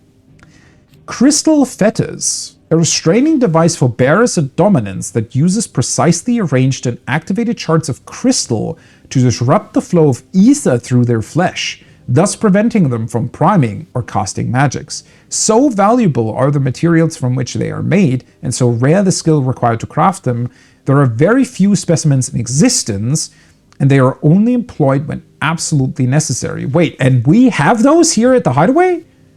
Is that what we were restrained by when I started the stream? That would be pretty crazy, wouldn't it? Does explain, though, why we were chained up, because didn't I say that earlier, that it was somewhat confused? I mean, if we just turned into Ifrit again, those chains wouldn't really matter all that much. But if they are in fact this, then yes, obviously it would work, huh? Orchestrion. Curious clockwork contraption that is able to perform several different musical compositions at the flick of a switch. That is somewhat curious technology to exist in this world, right? I also wonder why they modeled it after the Orchestrions in Final Fantasy XIV, unless that this particular look had already existed in another Final Fantasy title. Obviously, I don't really know about that. Metia, the burning red star that sits beneath the moon. Folklore ascribes to Metia the role of message bearer to the moon, so it is common custom across Valistea to wish upon the star that one's heartfelt desires might be conveyed to the heavens and beyond. Not suspicious at all to have yet another red moon that seems to threaten everything.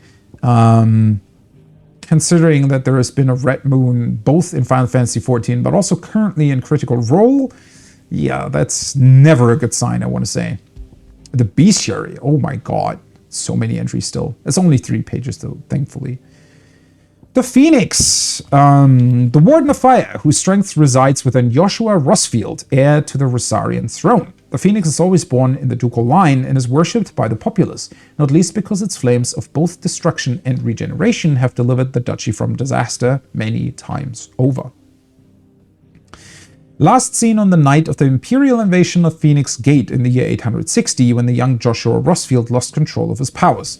The Phoenix first awakened among the Motes of Fire, an ancient tribe who dwelled in the western reaches of Storm, and the careful preservation of bloodlines among the Rosarian nobility ensured that its dominant would always be born in the ducal line. Oh! Aha! Well, that's a bit more information on that. Okay, first of all, I find it super interesting that apparently these Motes tribes were a thing. Because we read that earlier with Benedicta, right? She was part of the Motes of Wind, I think.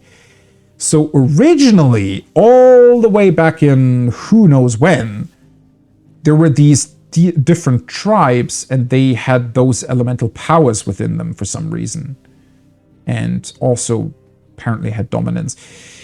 Well, this also explains why Annabelle and Elwyn were actually cousins. So, in a twisted way here, it seems like the Rosarian families always try to keep...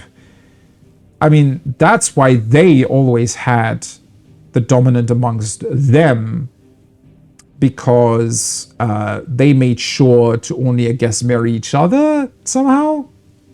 Okay. Although technically, what does it matter if like other blood comes in? Because ultimately, it's going to be the descendants that are capable of this, right? Well, to be fair though, if let's say somebody from another nation would marry into the family, obviously now the descendant of them would also be connected to that other nation, right? So they would eventually maybe say, oh, hey, wait a minute, we also want to have control over part of the dominant or whatever, or we want the dominant to help us too because we're 50% of that, right? And through making sure that they marry kind of their cousins and whatnot, they, I guess, wanted to ensure that no other outside nation would claim, you know, control or whatnot over the dominant. One thing that I also just learned, or not learned, but just thought about, is it has been 13 years since this happened, since Annabelle betrayed Rosaria. So if we assume that she maybe had another child like a year after that betrayal, there might be somebody, you know, between the age of, I don't know, 6 to 11, 12, that could be a new Phoenix dominant.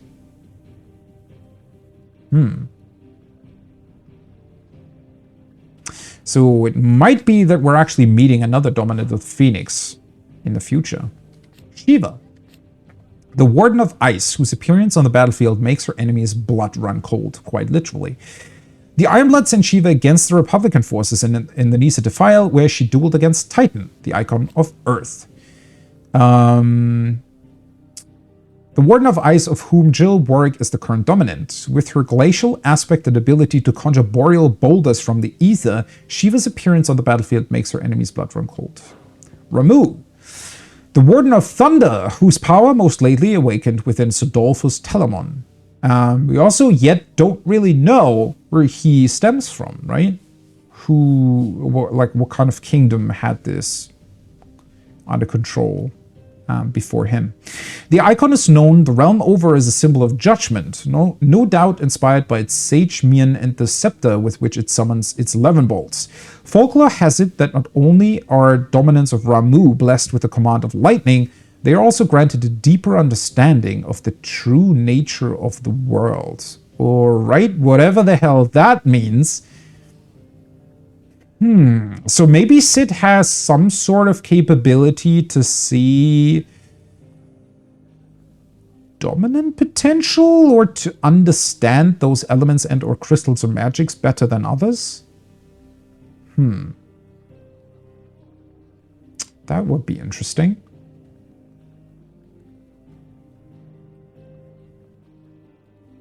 Makes me wonder if he knows something about Clive that he hasn't really told us yet, right? Although, after we took Garuda's essence, it seemed like he was equally surprised by us being able to do so, right? Very interesting. Titan, the Warden of Earth, of whom Hugo Kupka is the current dominant. He takes the form of a stone-skinned giant whose granite fists shake the earth with every mighty pummel. Titan's dominant awakens amongst the people of the Dalmekian deserts, the recipient of his strength being granted great power and status by the Republic in turn for a commitment to protect the nation in times of war. Yeah, we've already heard quite a bit about that. Bahamut. Awesome design, by the way. Obviously my favorite. Although I don't like the person who currently is the dominant of Bahamut in this particular case. The Warden of Light, whose power dwells within Dion the Sage, Prince of Sambrek. That being said, we haven't really seen much of him yet, so we don't really know what kind of person he even is. It's just he seems like a bit of a douche. In the Holy Empire, the Gregorian faithful hold dragons to be sacred creatures, understandable, and Bahamut the most sacred of them all. Because of this, as well as the protection it grants them, the icon is loved and revered by the imperial populace. I wonder if other dragons exist then. How would that work if Bahamut is an icon? Odin, the Warden of Darkness, who rides into battle atop his spectral steed and whose black blade is said to be sharp enough to split the very seas in twain. His latest dominant, King Barnabas of Wuluut. Alright. Ooh, we actually get some lore on the Garuda Aegis? Sharada. An ethereal conjuration summoned forth by Benedict the Harmon when Clive encountered the Dominant of Wind near Lostwing. Despite their size, the creature's heavily feathered wings did not seem to hamper its movement, which was disconcertingly nimble. More so than speed, though, it was Sharada's array of powerful magics that set it apart from lesser foes. And Suparna, an ethereal creation of Benedict the Harmon, Dominant of Wind. When summoned in Caer Norvind alongside her twin Sharada, the pair worked in tandem to attempt to overwhelm Sid and Clive, wielding a panoply of potent magics and deadly aerial assaults.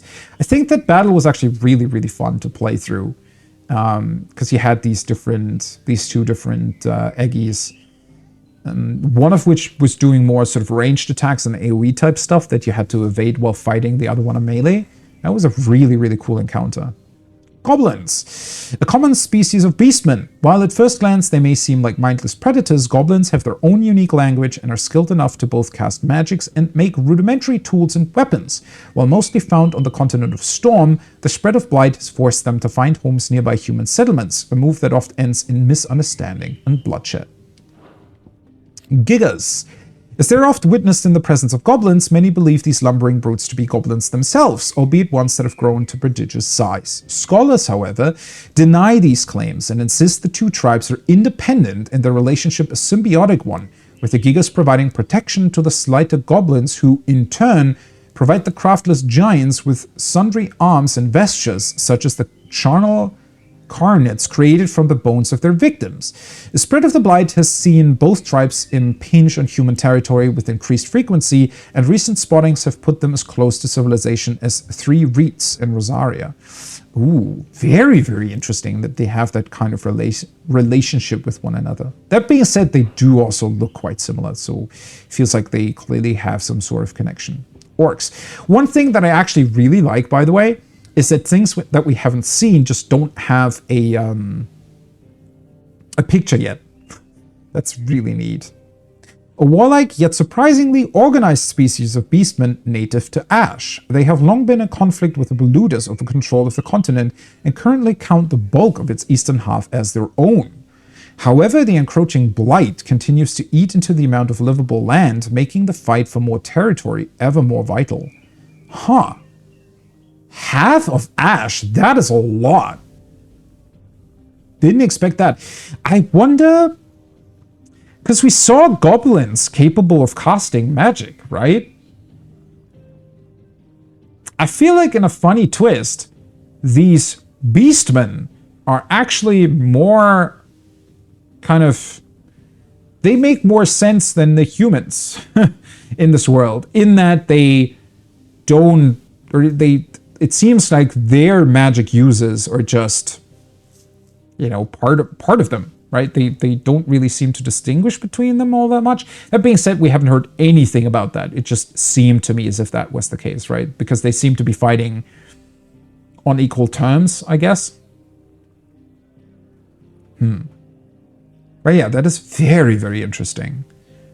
So they are quite influential in a way, at least the orcs are.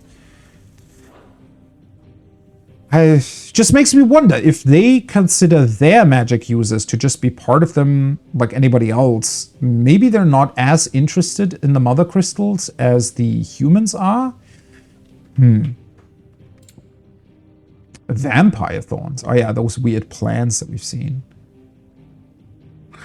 While most flora is thought of as stationary, roots binding them to the soil upon which their matron's seed first fell, there are some species which have an uncanny capacity for locomotion, species such as Northern Storm's vampire thorn. Instead of drawing nutriment from the earth, these pitcher-like plants hide themselves in the undergrowth where they wait for prey to haply stumble by, at which time they rush out emitting a foul cloud of mind-numbing pollen and viscous sap to disorient the victim while they strike and strangulate it with a pair of frighteningly long vines. So are they sort of a precursor to what a morbol can be?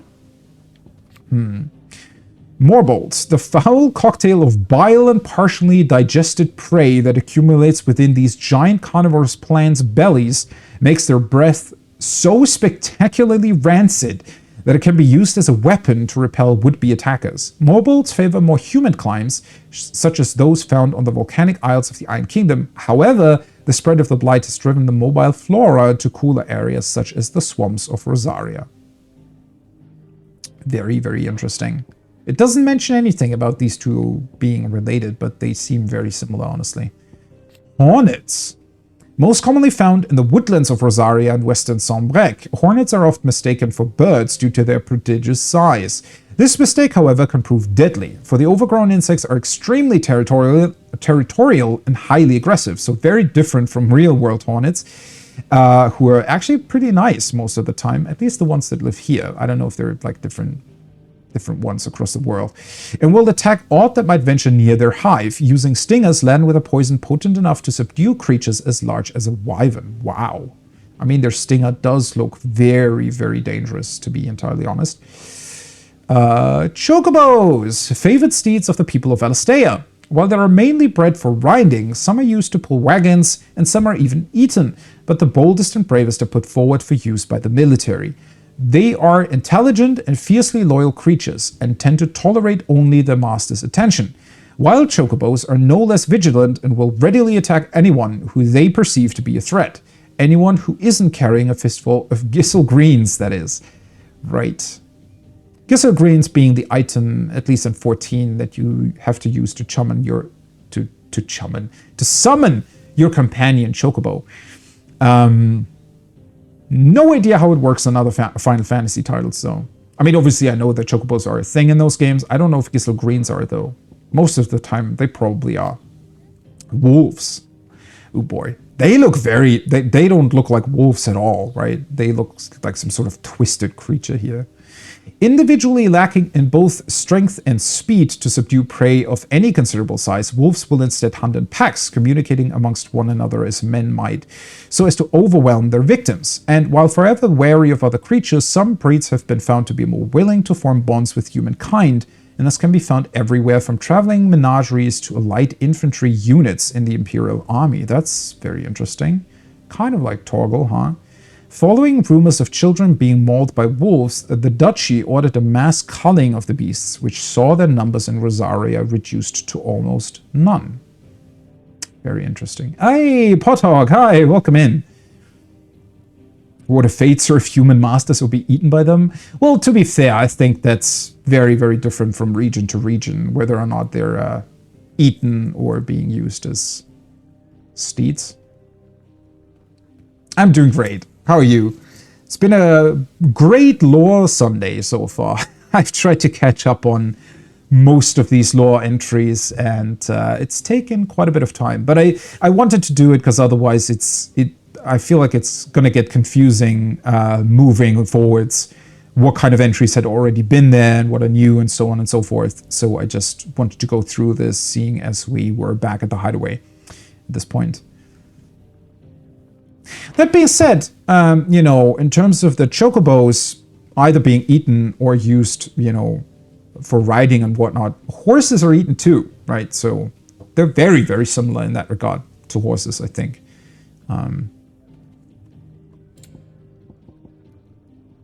Evises? Oh, those are the... Oh, yeah, those are the wyvern dragon-like creatures that we've seen. Ooh, I never really got a closer look at them. They have a very interesting design. Especially since they're, like, hands or whatever. They only have claws on 2 fingers, it looks like. Middling dragons whose membranous wings are attached to their forelegs rather than their torsos, and end in hook-like talons used to rip apart the flesh of their prey. Their abundance in northwestern Storm eventually resulted in mass domestication by the Imperial Legion, which, alongside the spreading of the Blight, drove remaining populations south into the deserts of Dalmekia, where they now struggle for supremacy with existing species. Ooh, interesting. Resulted in mass domestication. Alright. So they are, in fact, utilizing dragon-like creatures. Yeah, now that really makes me wonder whether or not there are stronger, bigger dragons around, aside from Bahamut. But if Bahamut is an icon, how would that work, right? Do other dragons just exist as a sort of animal-like creature? Doing well, okay, that's good to hear. Oh yeah, from a bike ride. God, it's so damn... I was... Ooh... Yesterday, when I was at work, it felt like a sauna.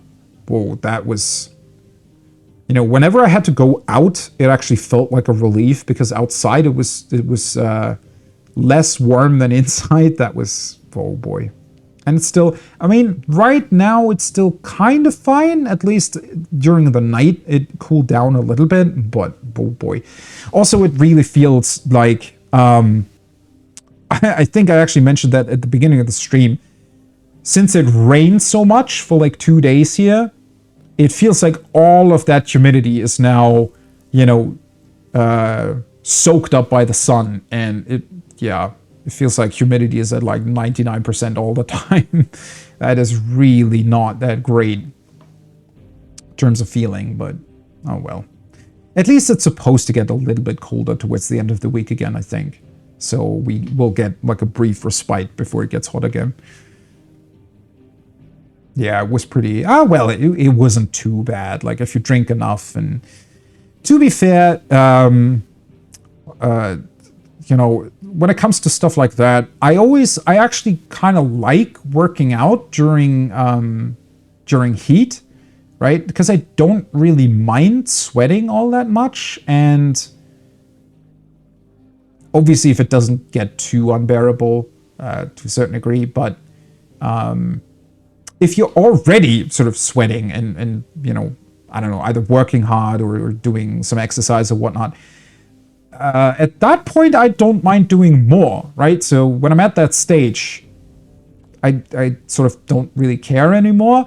It's just when I'm sitting here and it gets hot, then it becomes uncomfortable, right? Because it's like your body doesn't really want to. Well, you're not really working out at that point, so it's like. You want to rest, but you're still warm and still starting to sweat, even though you're not really doing anything, and that just feels awful. Yeah, it's kind of a weird in-between thing. Hey, 2 more entries, and then we're finally through all of these lore bits and pieces. Fafnir of the North. Alright, he was called Fafnir.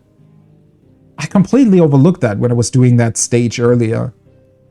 An ancient dragon adapted exclusively for life on the ground, and as such is encased in a thick, bony armor. So this is considered a dragon too. Very interesting. Though its kin once claimed dominion over the northern territories, the spread of the blight inevitably forced this once gentle giant south in search of prey. Well, that kind of sucks that they all had to, I guess, become more aggressive because of the blight. Again, bringing it back to the question of what exactly is the blight and why does it exist? Stolasses. Also wonder if we're still going to see more of these.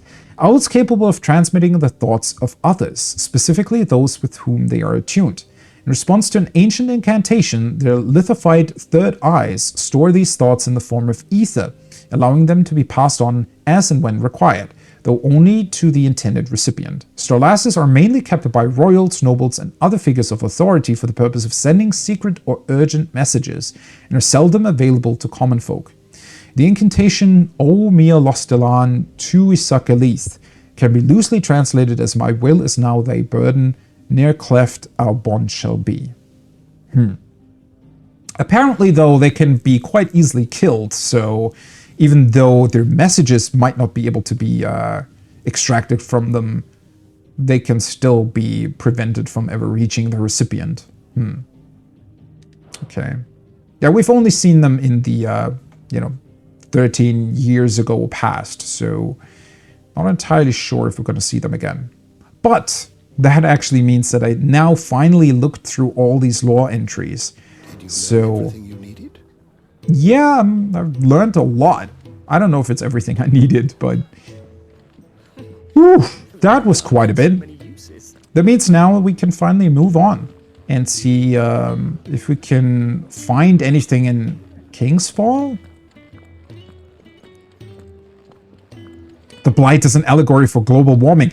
I was actually debating that earlier, because funnily enough, it seems like the crystals in this universe seem somewhat similar to, or almost seem to resemble how we are using fossil resources currently, right? In that nations in this world seem to be very, very dependent on what the crystals can do, yet the mother crystals clearly are a finite resource, right? Whereas people here seem to be able to just use land or, well, resources that are not bound by magic or that they don't have to use magic. It's more work, but feels like it's more sustainable than being reliant on crystals that eventually run out. So yeah, that's kind of a bit like an allegory on that, honestly. Birds are so cool, except when they poop everywhere. That's the one thing that I actually that I kind of dislike about birds. I think, you know, birds can be quite cute. You know, knew a bunch of people who had birds, and I mean, obviously, a bunch outside. They're also, when the little ones are all flying through your garden and whatnot, they can be very cute. But yeah, I also, in general, as cute as a lot of animals are, I definitely like the ones as pets more that can actually learn to poop where they're supposed to poop. So the other ones, I know some birds can learn that too, right? I think you can train them to only ever do that when they're like on a specific, what is it called, perch or whatever. But yeah, that's when it comes to pets, I feel like the ones that can be trained more are kind of, you know, more fitting. I don't know. Well, is there anything else that I can do here now? I've read through lore for so long that I kind of, I don't know anymore. But no, I think I've pretty much done everything. I've upgraded my stuff. I could still, seeing as I did not in fact buy that charm from Charon, I wonder if I should in fact replenish my potions. You know what? Let's at least buy like 1 or 2 of each. Just in case. I just don't want to run into a situation where I now buy a bunch of potions and then we're also going to find some, because then they'll just get used. I think I'm just going to buy 2 normal ones and 1 high potion. Feel like that's going to be enough. If poop smelled flowery and smelled like candy, that would be a totally different story. Yeah. That would be very, very different in that case. Well, it's also, for me, it's not even about the smell. It's more so that, you know, especially when you keep animals as pets, if, you know, you want to be sure that nothing is sort of in places where it's just sort of staying because you don't know that something's there, right? Like, I don't know, it's I want to be sure that it's only where I know it is. Is that the right way to say that? Because otherwise it's just, I don't know, it just makes you, I don't know, uncomfortable in your own home. Yeah, I think that's kind of what I mean by that. It's just, you don't want to be uncomfortable, right? You want to know. It's one of those weird things where it's also, even when it comes to cleaning up and whatnot, right? If, let's say I haven't vacuumed for a bit longer than you know, should, because, well, it's a tedious thing and can't always be bothered to do it.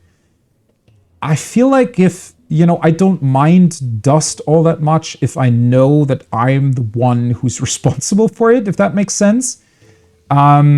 Same for, you know, clutter, or whenever you have to move stuff around. It's fine if you put something somewhere and you know where it is, even though maybe it technically isn't supposed to be there, then it's still fine. But if other people are cluttering up a place and, you know, it really gets confusing at that point, then it becomes uncomfortable, right? And then you kind of, or at least in my case, I kind of want to clean it up because then it gets annoying, right? And if you're annoyed by how stuff looks in your own home, that's not really a comfortable place to be in. But yeah, it's sort of the same thing with those kinds of, you know, whenever pets make something dirty, you want to know where and when they make things dirty, because then you can clean it up. And if you don't know, which in case, you know, birds fly all over the place, yeah, it's a bit of an annoyance. At least, you know, with cats, when they bring home a mouse, they definitely make sure that you know that, and they'll happily eat it in front of you because they want to show you that they've caught a mouse. And then obviously they also throw up right in front of you because I guess they want to, I don't know, show you how good it tasted. I don't know. But yeah, in that particular case, at least you can clean it up right away. I had pets. I had cats a bunch of times in the past. Or, well, when I was still smaller, my parents had them. Yeah. I never had anything else. Only ever cats. I like cats a lot. Cats are, because they're very similar to me in a lot of ways, right? They like, or don't mind being alone all that much. You don't have to constantly do something with them. They can do stuff on their own if they so choose, right? But they can still be very cute pets and feel fun to be around whenever they want to. So, yeah. I like cats quite a bit. Not that I dislike other pets. I like animals in general, I think. But when it comes to pets, I personally would like to own cats. But obviously they also can cost a little, not that much, maybe not as much as a horse or something, but I want to be very, very sure that I can actually pay for, let's say, medical expenses and whatnot. So that's why I currently don't have a cat, because I would want one, but yeah. There's actually recently somebody offered me a cat that they had, because they had some, like a litter, right, and a bunch of new cats, small, cute ones, and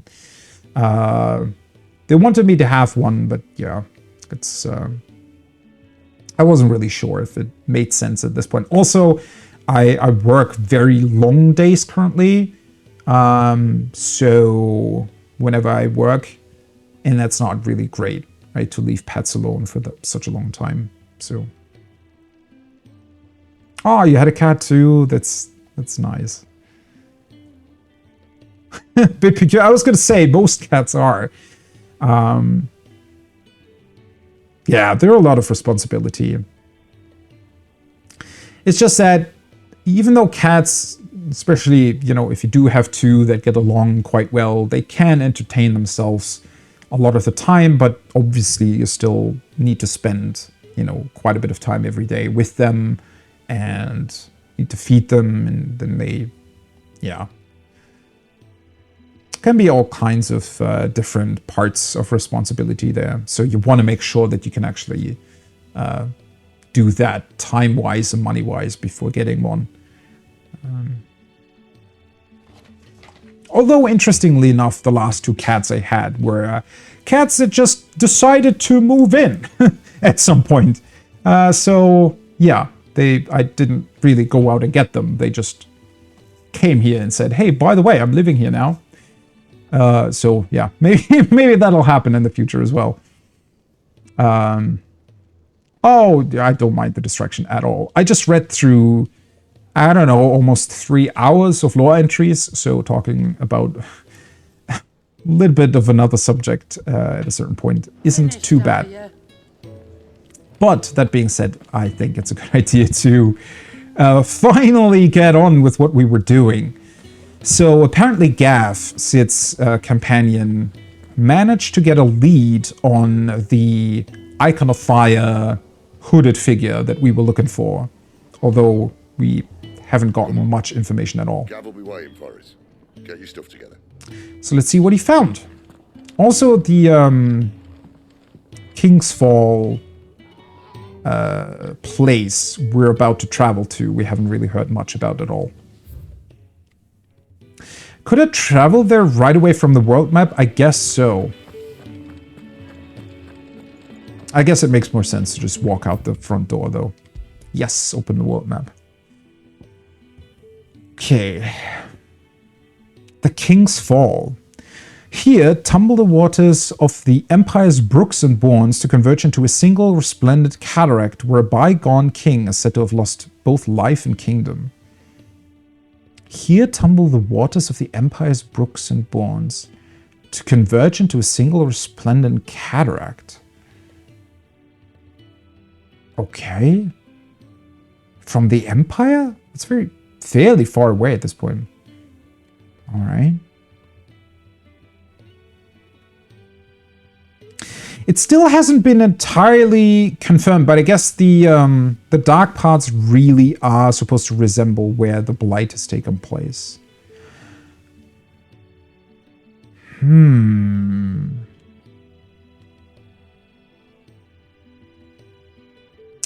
Okay, so I'm taking another look at the world map now, because obviously reading through all these lore entries, we've gleaned quite a bit more in terms of information about certain places and whatnot. The interesting, or one of the most interesting things to me was that all of the mother crystals are referred to as drakes, and then something, some different name for each individual crystal.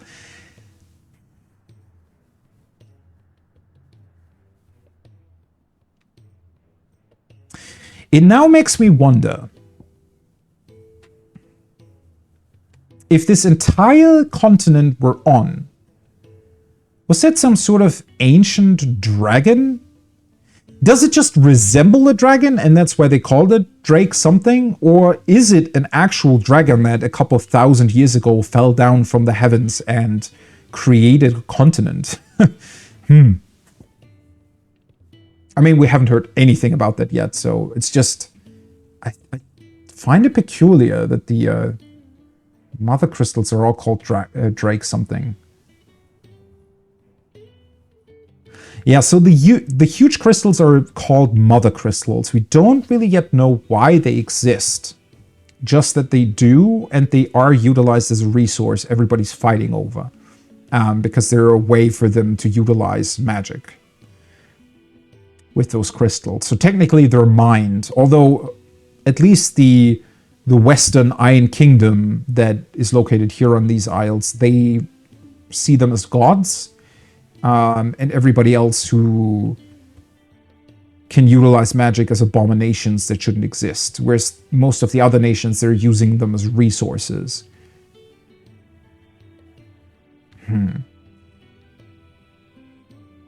So these northern territories, apparently there was a mother crystal here too that doesn't exist anymore because it got taken over by Blight, and the Blight sucks ether or life force out of the land.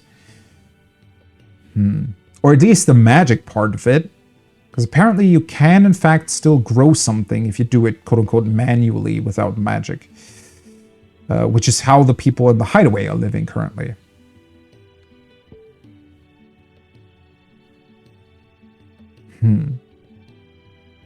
Okay, so the guy we're looking for, right, the Dominant of Fire, was previously located in Caer Norvind, where they were tortured by Benedicta, who we now killed. I guess they moved westward then, if they now are here. Well, let's take a look at that. Take a look at what we can find. With Benedicta and the Waluda's forces now being dead, for the most part, I wonder who we're gonna fight, or if there's anything to fight here.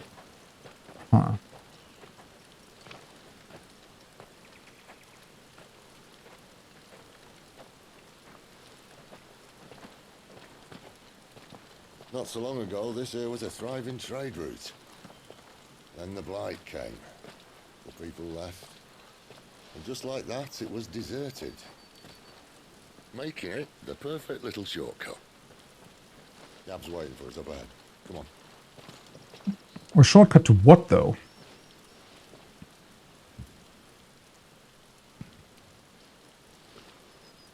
Still feeling sorry for yourself? Don't.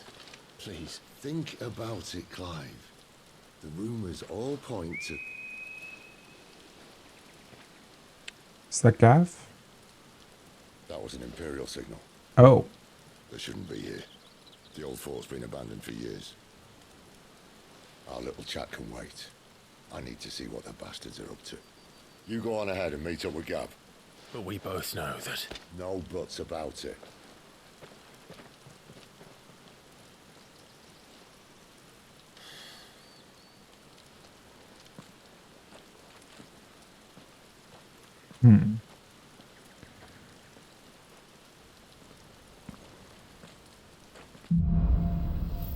The Hunter and the Hunted. Who's who, though? Hey, Torgal, what's up? At least he's still happy to see us. Oh, that's beautiful music. Huh. I like the look of this land, right? Looks a bit like autumn. Very beautiful. Okay, so, the one thing I'm wondering about is Caer Norvind, where we were previously, and the whole showdown between Ifrit and Garuda took place. That whole stronghold technically belonged to the Empire, but was taken over by those Valudan forces when Benedicta and her men rolled in. But ultimately, it got kind of wrecked by the hooded figure we are looking for. He was shooting fireballs and whatnot at it, and pretty much it looked like he was bombing the place, more or less. So, it feels to me as if maybe the Empire is looking for him now, too. Because they can't be too happy about that, right? This is stupid. I'm the dominant of fire. We sent Gav on a wild goose chase. Do you really think that, Clive? Huh. I guess he really thinks that the hooded figure now is just an imagination of his mind. Which makes sense, especially since, for some reason that hooded figure can sort of teleport, it looked like. But yeah, I mean, Clive doesn't really know that, or seems to think differently, but...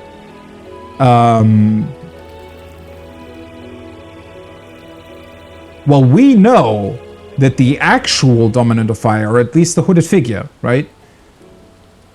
Bombed, as I said, bombed the stronghold. So I'm really unsure as to what that means. Like, how can Clive turn into Ifrit as the Dominant of Fire, yet the hooded figure clearly is a different person?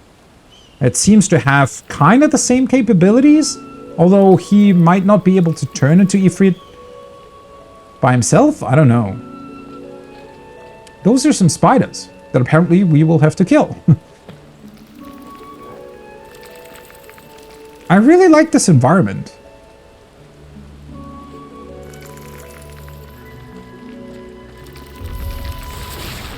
Oh.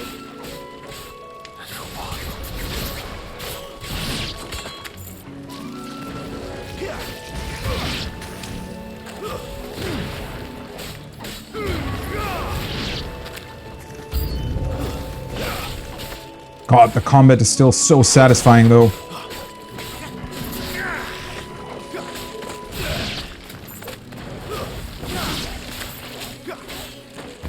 I wonder if they're actually weak to fire. Nope.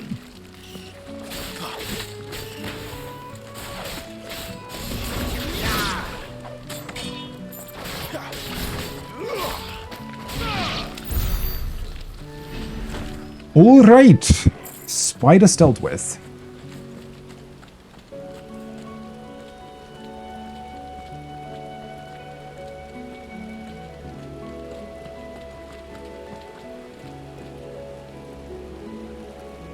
Yeah, I don't know. I like this environment much more than the previous one we were in. Not that that was bad, but it looked a bit too greenish and too samey because of that.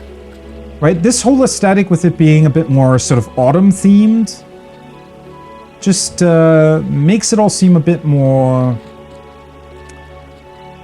I guess, it's a bit different, right? Trees are all different. It's more interesting to look at, I think.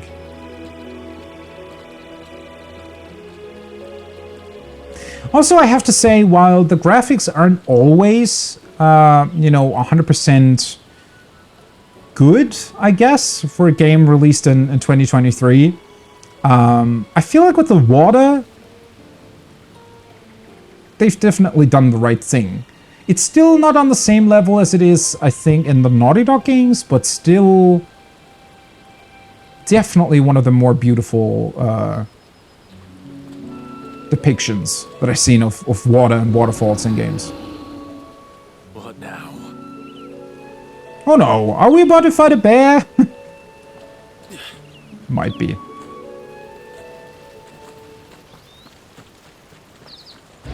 Oh, no, never mind. That's not a bear at all. That's a minotaur. Hey, buddy. What the hell are you doing here?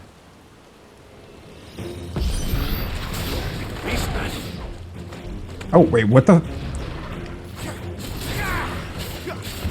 Nope. That wasn't good timing at all.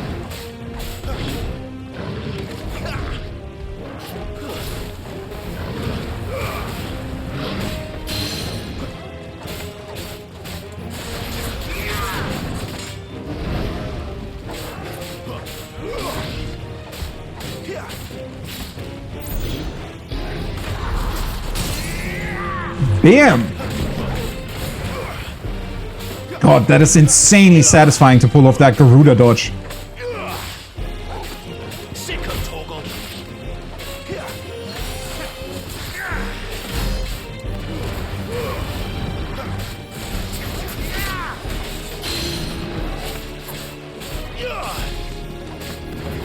God, already with 2 icons, chaining all of those abilities together is so fun.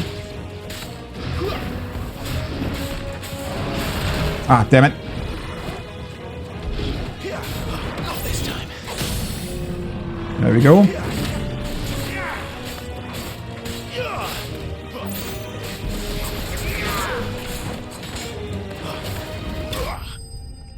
Nice ability finish. Enemy slain. Man, yeah, that's super, super fun. I cannot wait. I feel like it's going to be pretty insane once I get a 3rd icon and you're able to switch between all of those. Because at that point, now it's still at a point where, for example, the Garuda dodge ability that I got earlier, or that I had new when I started today, is still something that I utilize to keep it off cooldown, or on cooldown rather, most of the time, instead of utilizing it purely to dodge abilities. But I think once you get the 3rd,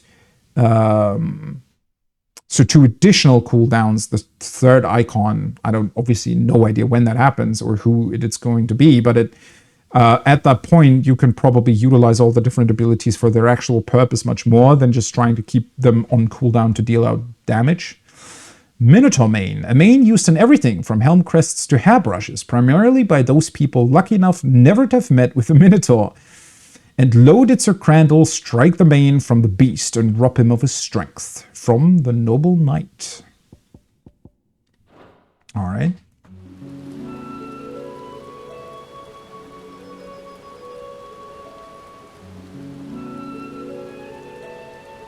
Well, it's clearly dead now.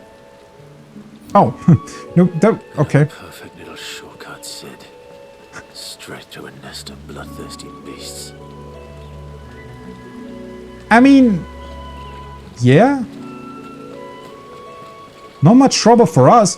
Also, considering that it's not actually being used by anybody else anymore, it kind of makes sense that beasts would be here, right? Hey, a potion. I was gonna say, I was wondering whether or not you can still find those, or if you were If you always had to buy them. Oh yeah, that's fine. So...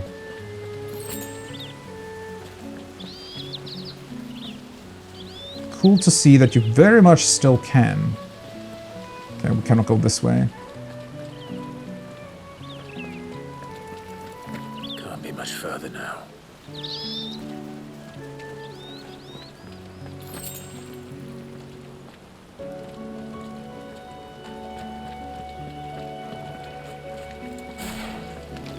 Let's make this quick.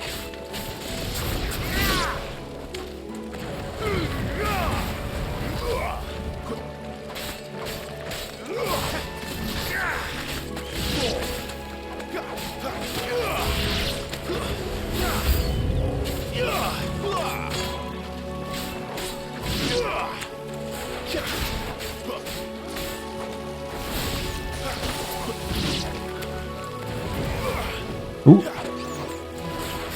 Come down here.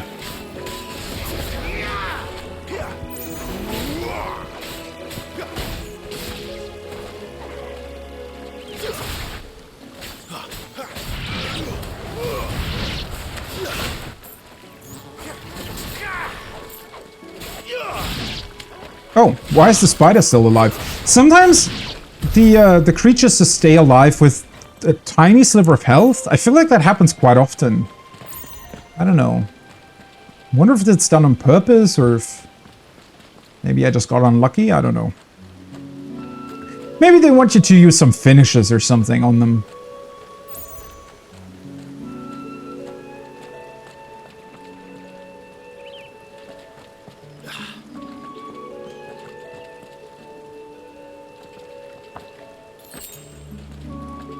Oh, hey, another one?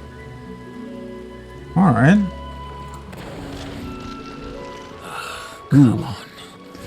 Let me through. Ooh.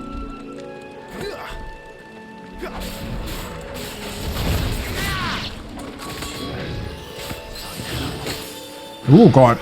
I actually have to pay attention here.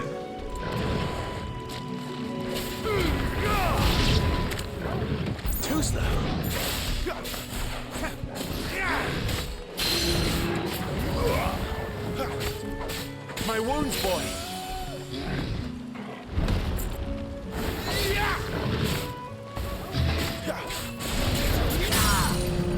There we go. I was almost scared that he was gonna, you know, hit me while...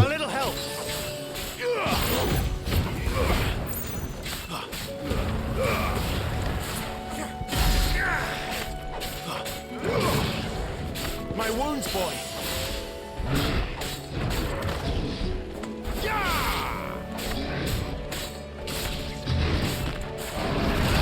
Oh, God. Why did... Thought I escaped it at the right moment. Maybe I didn't.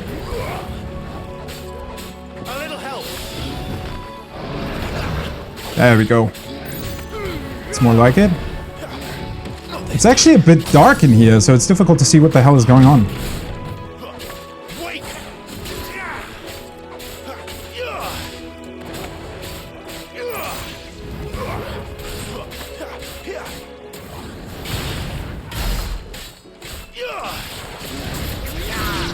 There we go.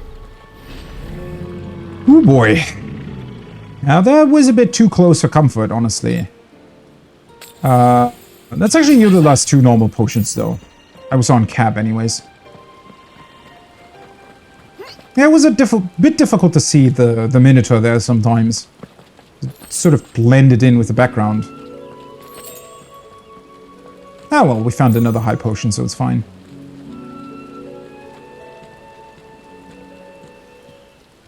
Ooh, is the bridge gonna break? Dilapidated wooden bridge, never a good sign to go across in most cases. Be not.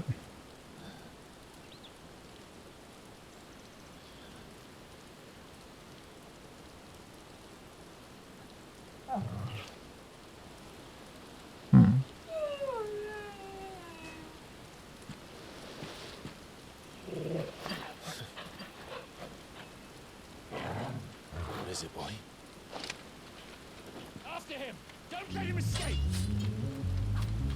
Wait, is that Gav? Gav! Oh yeah, it is.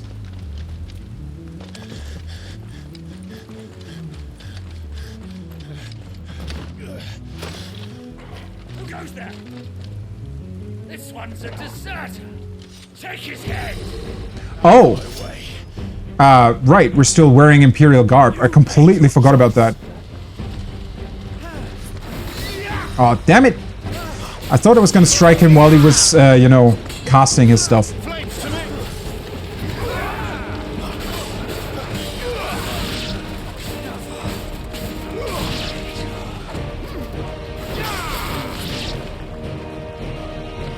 No problem for us, though. Oh, never mind. Another Dragoon. Come here, buddy. Oh. And he has his dragon pet with him. Whoa.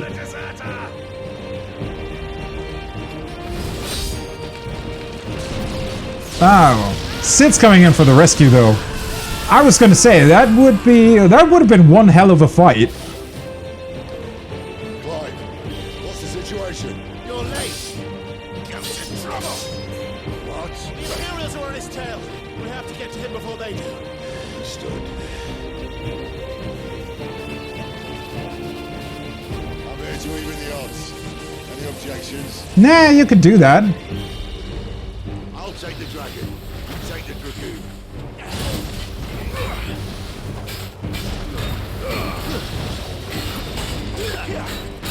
Oh, damn it.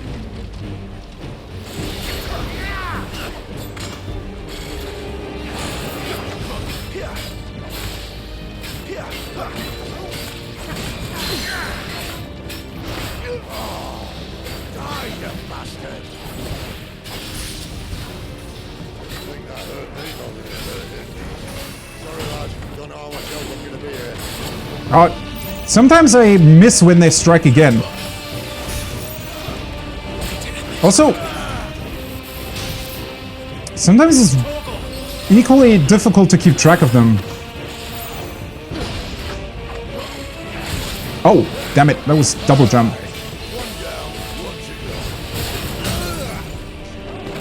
Yeah, sometimes a lot is going on that makes it difficult to sort of keep track on what the hell is happening, right? So the dragon's carcass being in the way, for example.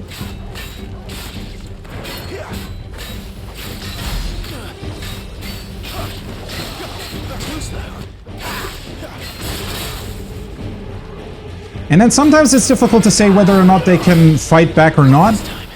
There we go.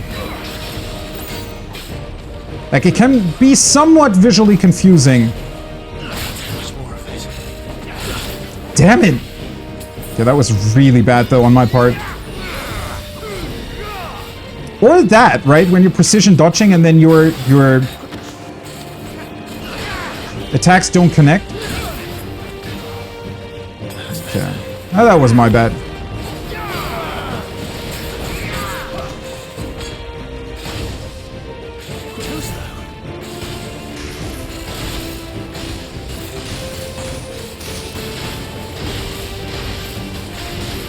Okay, that Mirage stuff takes a while.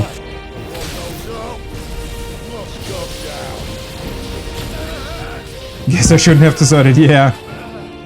There we go.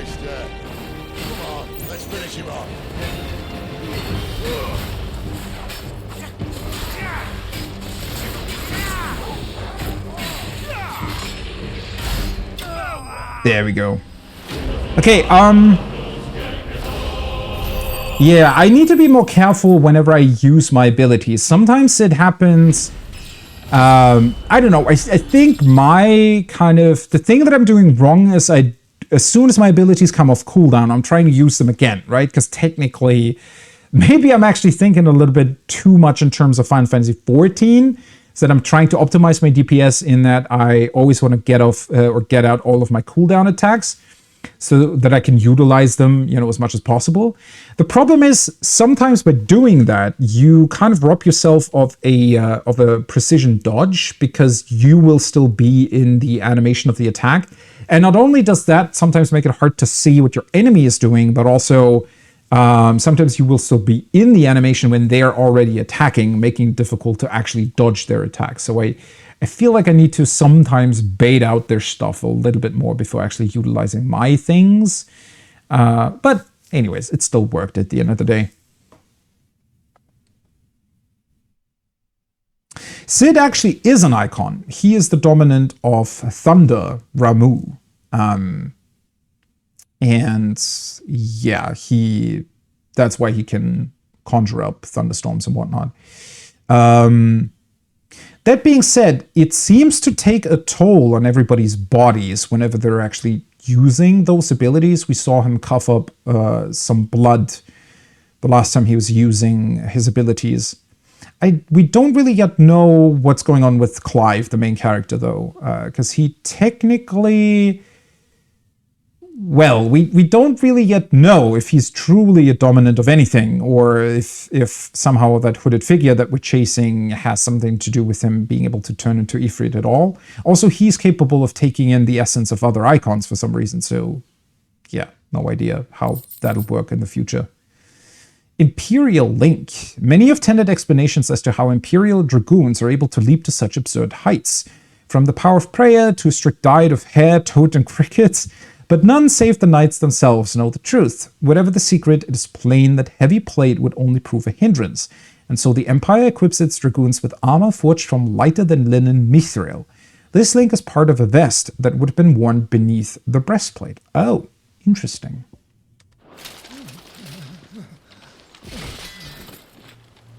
Well, you're gone, buddy. Come on. I mean, thankfully, with the arcade mode that we now unlocked, we can actually do these battles again and again and get more proficient at them, which is pretty cool.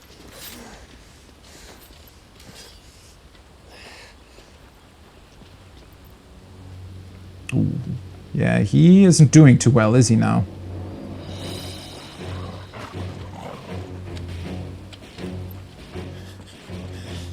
I guess Gav didn't really expect Imperial forces to be here either. When he's typically, you know, very good at tracking things.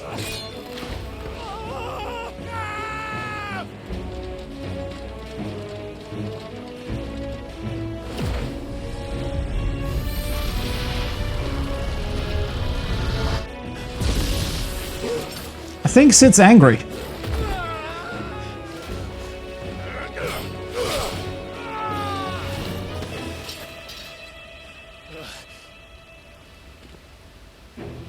Of course, he's the only one that's actually holding on to something.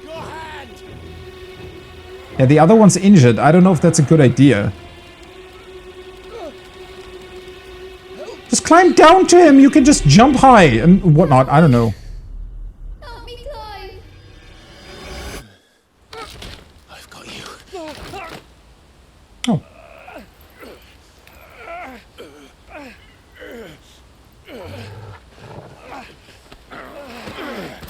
Well, at least that worked.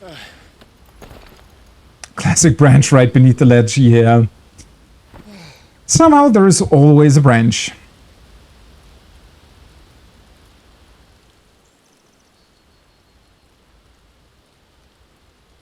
And I really have to say, the waterfalls do look pretty beautiful.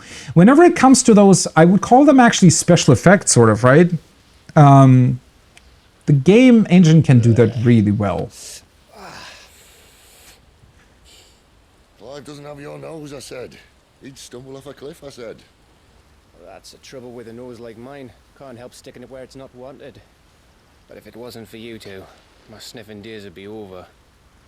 Thank you. Truly.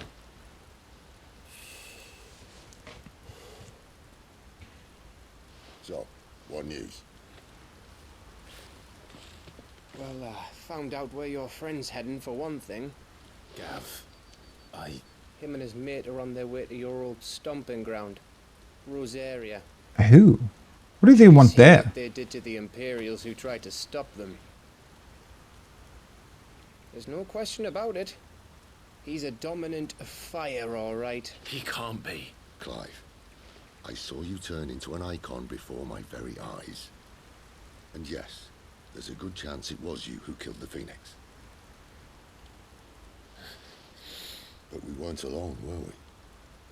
There was the fellow you saw enter the whirlwind. Aye. I saw him too. You didn't dream it, Clive. He's out there. But who is he?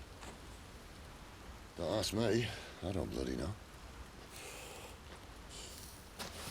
Could have still smoked the rest of that. You're gonna find him and find out. After all, you swore an oath. What?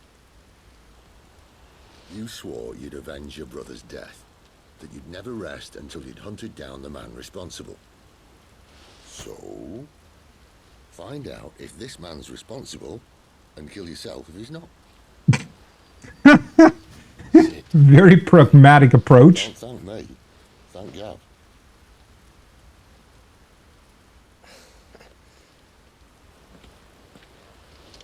Thank you, Gav. Yeah, well, yeah.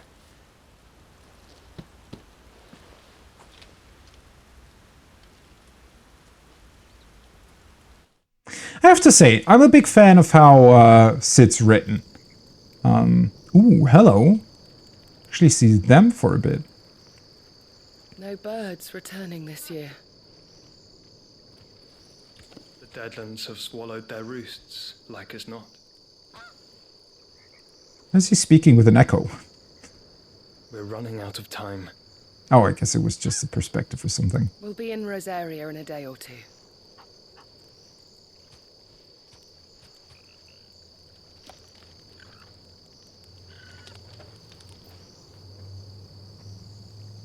Back to where it all began.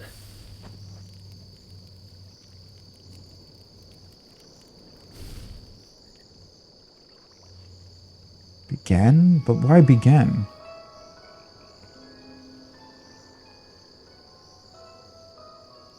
He must be stopped.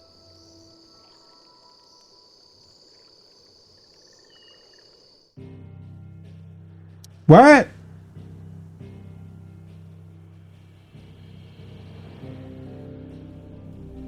Well, now I'm confused.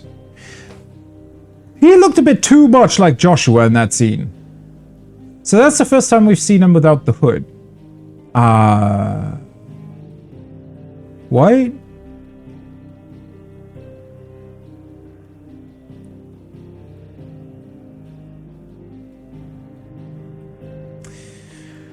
Well then, that brings about a bunch of new questions. He kind of looks like him, yeah. I'm really not sure, honestly, who the hell he is. I also don't know who he was talking about there. Who must be stopped and why? No idea. Yeah, from the information we currently have, this is all very confusing, because as far as we know, somebody needs to be the dominant of an icon to turn into them, but somehow he seems to be capable to turn others into Ifrit, maybe? I mean, he very clearly can use pretty powerful fire spells, so... Maybe both Clive and him actually have some specific powers available to them. I don't know.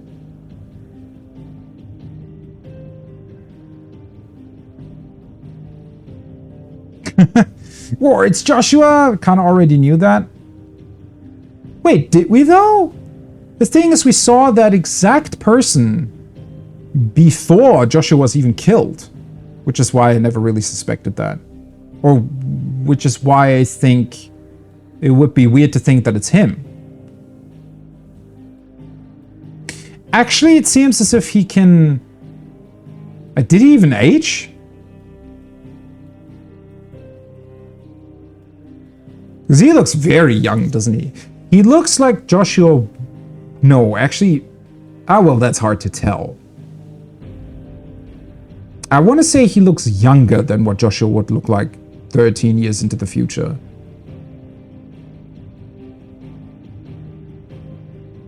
Yeah, he was in the prologue. He showed up right before Clive turned into Ifrit the first time and murdered his brother. That's the confusing part, right? I don't really know what the hell is going on. I don't even really know what kind of person he is, because sometimes he is... Okay, so when he first showed up, he wasn't there at all, right? Then Clive suddenly had some sort of headache going on, and then he saw him. And the words we saw him use, even though it wasn't spoken, like all the sound vanished, right? Like for effects purposes, he mouthed, "I finally found you." But at that point, Joshua was still alive as the Phoenix, right? I mean, he had already turned into the Phoenix, so no idea. But he also looked the exact same height and everything, as far as I can tell, anyways. And he looks very young here. So if he existed 13 years ago, has he just not aged? Is he another Phoenix, maybe? So in theory, Phoenixes always get reborn out of ashes, right?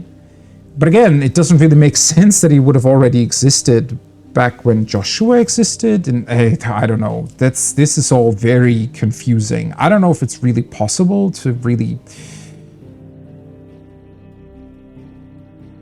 speculate about any of this, because it could be anything and everything, right? No, the flaming figure was actually after that. I do know for sure, because I've actually rewatched the prologue quite a number of times now on other streams. Like 3-4 times. It might be time travel. That could be it. I don't know. It might not exactly be time travel, though. Again, the Phoenix being a very strange creature in and of itself, right? With being able to be reborn.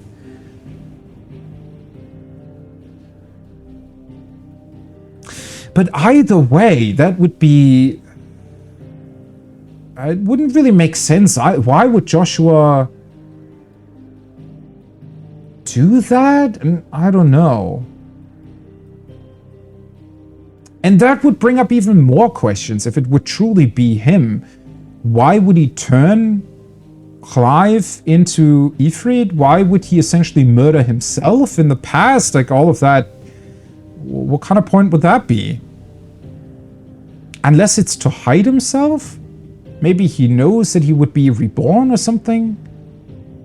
Well, it all kind of intertwines with what his mother was doing as well, because she didn't seem too concerned about Joshua dying, so maybe he wanted to pretend to die so that he can escape his mother somehow? But what sense would that make? Especially if he's super capable. I mean, that's the weird thing as well. We saw the hooded figure now. Whenever Clive ultimately turned into Ifrit, whenever that happened, the hooded figure seemed very elusive, right? Just appearing for a brief second and then disappearing again.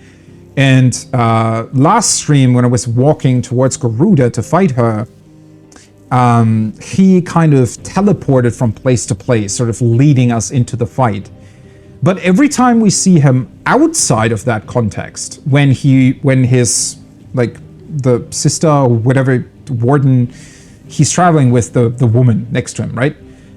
Whenever she was tortured, he was just chained and acting pretty much like a normal prisoner, but we don't know if he was just acting. All of that is exceptionally strange. Because whenever we see him in another context, he just seems like a kind of a normal person, a person that is capable of really good fire magic, but that's pretty much it. Whereas whenever he appears together with Clive, he seems to be able to teleport and or appear out of nowhere? I don't know.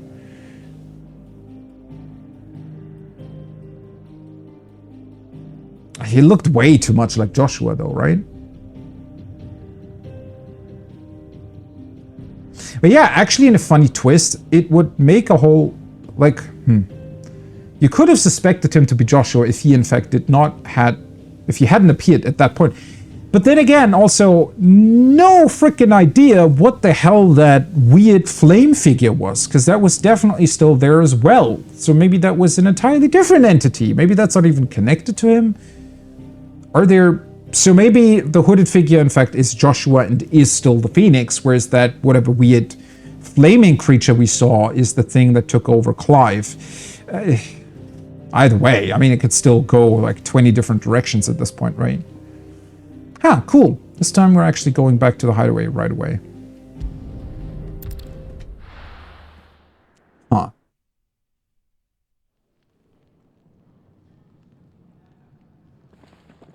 Spitting great gouts of fire he was, like a bleeding volcano. Ever seen a volcano? What? You think I'm having you on? Clive! Your friend. She's awake. Finally. Maybe Jill knows something that we don't. I don't really expect her to, but...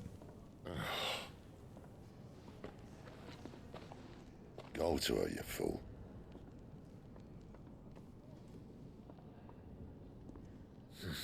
Wait, I don't remember where she was. Right, you lot. Enough slacking. Goots, come with me. Gav, go and get those wounds seen to. Oh, give it to me straight. How long have I got?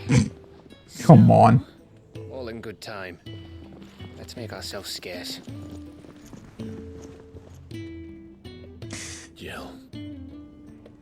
Yeah, where was she actually when we were... Party makeup has changed? Has it? Because she was... Let me think. She wasn't with us at Phoenix Gate? Or was she? Where? No, wait, she was, right? Wasn't she the scene where she was praying to Metia, the moon, and talked to Clive? That happened when all the soldiers were partying. Before everything went bad, I'm pretty sure. I think. Okay, got something new here. Why is the Moogle here all of a sudden? What are you doing here, pal? Isn't the Moogle funny? I wonder what it's trying to say. Oh, it's making the same cute little sounds as they do in 14. They're so fluffy here. I love the Moogles in 14. Some people don't because they give you really, really tedious quests, and a lot of those. But I like them a lot. They even have a Moogle. I've never seen one in the flesh. What you mean? He's been there the entire time. Well, here I am, so trinketed, Kupo. I'm sure it said in my father's bestiary that they live deep in the forest, and that they never reveal themselves to humans. He knows his stuff, but what he doesn't know is that Nectar the Bold is no ordinary Moogle, Kupo. What do you say? Clive. Wait, what? You understand Moogle tongue, Kupo? So it would seem. Finally, Kupo. I've been trying to talk to these people ever since the winds carried me here, but none of them understand. Okay, that was way too fast to read. The hell? Now we're here, my pom-pom safe at last. You can hear me. You can actually hear me, Kupo. Okay, that's random. Does Clive suddenly have some sort of weird natural power that can help him understand Moogles and whatnot? It's our little secret, Kupo. Wait, is there a way to see what he actually said there? I don't think a system like that exists, right? Silly creature, yeah, that's a good description for Moogles.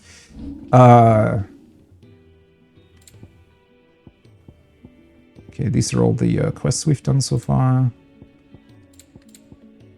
It's so weird to me that there were like 2 side quests at the start and we've never seen a side quest since. What a weird way to do side quests. Oh, we could technically go back to the other places. I don't know why we would, but we could. Interesting. Yeah, I don't think there is a way to see what he actually just said, is there? Ooh, hello. We finally have enough ability points to buy this. Summon a massive pillar of fire that burns all enemies caught within the flames while also partially restoring Clive's HP.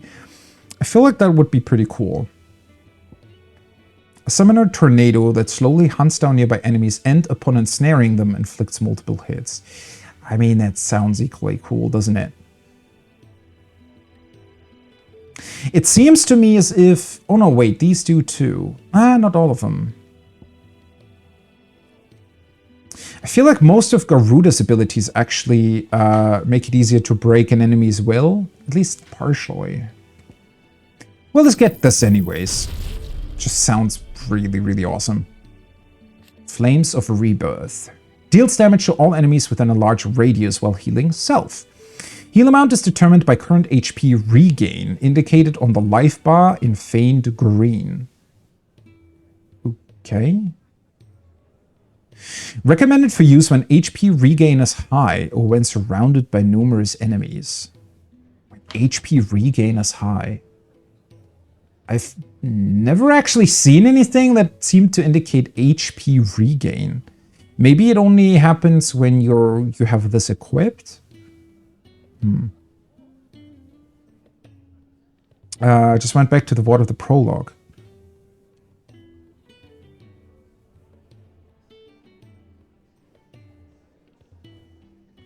Clive is the one looking at the guard and then to the fiery figure, which turns into the icon. But how did you not see the hooded figure? Definitely was there. Maybe it's a bit earlier or something. Wait, what's the exact order of events there? So the way the scene plays out is that Murdoch, right, the sergeant commander guy, is still there, and Joshua turns into the Phoenix and is visibly sort of struggling with himself, right? Sort of just lashing about. And then Clive obviously wants to stop him, screaming at him to, you know, regain control. Murdoch trying to hold him back, and at that moment he gets the headache for the first time, and then he sees the hooded figure standing there mouthing something to him. Or is that before he gets the headache? I'm actually not entirely sure about that now. Might be before he gets the headache, and when he gets the headache, then he sees the weird flaming figure. Well, either way, the hooded figure is definitely there, so that's what makes me very confused about all of that. Upgrade increased number of hits. Mastery allows assignment to any icon. These are quite difficult to upgrade, actually. Increases hits. Oh, yeah. For some reason, I assumed that upgrading these only means that they're already mastered, but you can upgrade them and then master them. Different to these, which master immediately, pretty much. Okay. Wow, there really is a lot to unlock here. If you want to have everything, I feel like you do, in fact, have to go back to other areas and or utilize that recap mode thingy on the training stone in order to get more ability points. That's very interesting. Okay, so the Flames of Rebirth. I would have to assign those now, right? Yes. Okay, that's pretty cool. As much as I like the Scarlet Cyclone, sometimes it's a bit finicky to hit enemies with because they need to be near you. And also it's technically not dealing that much damage. And whenever you're in and... That's the thing. The one thing, or the one... I guess more... Well, okay, it would be very different in arcade mode when you're replaying stuff, because then you want to go for high scores, obviously. So in that particular case, maybe AoE abilities would be better. But if you're just playing through the game normally, it feels like it's better focusing on single target abilities, because typically the enemies in AoE scenarios aren't actually that difficult to deal with, right? Bosses are, though, so yeah. Well, then again, Flames of Rebirth is an AoE ability too, so let's stick with that for now.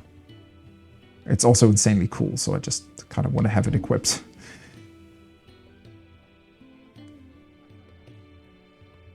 It could be earlier, yeah. I think it might have been earlier. Maybe that's the part that I was confusing, is that the headache happens and then he sees the flaming creature. That might be it. Might be that there is... I don't know. Maybe there was even a scene between them then.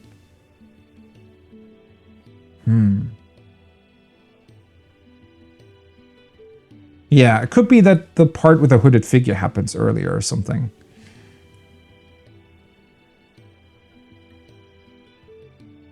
Do I just want to... You know what? I'm just going to unlock this.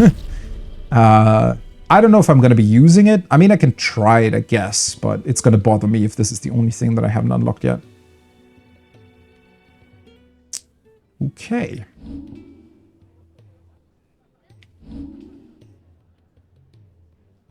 Cool. Let me double check. So nothing new here, though. It might be worth buying more potions again before I forget. And what do you want? Fine purse weighing you down?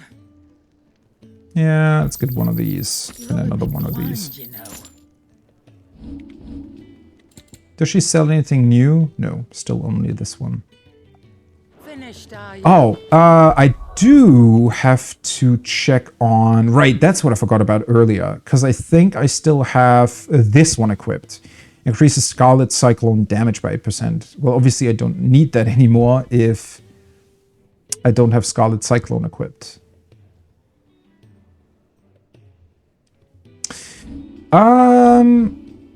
Wait a second. Rook's Gambit.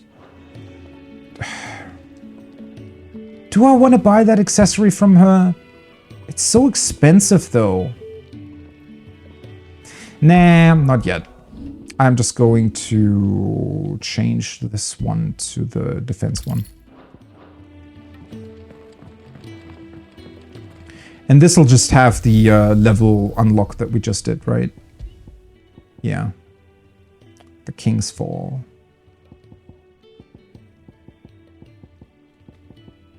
I do want to replay some of these, but not right now. I feel like I already wasted so much time. Well, not really wasted, but you get the idea. I already did so much with lore today. Maybe at the start of next stream or something, I can go back and just do one of these levels. All right. Do we want to see if anybody else has anything else to say before I advance? Oh, they're still here. You tied it too tight. There's nothing wrong with it. Stop moaning.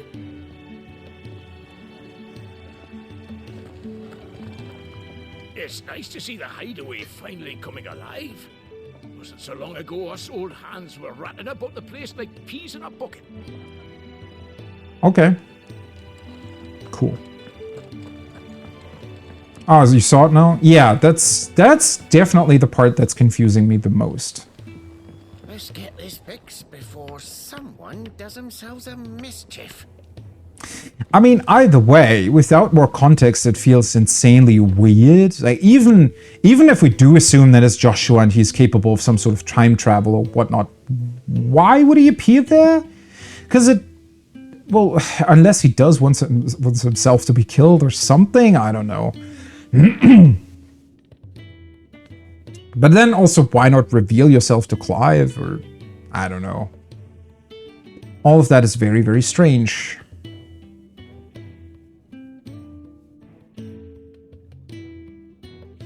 Huh.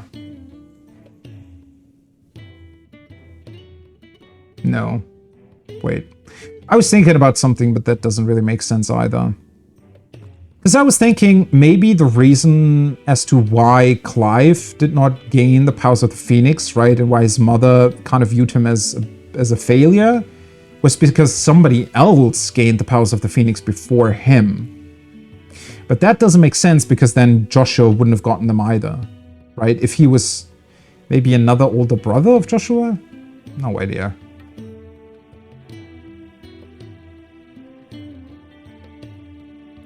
Yeah, that's the weirdest part. I have assumed that somehow the robed figure is the reason for him turning into Ifrit, right? But maybe that's not actually true. Maybe there's yet another entity or something that is going on there, right? I mean, with what we now know, that Clive is also able to draw out the essence of other icons for some reason. maybe it's Clive reacting to the Phoenix being there or something, right? So maybe he inadvertently drew out some of his brother's powers and wasn't quite sure how to use them, or that's why he went nuts or whatever. Maybe the roped figure was actually there to prevent it, although it doesn't really match up with what he later did. So it feels more like the roped figure is actually luring him into other icons to potentially maybe draw out their power or something. But again, if he is in fact an older Joshua, or whatever the hell, then why would he do that? No idea. No clue about FF logics. Well, I don't really have either. I don't know if they really... I mean, this is a self-contained story, right? So I don't think it's necessarily drawing on any sort of Final Fantasy logic in this particular case. Oh yeah, I think so. I mean, the one thing that I'm really, really trusting in is the lore that has been written for this game, because it's more or less the best thing about 14, right? And Koji Fox sort of being one of the main writers of this game, I think he definitely knows what the hell is up. And I'm having faith in them explaining it well. The question being is if it's also presented in a cool way, right? If it's paced well and all those other things. Well, let's see. Hi. Could have knocked first, Clive.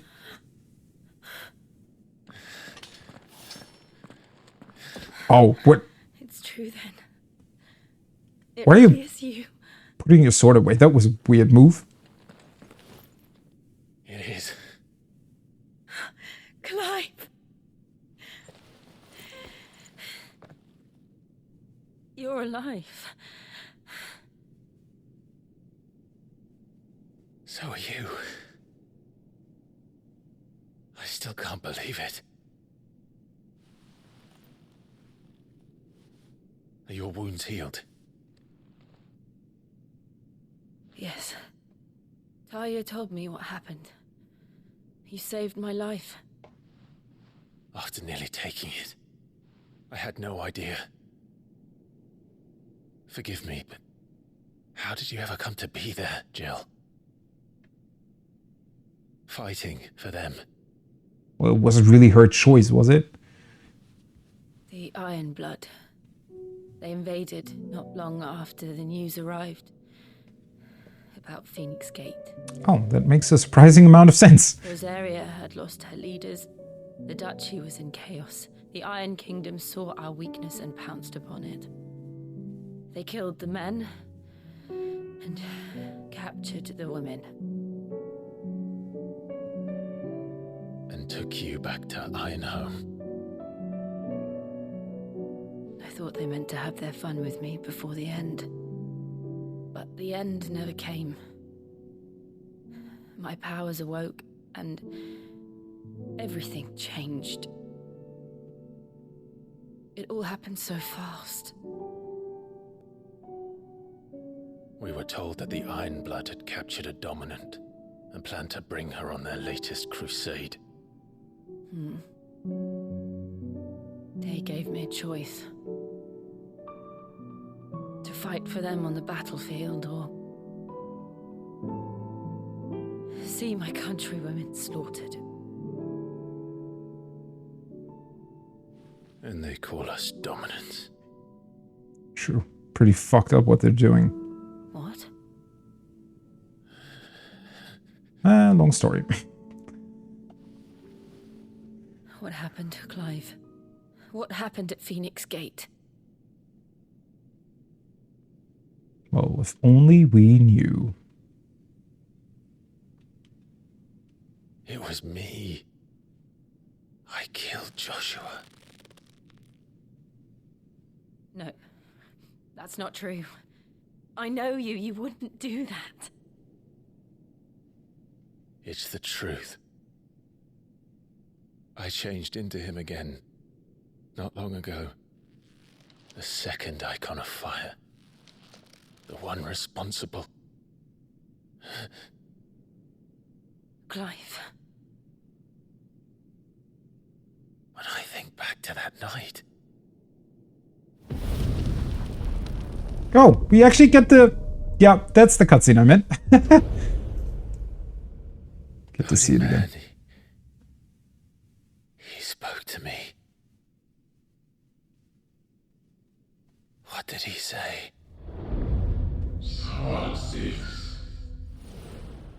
We have found you. Wait, we? I thought he said I. Clive, we should go back there, to Phoenix Gate. I need to know what really happened, and so do you. You need to know for certain. It's convenient that he's traveling there too, huh? It's true, and you did what you said you did.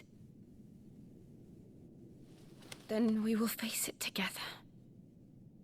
Jill, all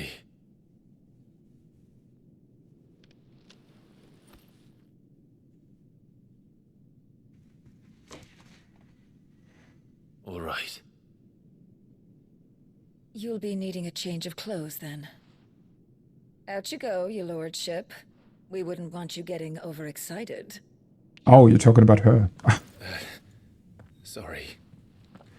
I thought you meant Clive. I feel like Clive needs a change of clothes too. Clive. Because it's somehow weird that we're still running around in Imperial armor. We've a long journey ahead of us. Oh hey, we get new side quests. And new items.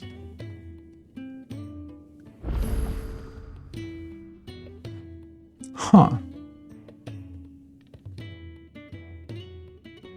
Oh no, you gotta go? I mean, I won't be going on for too much longer because I want to exercise somewhat and I still have raid this evening, so I think I'm gonna go for maybe half an hour. I don't think I'll be doing anything too important anymore, so don't worry about that. I think it was a different language. The thing is, when I first saw that scene and he mouthed something, it looked as if he was saying, "I finally found you." So it looked like he was speaking English, but I guess he wasn't. I don't know.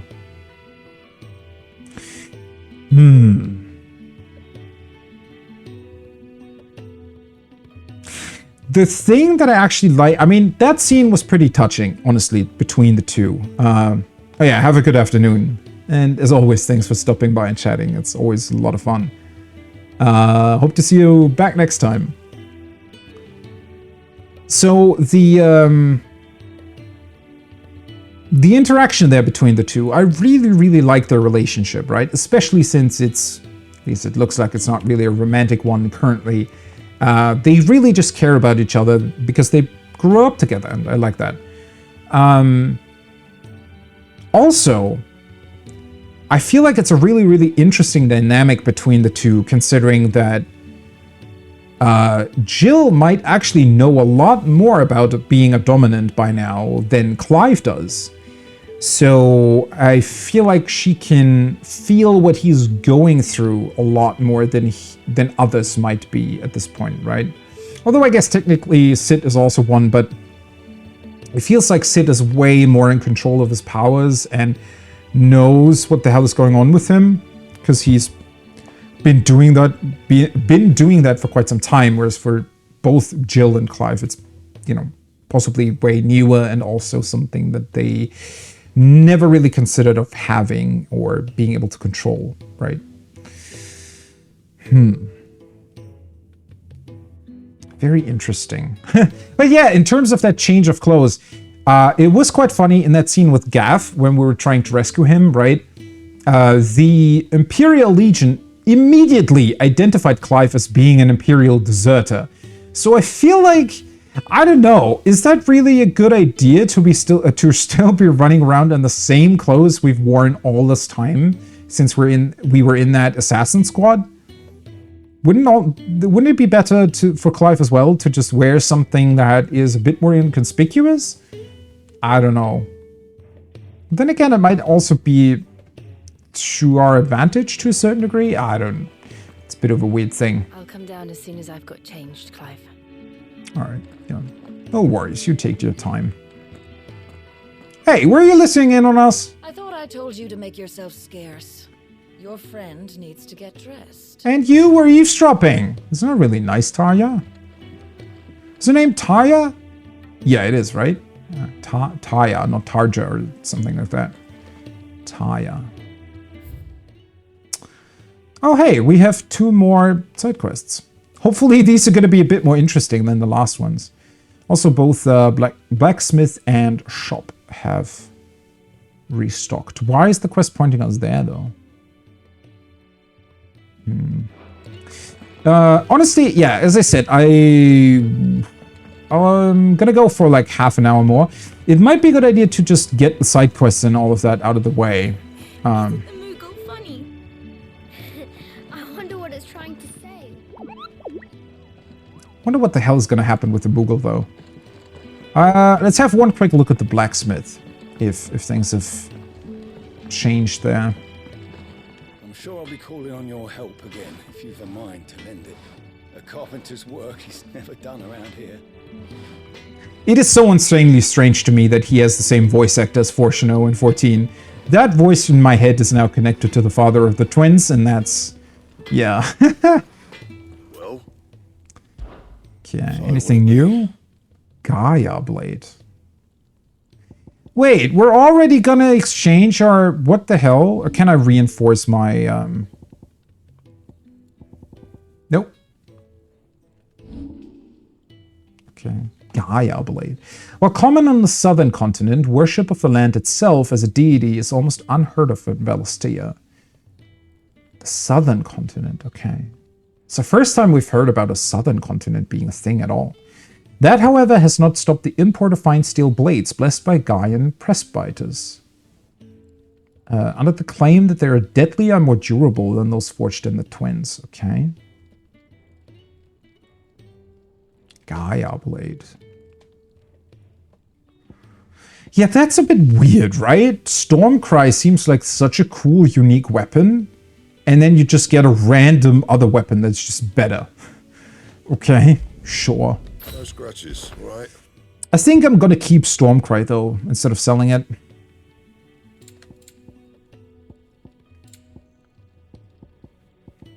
Battle chains.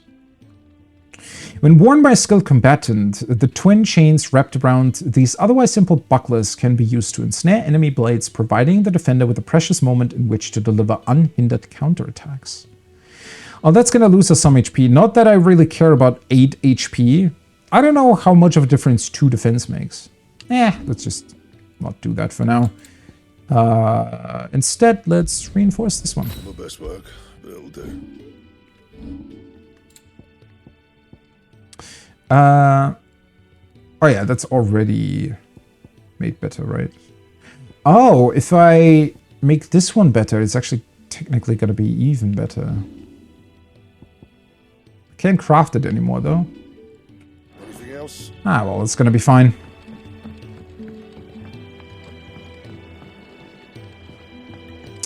Alright, let's see if the side quests have improved somewhat since the first 2 that I did. Bohumil, Chief Botanist. You! Newcomer! I need help. What's the matter? It's my assistant. She left to gather soil, and I've seen nothing of her since. I cannot concentrate one whit for fear of what might have happened. Please, I beg of you, will you go and check? I have to know. Is she going to be somewhere else than here? Because this is going to be insanely strange if this takes place in this space. All right, I'll go. Marvelous. Thank you. You'll be rewarded for your time, of course. Whereabouts is she? Gotan's Bales. It's on the outskirts of Lost. Ah, okay. Not the safest place for an unaccompanied bearer, perhaps, but the soil there is second to none. Now go, and do not linger. Why, it may already be too late. I mean, technically we dealt with any threats in Lostwing. I don't know why exactly it would be dangerous for her to be there. I mean, I get that he's worried. Okay, seems like another fetch quest. Hopefully it's going to be a bit more than the other ones that I've done last time. Also, I do like, though, that the side quests are actually what is going to be pushing you towards to go back to other places that we've already been to. Because I was asking myself why that was going to be a thing, right? Because I don't expect the main story to necessarily go back there at any point. I mean, maybe it will. I don't know. We're looking at half a dozen. Ooh, the sword actually looks pretty interesting. Not as cool as the other one, though. Yeah, that's gonna bother me. Why is there some sort of legendary Garuda sword that you can craft and then you just cannot upgrade it, and there's a random green sword that replaces it right away? It's a bit weird. Okay, please don't tell me that we have to distribute food again. Ah, Clive. I trust you're settling in? Gradually getting used to the place. I'm glad to hear it. I was hoping you might be persuaded to come to my aid once more. Your services will be rewarded, of course. I don't doubt it. Seems to be the way around here. We strive to be better than those we once served. Now, as to the task itself, I am once again in need of a pair of hands to deliver sustenance to our esteemed companions. Really? Same thing again? I have 3 meals for 3 industrious souls. What say you? Because the quest was so interesting the first time. Let's do it again, I guess? I'd be happy to help. Marvelous. The 3 individuals you'll be seeking out are busying themselves about the hideaway. You'll find one by the entrance, another in the bunks, and the other guarding the cells. Thank you once again, Clive. I mean, to be entirely honest, I feel like I kind of get why these quests are supposed to be here, right? It's a bit of a way for the game to push you towards, you know, to push you to talk to these people and to get to know everybody a little bit more and your environment and whatnot. It's just that the dialogue in and of itself of these quests isn't really super interesting, right? If they actually had something interesting to tell you and, you know, have some intriguing, I don't know, background about their lives in this place, that would be something. But at least the last time we did these, there wasn't really much,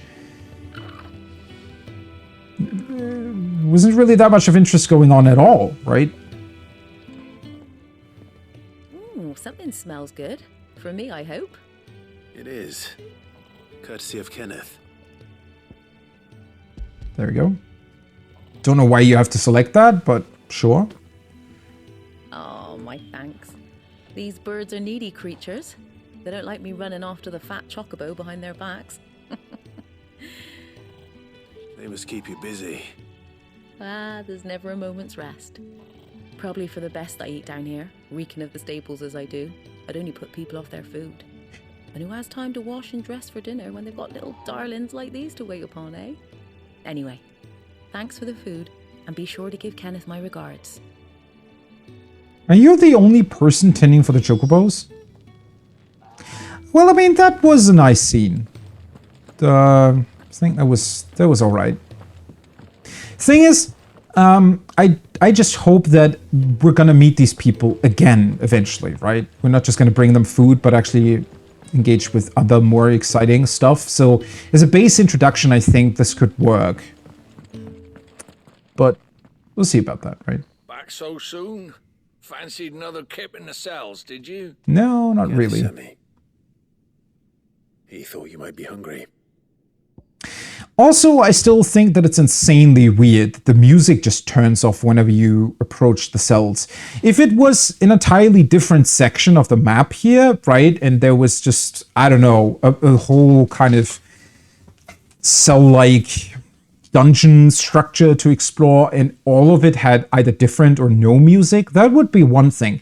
But it's literally this tiny space of this entire hideaway, and it's the only tiny space where the music stops and then picks up again once you leave it. That is such a Weird decision. I have no idea. It could fade a bit, right? If they had dropped the volume by 50% because it's considered the jail and it's a, I don't know, spooky place or place of respect. No idea. That could work, but turning it off entirely is such a weird thing. Such a weird decision. He wasn't wrong. The way my gut's been growling, I'd have curls running scared. Actually, mine is too. Guard duty down here can't be much fun. It's not. But sometimes folk need locking up, and someone has to watch over them. I help people sleep at night, and that's not a boast many can make. You keep yourself on the right side of these bars now, you hear me? Well, I'm pretty sure nobody else had been in jail here because of turning into an icon fire. I wonder how often these get used, actually. It's probably just with smaller squabbles. I mean, at the end of the day, you have to remember, there are quite a few people living here, and it's not it's not a small space by any means, especially when you consider sort of the more medieval sort of aesthetic they're going for here. People probably wouldn't mind being perched up in smaller spaces. But I'm pretty sure that it would still come to, I don't know, maybe a fist fight at the bar at night or something. So pretty sure the jails are mostly going to be used for that a person gets incarcerated for like a day or two, maybe, if they did some stupid thing, just to teach them a lesson, and then it's fine, right? But yeah, when he was mentioning the food, I actually, well, after work yesterday, I ate quite a bit, right? So I was still pretty fine this morning and decided to not really eat anything. But that means that I haven't eaten yet today. So, should probably do that later. You should speak to Master Barmill.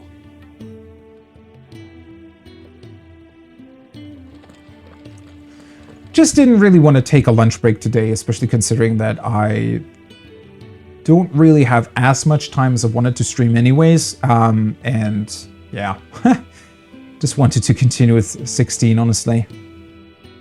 Almina. Who are you? I don't think we've met you yet. Kenneth sent me.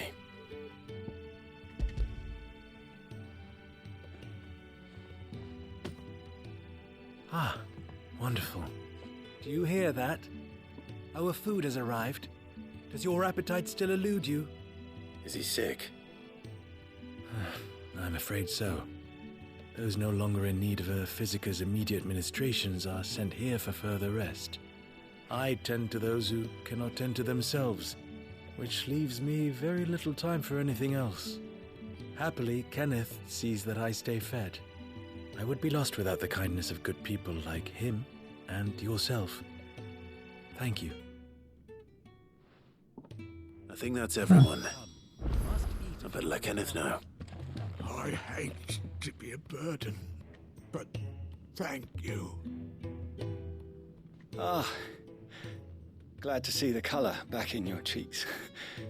That's one less thing to worry about. Back in mine?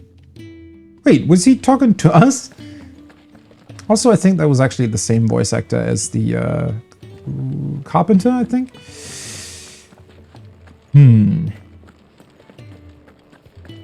Yeah, I really don't know what to make of the side quests yet.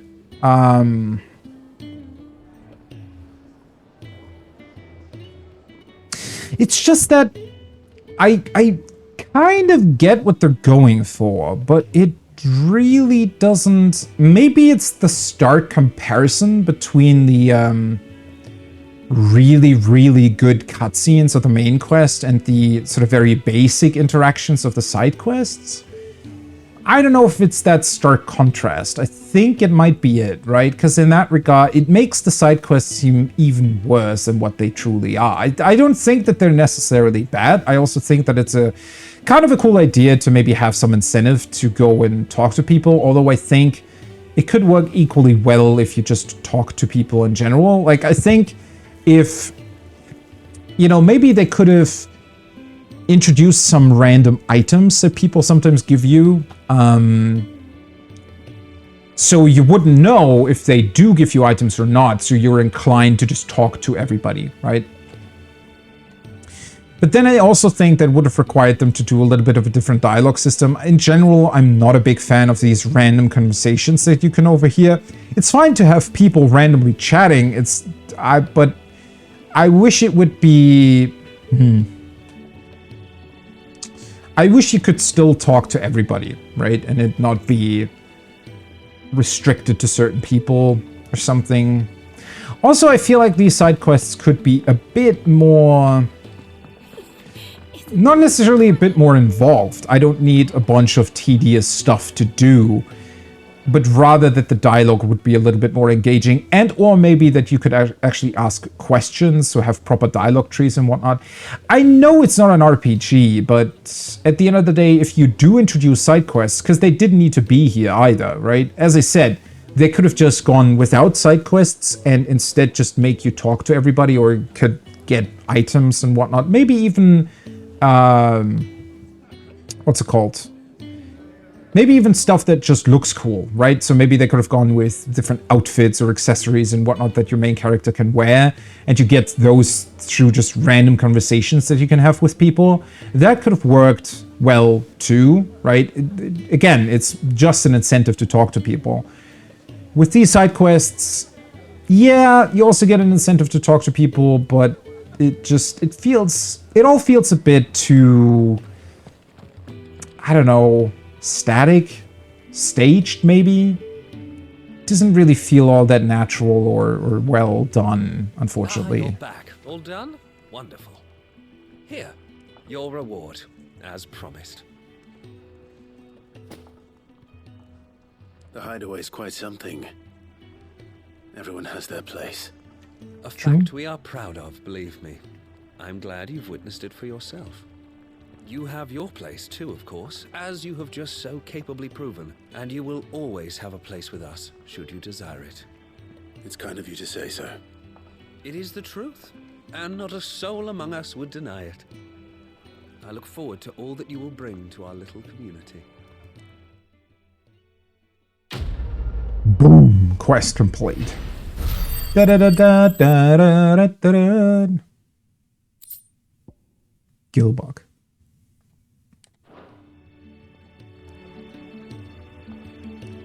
Also, another thing that I wish these quests would do more is actually have a little bit of character development for Clive too. So I think one thing that I like a lot about The Witcher 3 is the personality of Geralt, right? And how it comes through in pretty much every NPC conversation you get. And Clive, I mean, yeah, Clive is a very brooding character, arguably for, you know, good reasons. I mean, he did just find out that he potentially killed his brother, so understandably, he wouldn't really have much to say. Again, kind of brings me to the problem of, well, it does look a little bit disjointed if you have your main character who is supposed to be, you know, still deep in thought, just has talked to one of his old, well, his old sister almost, that he hadn't seen for 13 years, right? Quite a bit of really, really important stuff going on in his lives, and then he does these sort of side quests, and it feels a bit out of place at points. I do wish they would have maybe brought that into the whole dialogue, right? And made Clive just say a few more words, actually be inquisitive. It doesn't need to be a dialogue option or anything, right? But have an actual conversation going on, right? Make it seem as if Clive is actually interested in people. He does say some stuff sometimes, but it's really not as interesting as it could be. Again, coming back to The Witcher 3, it reminds me a little bit of that, where Geralt really, you know, he has some jokes sometimes, very dry humor. He has some interesting quips or pieces to say, right? Some opinions about people too. So it's never uninteresting to talk to anybody, because you also never quite know what Geralt is going to say to them, right? And just having that back and forth going on makes quests that from their actual gameplay they involve might not be too interesting, still be very, very fun and memorable because of the dialogue that is going on and the interactions between Geralt and those NPCs. So yeah, I wish that there would be a bit more in that way here too, where it's also more about how Clive interacts with other people, right? That's a little bit missing from these.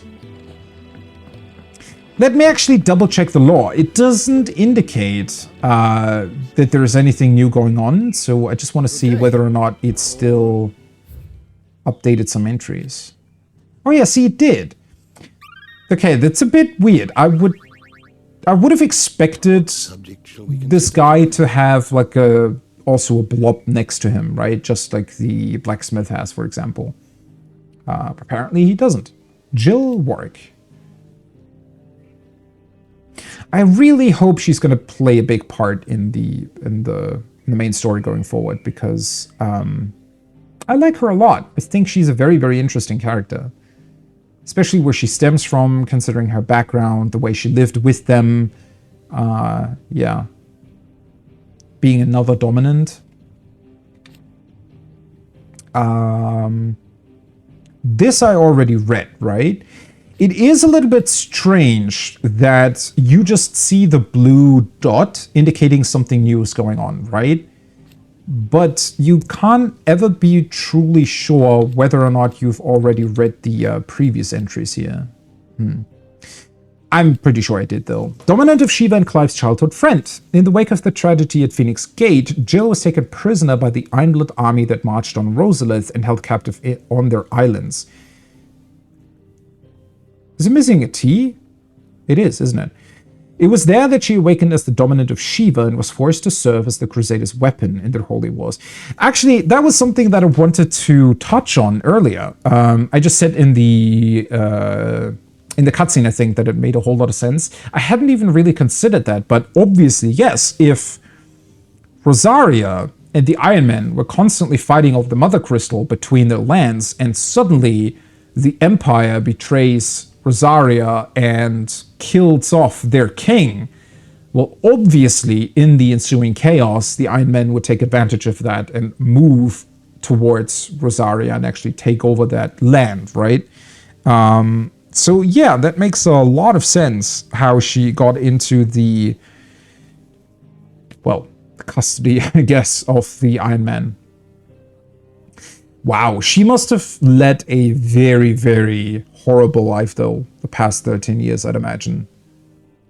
That cannot have been great. I mean, I guess she herself actually got somewhat lucky that she awakened to the to Shiva's power, because I honestly don't want to imagine what they would have done to her and possibly all the other women. Well, I mean, I'm pretty sure they did horrible things to all the other women. Guess she got somewhat lucky, although, you know, forcing her to fight for them by threatening to kill a lot of other people. Yeah, that's not exactly a great life, is it? Also, it again brings up the question of how much does it really impact the dominants whenever they do turn into their respective icons. Just makes me wonder how much she has suffered from that alone, right? Having to turn into Shiva and drawing on that ether and life power to do so.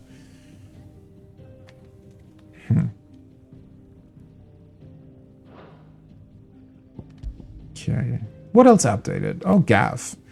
At the King's Fall, Cid's faithful scout, the ever-agreeable fellow volunteered to follow after the dominant that Clive had long been hunting, only to find himself being hunted in turn by the Imperials. As luck would have it, Clive arrived in the nick of time to save his life, forging an unbreakable bond between them. Yeah. As I said earlier, I really, really like Gav and the interactions that he had with Cid and Clive. As brooding as Clive is, Cid's sort of personality and Gav's personality brings in quite a bit there. Hey, Kenneth, why do we suddenly get an entry about him? Chief cook at Cid's hideaway. Though the range and quantity of ingredients on offer in their hidden Deadland home is limited at best, Kenneth finds opportunity in adversity, concocting toothsome fare from whatever happens to be at hand. Weird that we hadn't gotten an entry about him already. Okay, let's sit here, lay of the land, anything new here? Also weird to me, actually, that the relevant topics, right, don't show the newest updates for whatever reason. So I have to scroll through here to find whatever updated. That's strange, but all right. The Boiling Crusade. A surprise attack launched by the Iron Kingdom on the Duchy of Rosaria in the year 860. Oh, cool! So we actually do get some more information about that. Rosaria was critically weakened at the time, having lost Archduke Elwin Rosfield and been plunged into chaos in the aftermath of the attack on Phoenix Gate. The Ironblood unleashed a wave of murderous destruction on the Rosarians and returned home with human spoils in the form of countless young women and children, Jill Warwick among them. Yeah, that must have actually been pretty horrible. Annabelle, I'd imagine, was probably already in the Empire at that point, right? Wait, what else updated? It still shows a blue dot for some reason. Oh, there we go. The King's Fall. Located in western Sambrec, near the Rosarian border, the King's Fall is a towering cataract fed by the waters of multiple converging tributaries. Though these waters long played an integral part in the lives of nearby settlers, an influx of displaced beasts fleeing from the Blight has forced many to abandon their claim to the resource. Interesting. I wonder if, because earlier it made it seem as if these rivers might still play a part, because obviously they all still need water. I guess they can use the crystal for that though, right? Yeah, maybe they're not really dependent on rivers yet. Interesting. Yeah, we haven't heard much about the border and the relationship between Rosaria and the Empire. And what it was in the year 860.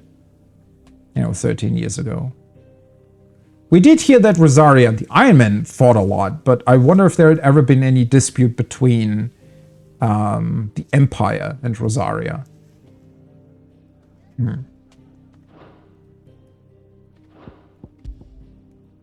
Okay, Mysteries of the Realm. Dominant. Oh, this updated. Awakening. Those within whom sleeps the power of an icon. Though they look and think no differently to any other man or woman, they can not only cast elemental magics without a crystal, but also transform themselves into beasts of world-shattering strength at any moment. There's only ever one dominant for each icon, a new dominant only awakening after the previous dies. Some awaken at birth, while others are chosen later in life, but once one is chosen, one's life changes forever. I feel like that's almost the same entry as we had before, but alright. And Minotaurs. They have a rather interesting look about them in this game. Towering beastmen that combine the heads of oxen with bodies eerily human. Yeah, that really looks quite disturbing, honestly. Minotaurs are normally aggressive, a trait that suggests that little man remains within the beast, and roam the grassy meadows of Rosaria, doling out violence seemingly indiscriminately with their crude yet massive clubs.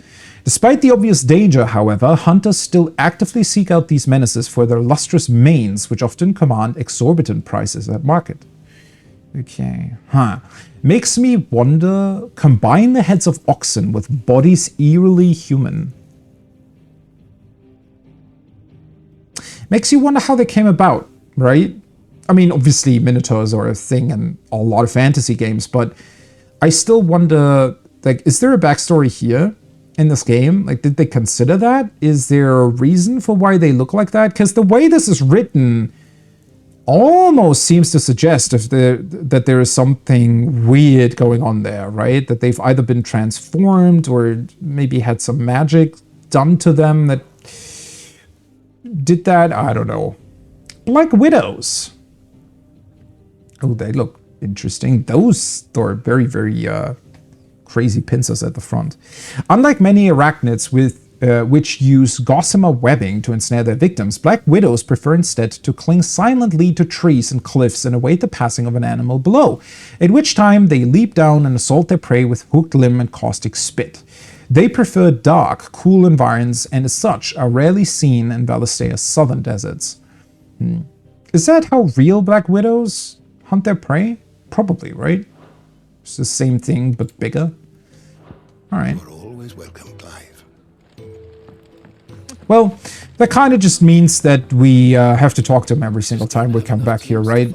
So he doesn't have a specific icon indicating that anything updated with him. All right, let's talk to her then. What do you want? To say farewell. We're leaving. Good decision. Better that than buried out there in the black. You've got a lot to thank that girl for, you know. I know. And I will. Now, Jill? what do you really want? We both know you don't come here for conversation. That was a very awkward interaction. She doesn't know Jill. What? You've got a lot to thank that girl for? Do we? I mean, we obviously, you know, we've known each other for a very long time. What do we have to be thankful for? What? Who was she talking about? Who was she talking about, Taya? That was very strange. I feel like that dialogue didn't make any sense whatsoever. Okay, 15,000. Do we have anything to sell? Ooh, hey, interesting. So you can't even sell the unique weapons. Huh. Okay.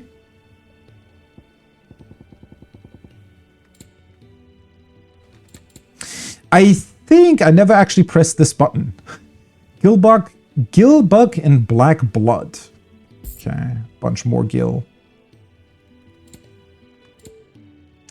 You know what? At this point, I'm just gonna buy this. You're rubbing me blind, you know. Wait, does it just... I thought it would pop open with the screen for me to select which one it's going to unequip instead of this one. That's strange that it just randomly equips it. Maybe it's like an automatic optimization or something? I'm best of luck. Okay, I have no idea. Thank you to Gav too.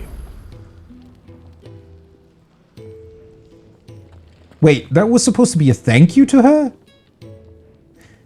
Okay, that was a... I don't know, that was a very, very weird interaction.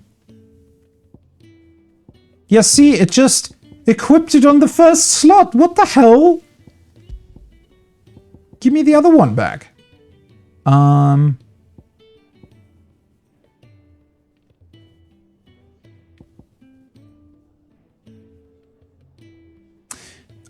Wait, Rising Flames is the one that I still haven't unlocked yet, right?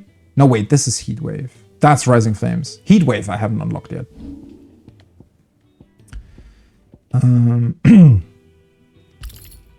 Yeah, and Scarlet Cyclone I have unequipped for the other one. Yeah, that was really strange. Why is there an automatic equip function? It's like they just copied over the automatic equip function from the other gear, but didn't consider that this has 3 slots. That was weird. Okay. I don't think it's gonna move the quest on, right? So your mind's made up, is it? We'll be leaving for Rosaria as soon as we're able. Back down memory lane, eh? Rosaria ain't what she used to be, Clive. Not since the Imperials moved in. First sign of trouble, you make straight for Martha's Rest and ask for the landlady. She's a friend of the cause. Tell her you was Sid, and she'll help you out. Understood. Okay. Thank you, Gav. Yeah. I'd be lost without you. Yeah, I'm just doing my job. No need to make such a fuss. Yeah, I like that between the two. They're kind of awkward with each other, right? Take care. All right. That's a really kind of cute relationship. Goodbyes. Where's Sid when you need him? Give him my regards when he gets back. I will.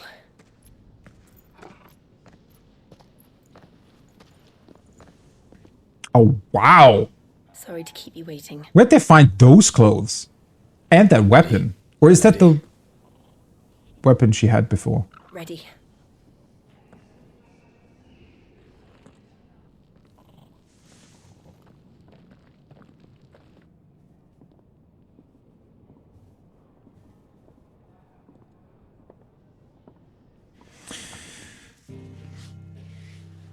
Oh, right. It's just going to put us on the world map. Okay.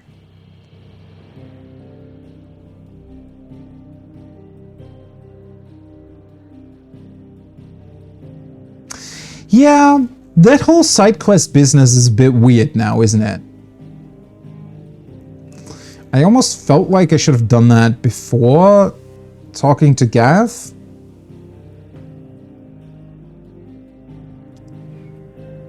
Because part of me wants to do the side quest first, but now obviously kind of the main quest continues. That being said, I can just decide to go back here, right? And it's just going to plot me in here. Because I kind of wanted to stop here. Journey into Rosaria via 3 reads. Okay. Oh, she's just standing around here now? Yeah, I really, really like her outfit. Especially the whole bit where she has her rapier. Wait, where is it? I thought she had a rapier. Is it like hidden? Maybe it's hidden behind her thing here. But yeah, with that blue stuff, looks really, really cool. Come on, Clive. Let's go to Phoenix Gate. I need to know what really happened that night. Yeah. We are going to do that, but we are going to do that next time, aren't we, Jill?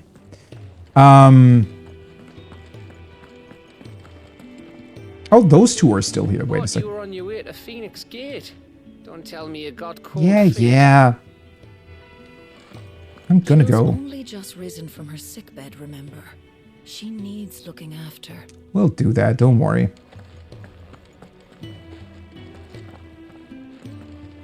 Let me just get those things out of the way. But yeah, that's gonna be it for today. For Final Fantasy XVI, I would like to continue. I really want to know what happened to Rosaria. Interestingly enough, so it seems as if while the Iron Man definitely raided Rosaria, what the hell are you? What's that guy's problem? There was a very weird and long look that he gave Clive there. Well, either way, one thing that I hadn't really considered is it seems as if the Iron Man didn't so much take over the region of Rosaria as they just raided it, right? So they probably took a bunch of valuables, obviously the women and children and whatnot, what we heard, but probably just left it sort of half destroyed and didn't really care much about it. Because ultimately, I think all they care about is having control over their crystal and otherwise kind of want to keep to themselves. So I think it was probably too bothersome for them, honestly, to, establish some sort of rudimentary government or something in Rosaria. So they just left and said, well, fuck it, right? Take their people and that's it. And eventually probably it got taken over by the Imperials, especially since that must have sort of at least been their plan, right? I don't really know why. Maybe it was Annabelle's plan and she didn't really care much and it just got taken over because it was there. I don't know. We're gonna find out obviously next time, but yeah, I'm not entirely sure what ultimately the Imperials are doing there. It might just be that they probably kind of moved in to make sure that, considering that now it was sort of their border, right? They probably wanted to make sure that nothing too bad was coming their way from that point. There he is again. How many rounds are you going to do? Is he a guard of this place? Why that suspicious look? That's interesting. But yeah, as I said, I think it's mostly about sort of this idea that obviously they want to watch out for their border, so they might want to, make sure that that the Iron Men don't suddenly decide to move against them, which is probably why they also wanted their dominant to be killed, which obviously did not happen, considering that she's standing right there in the background. But yeah.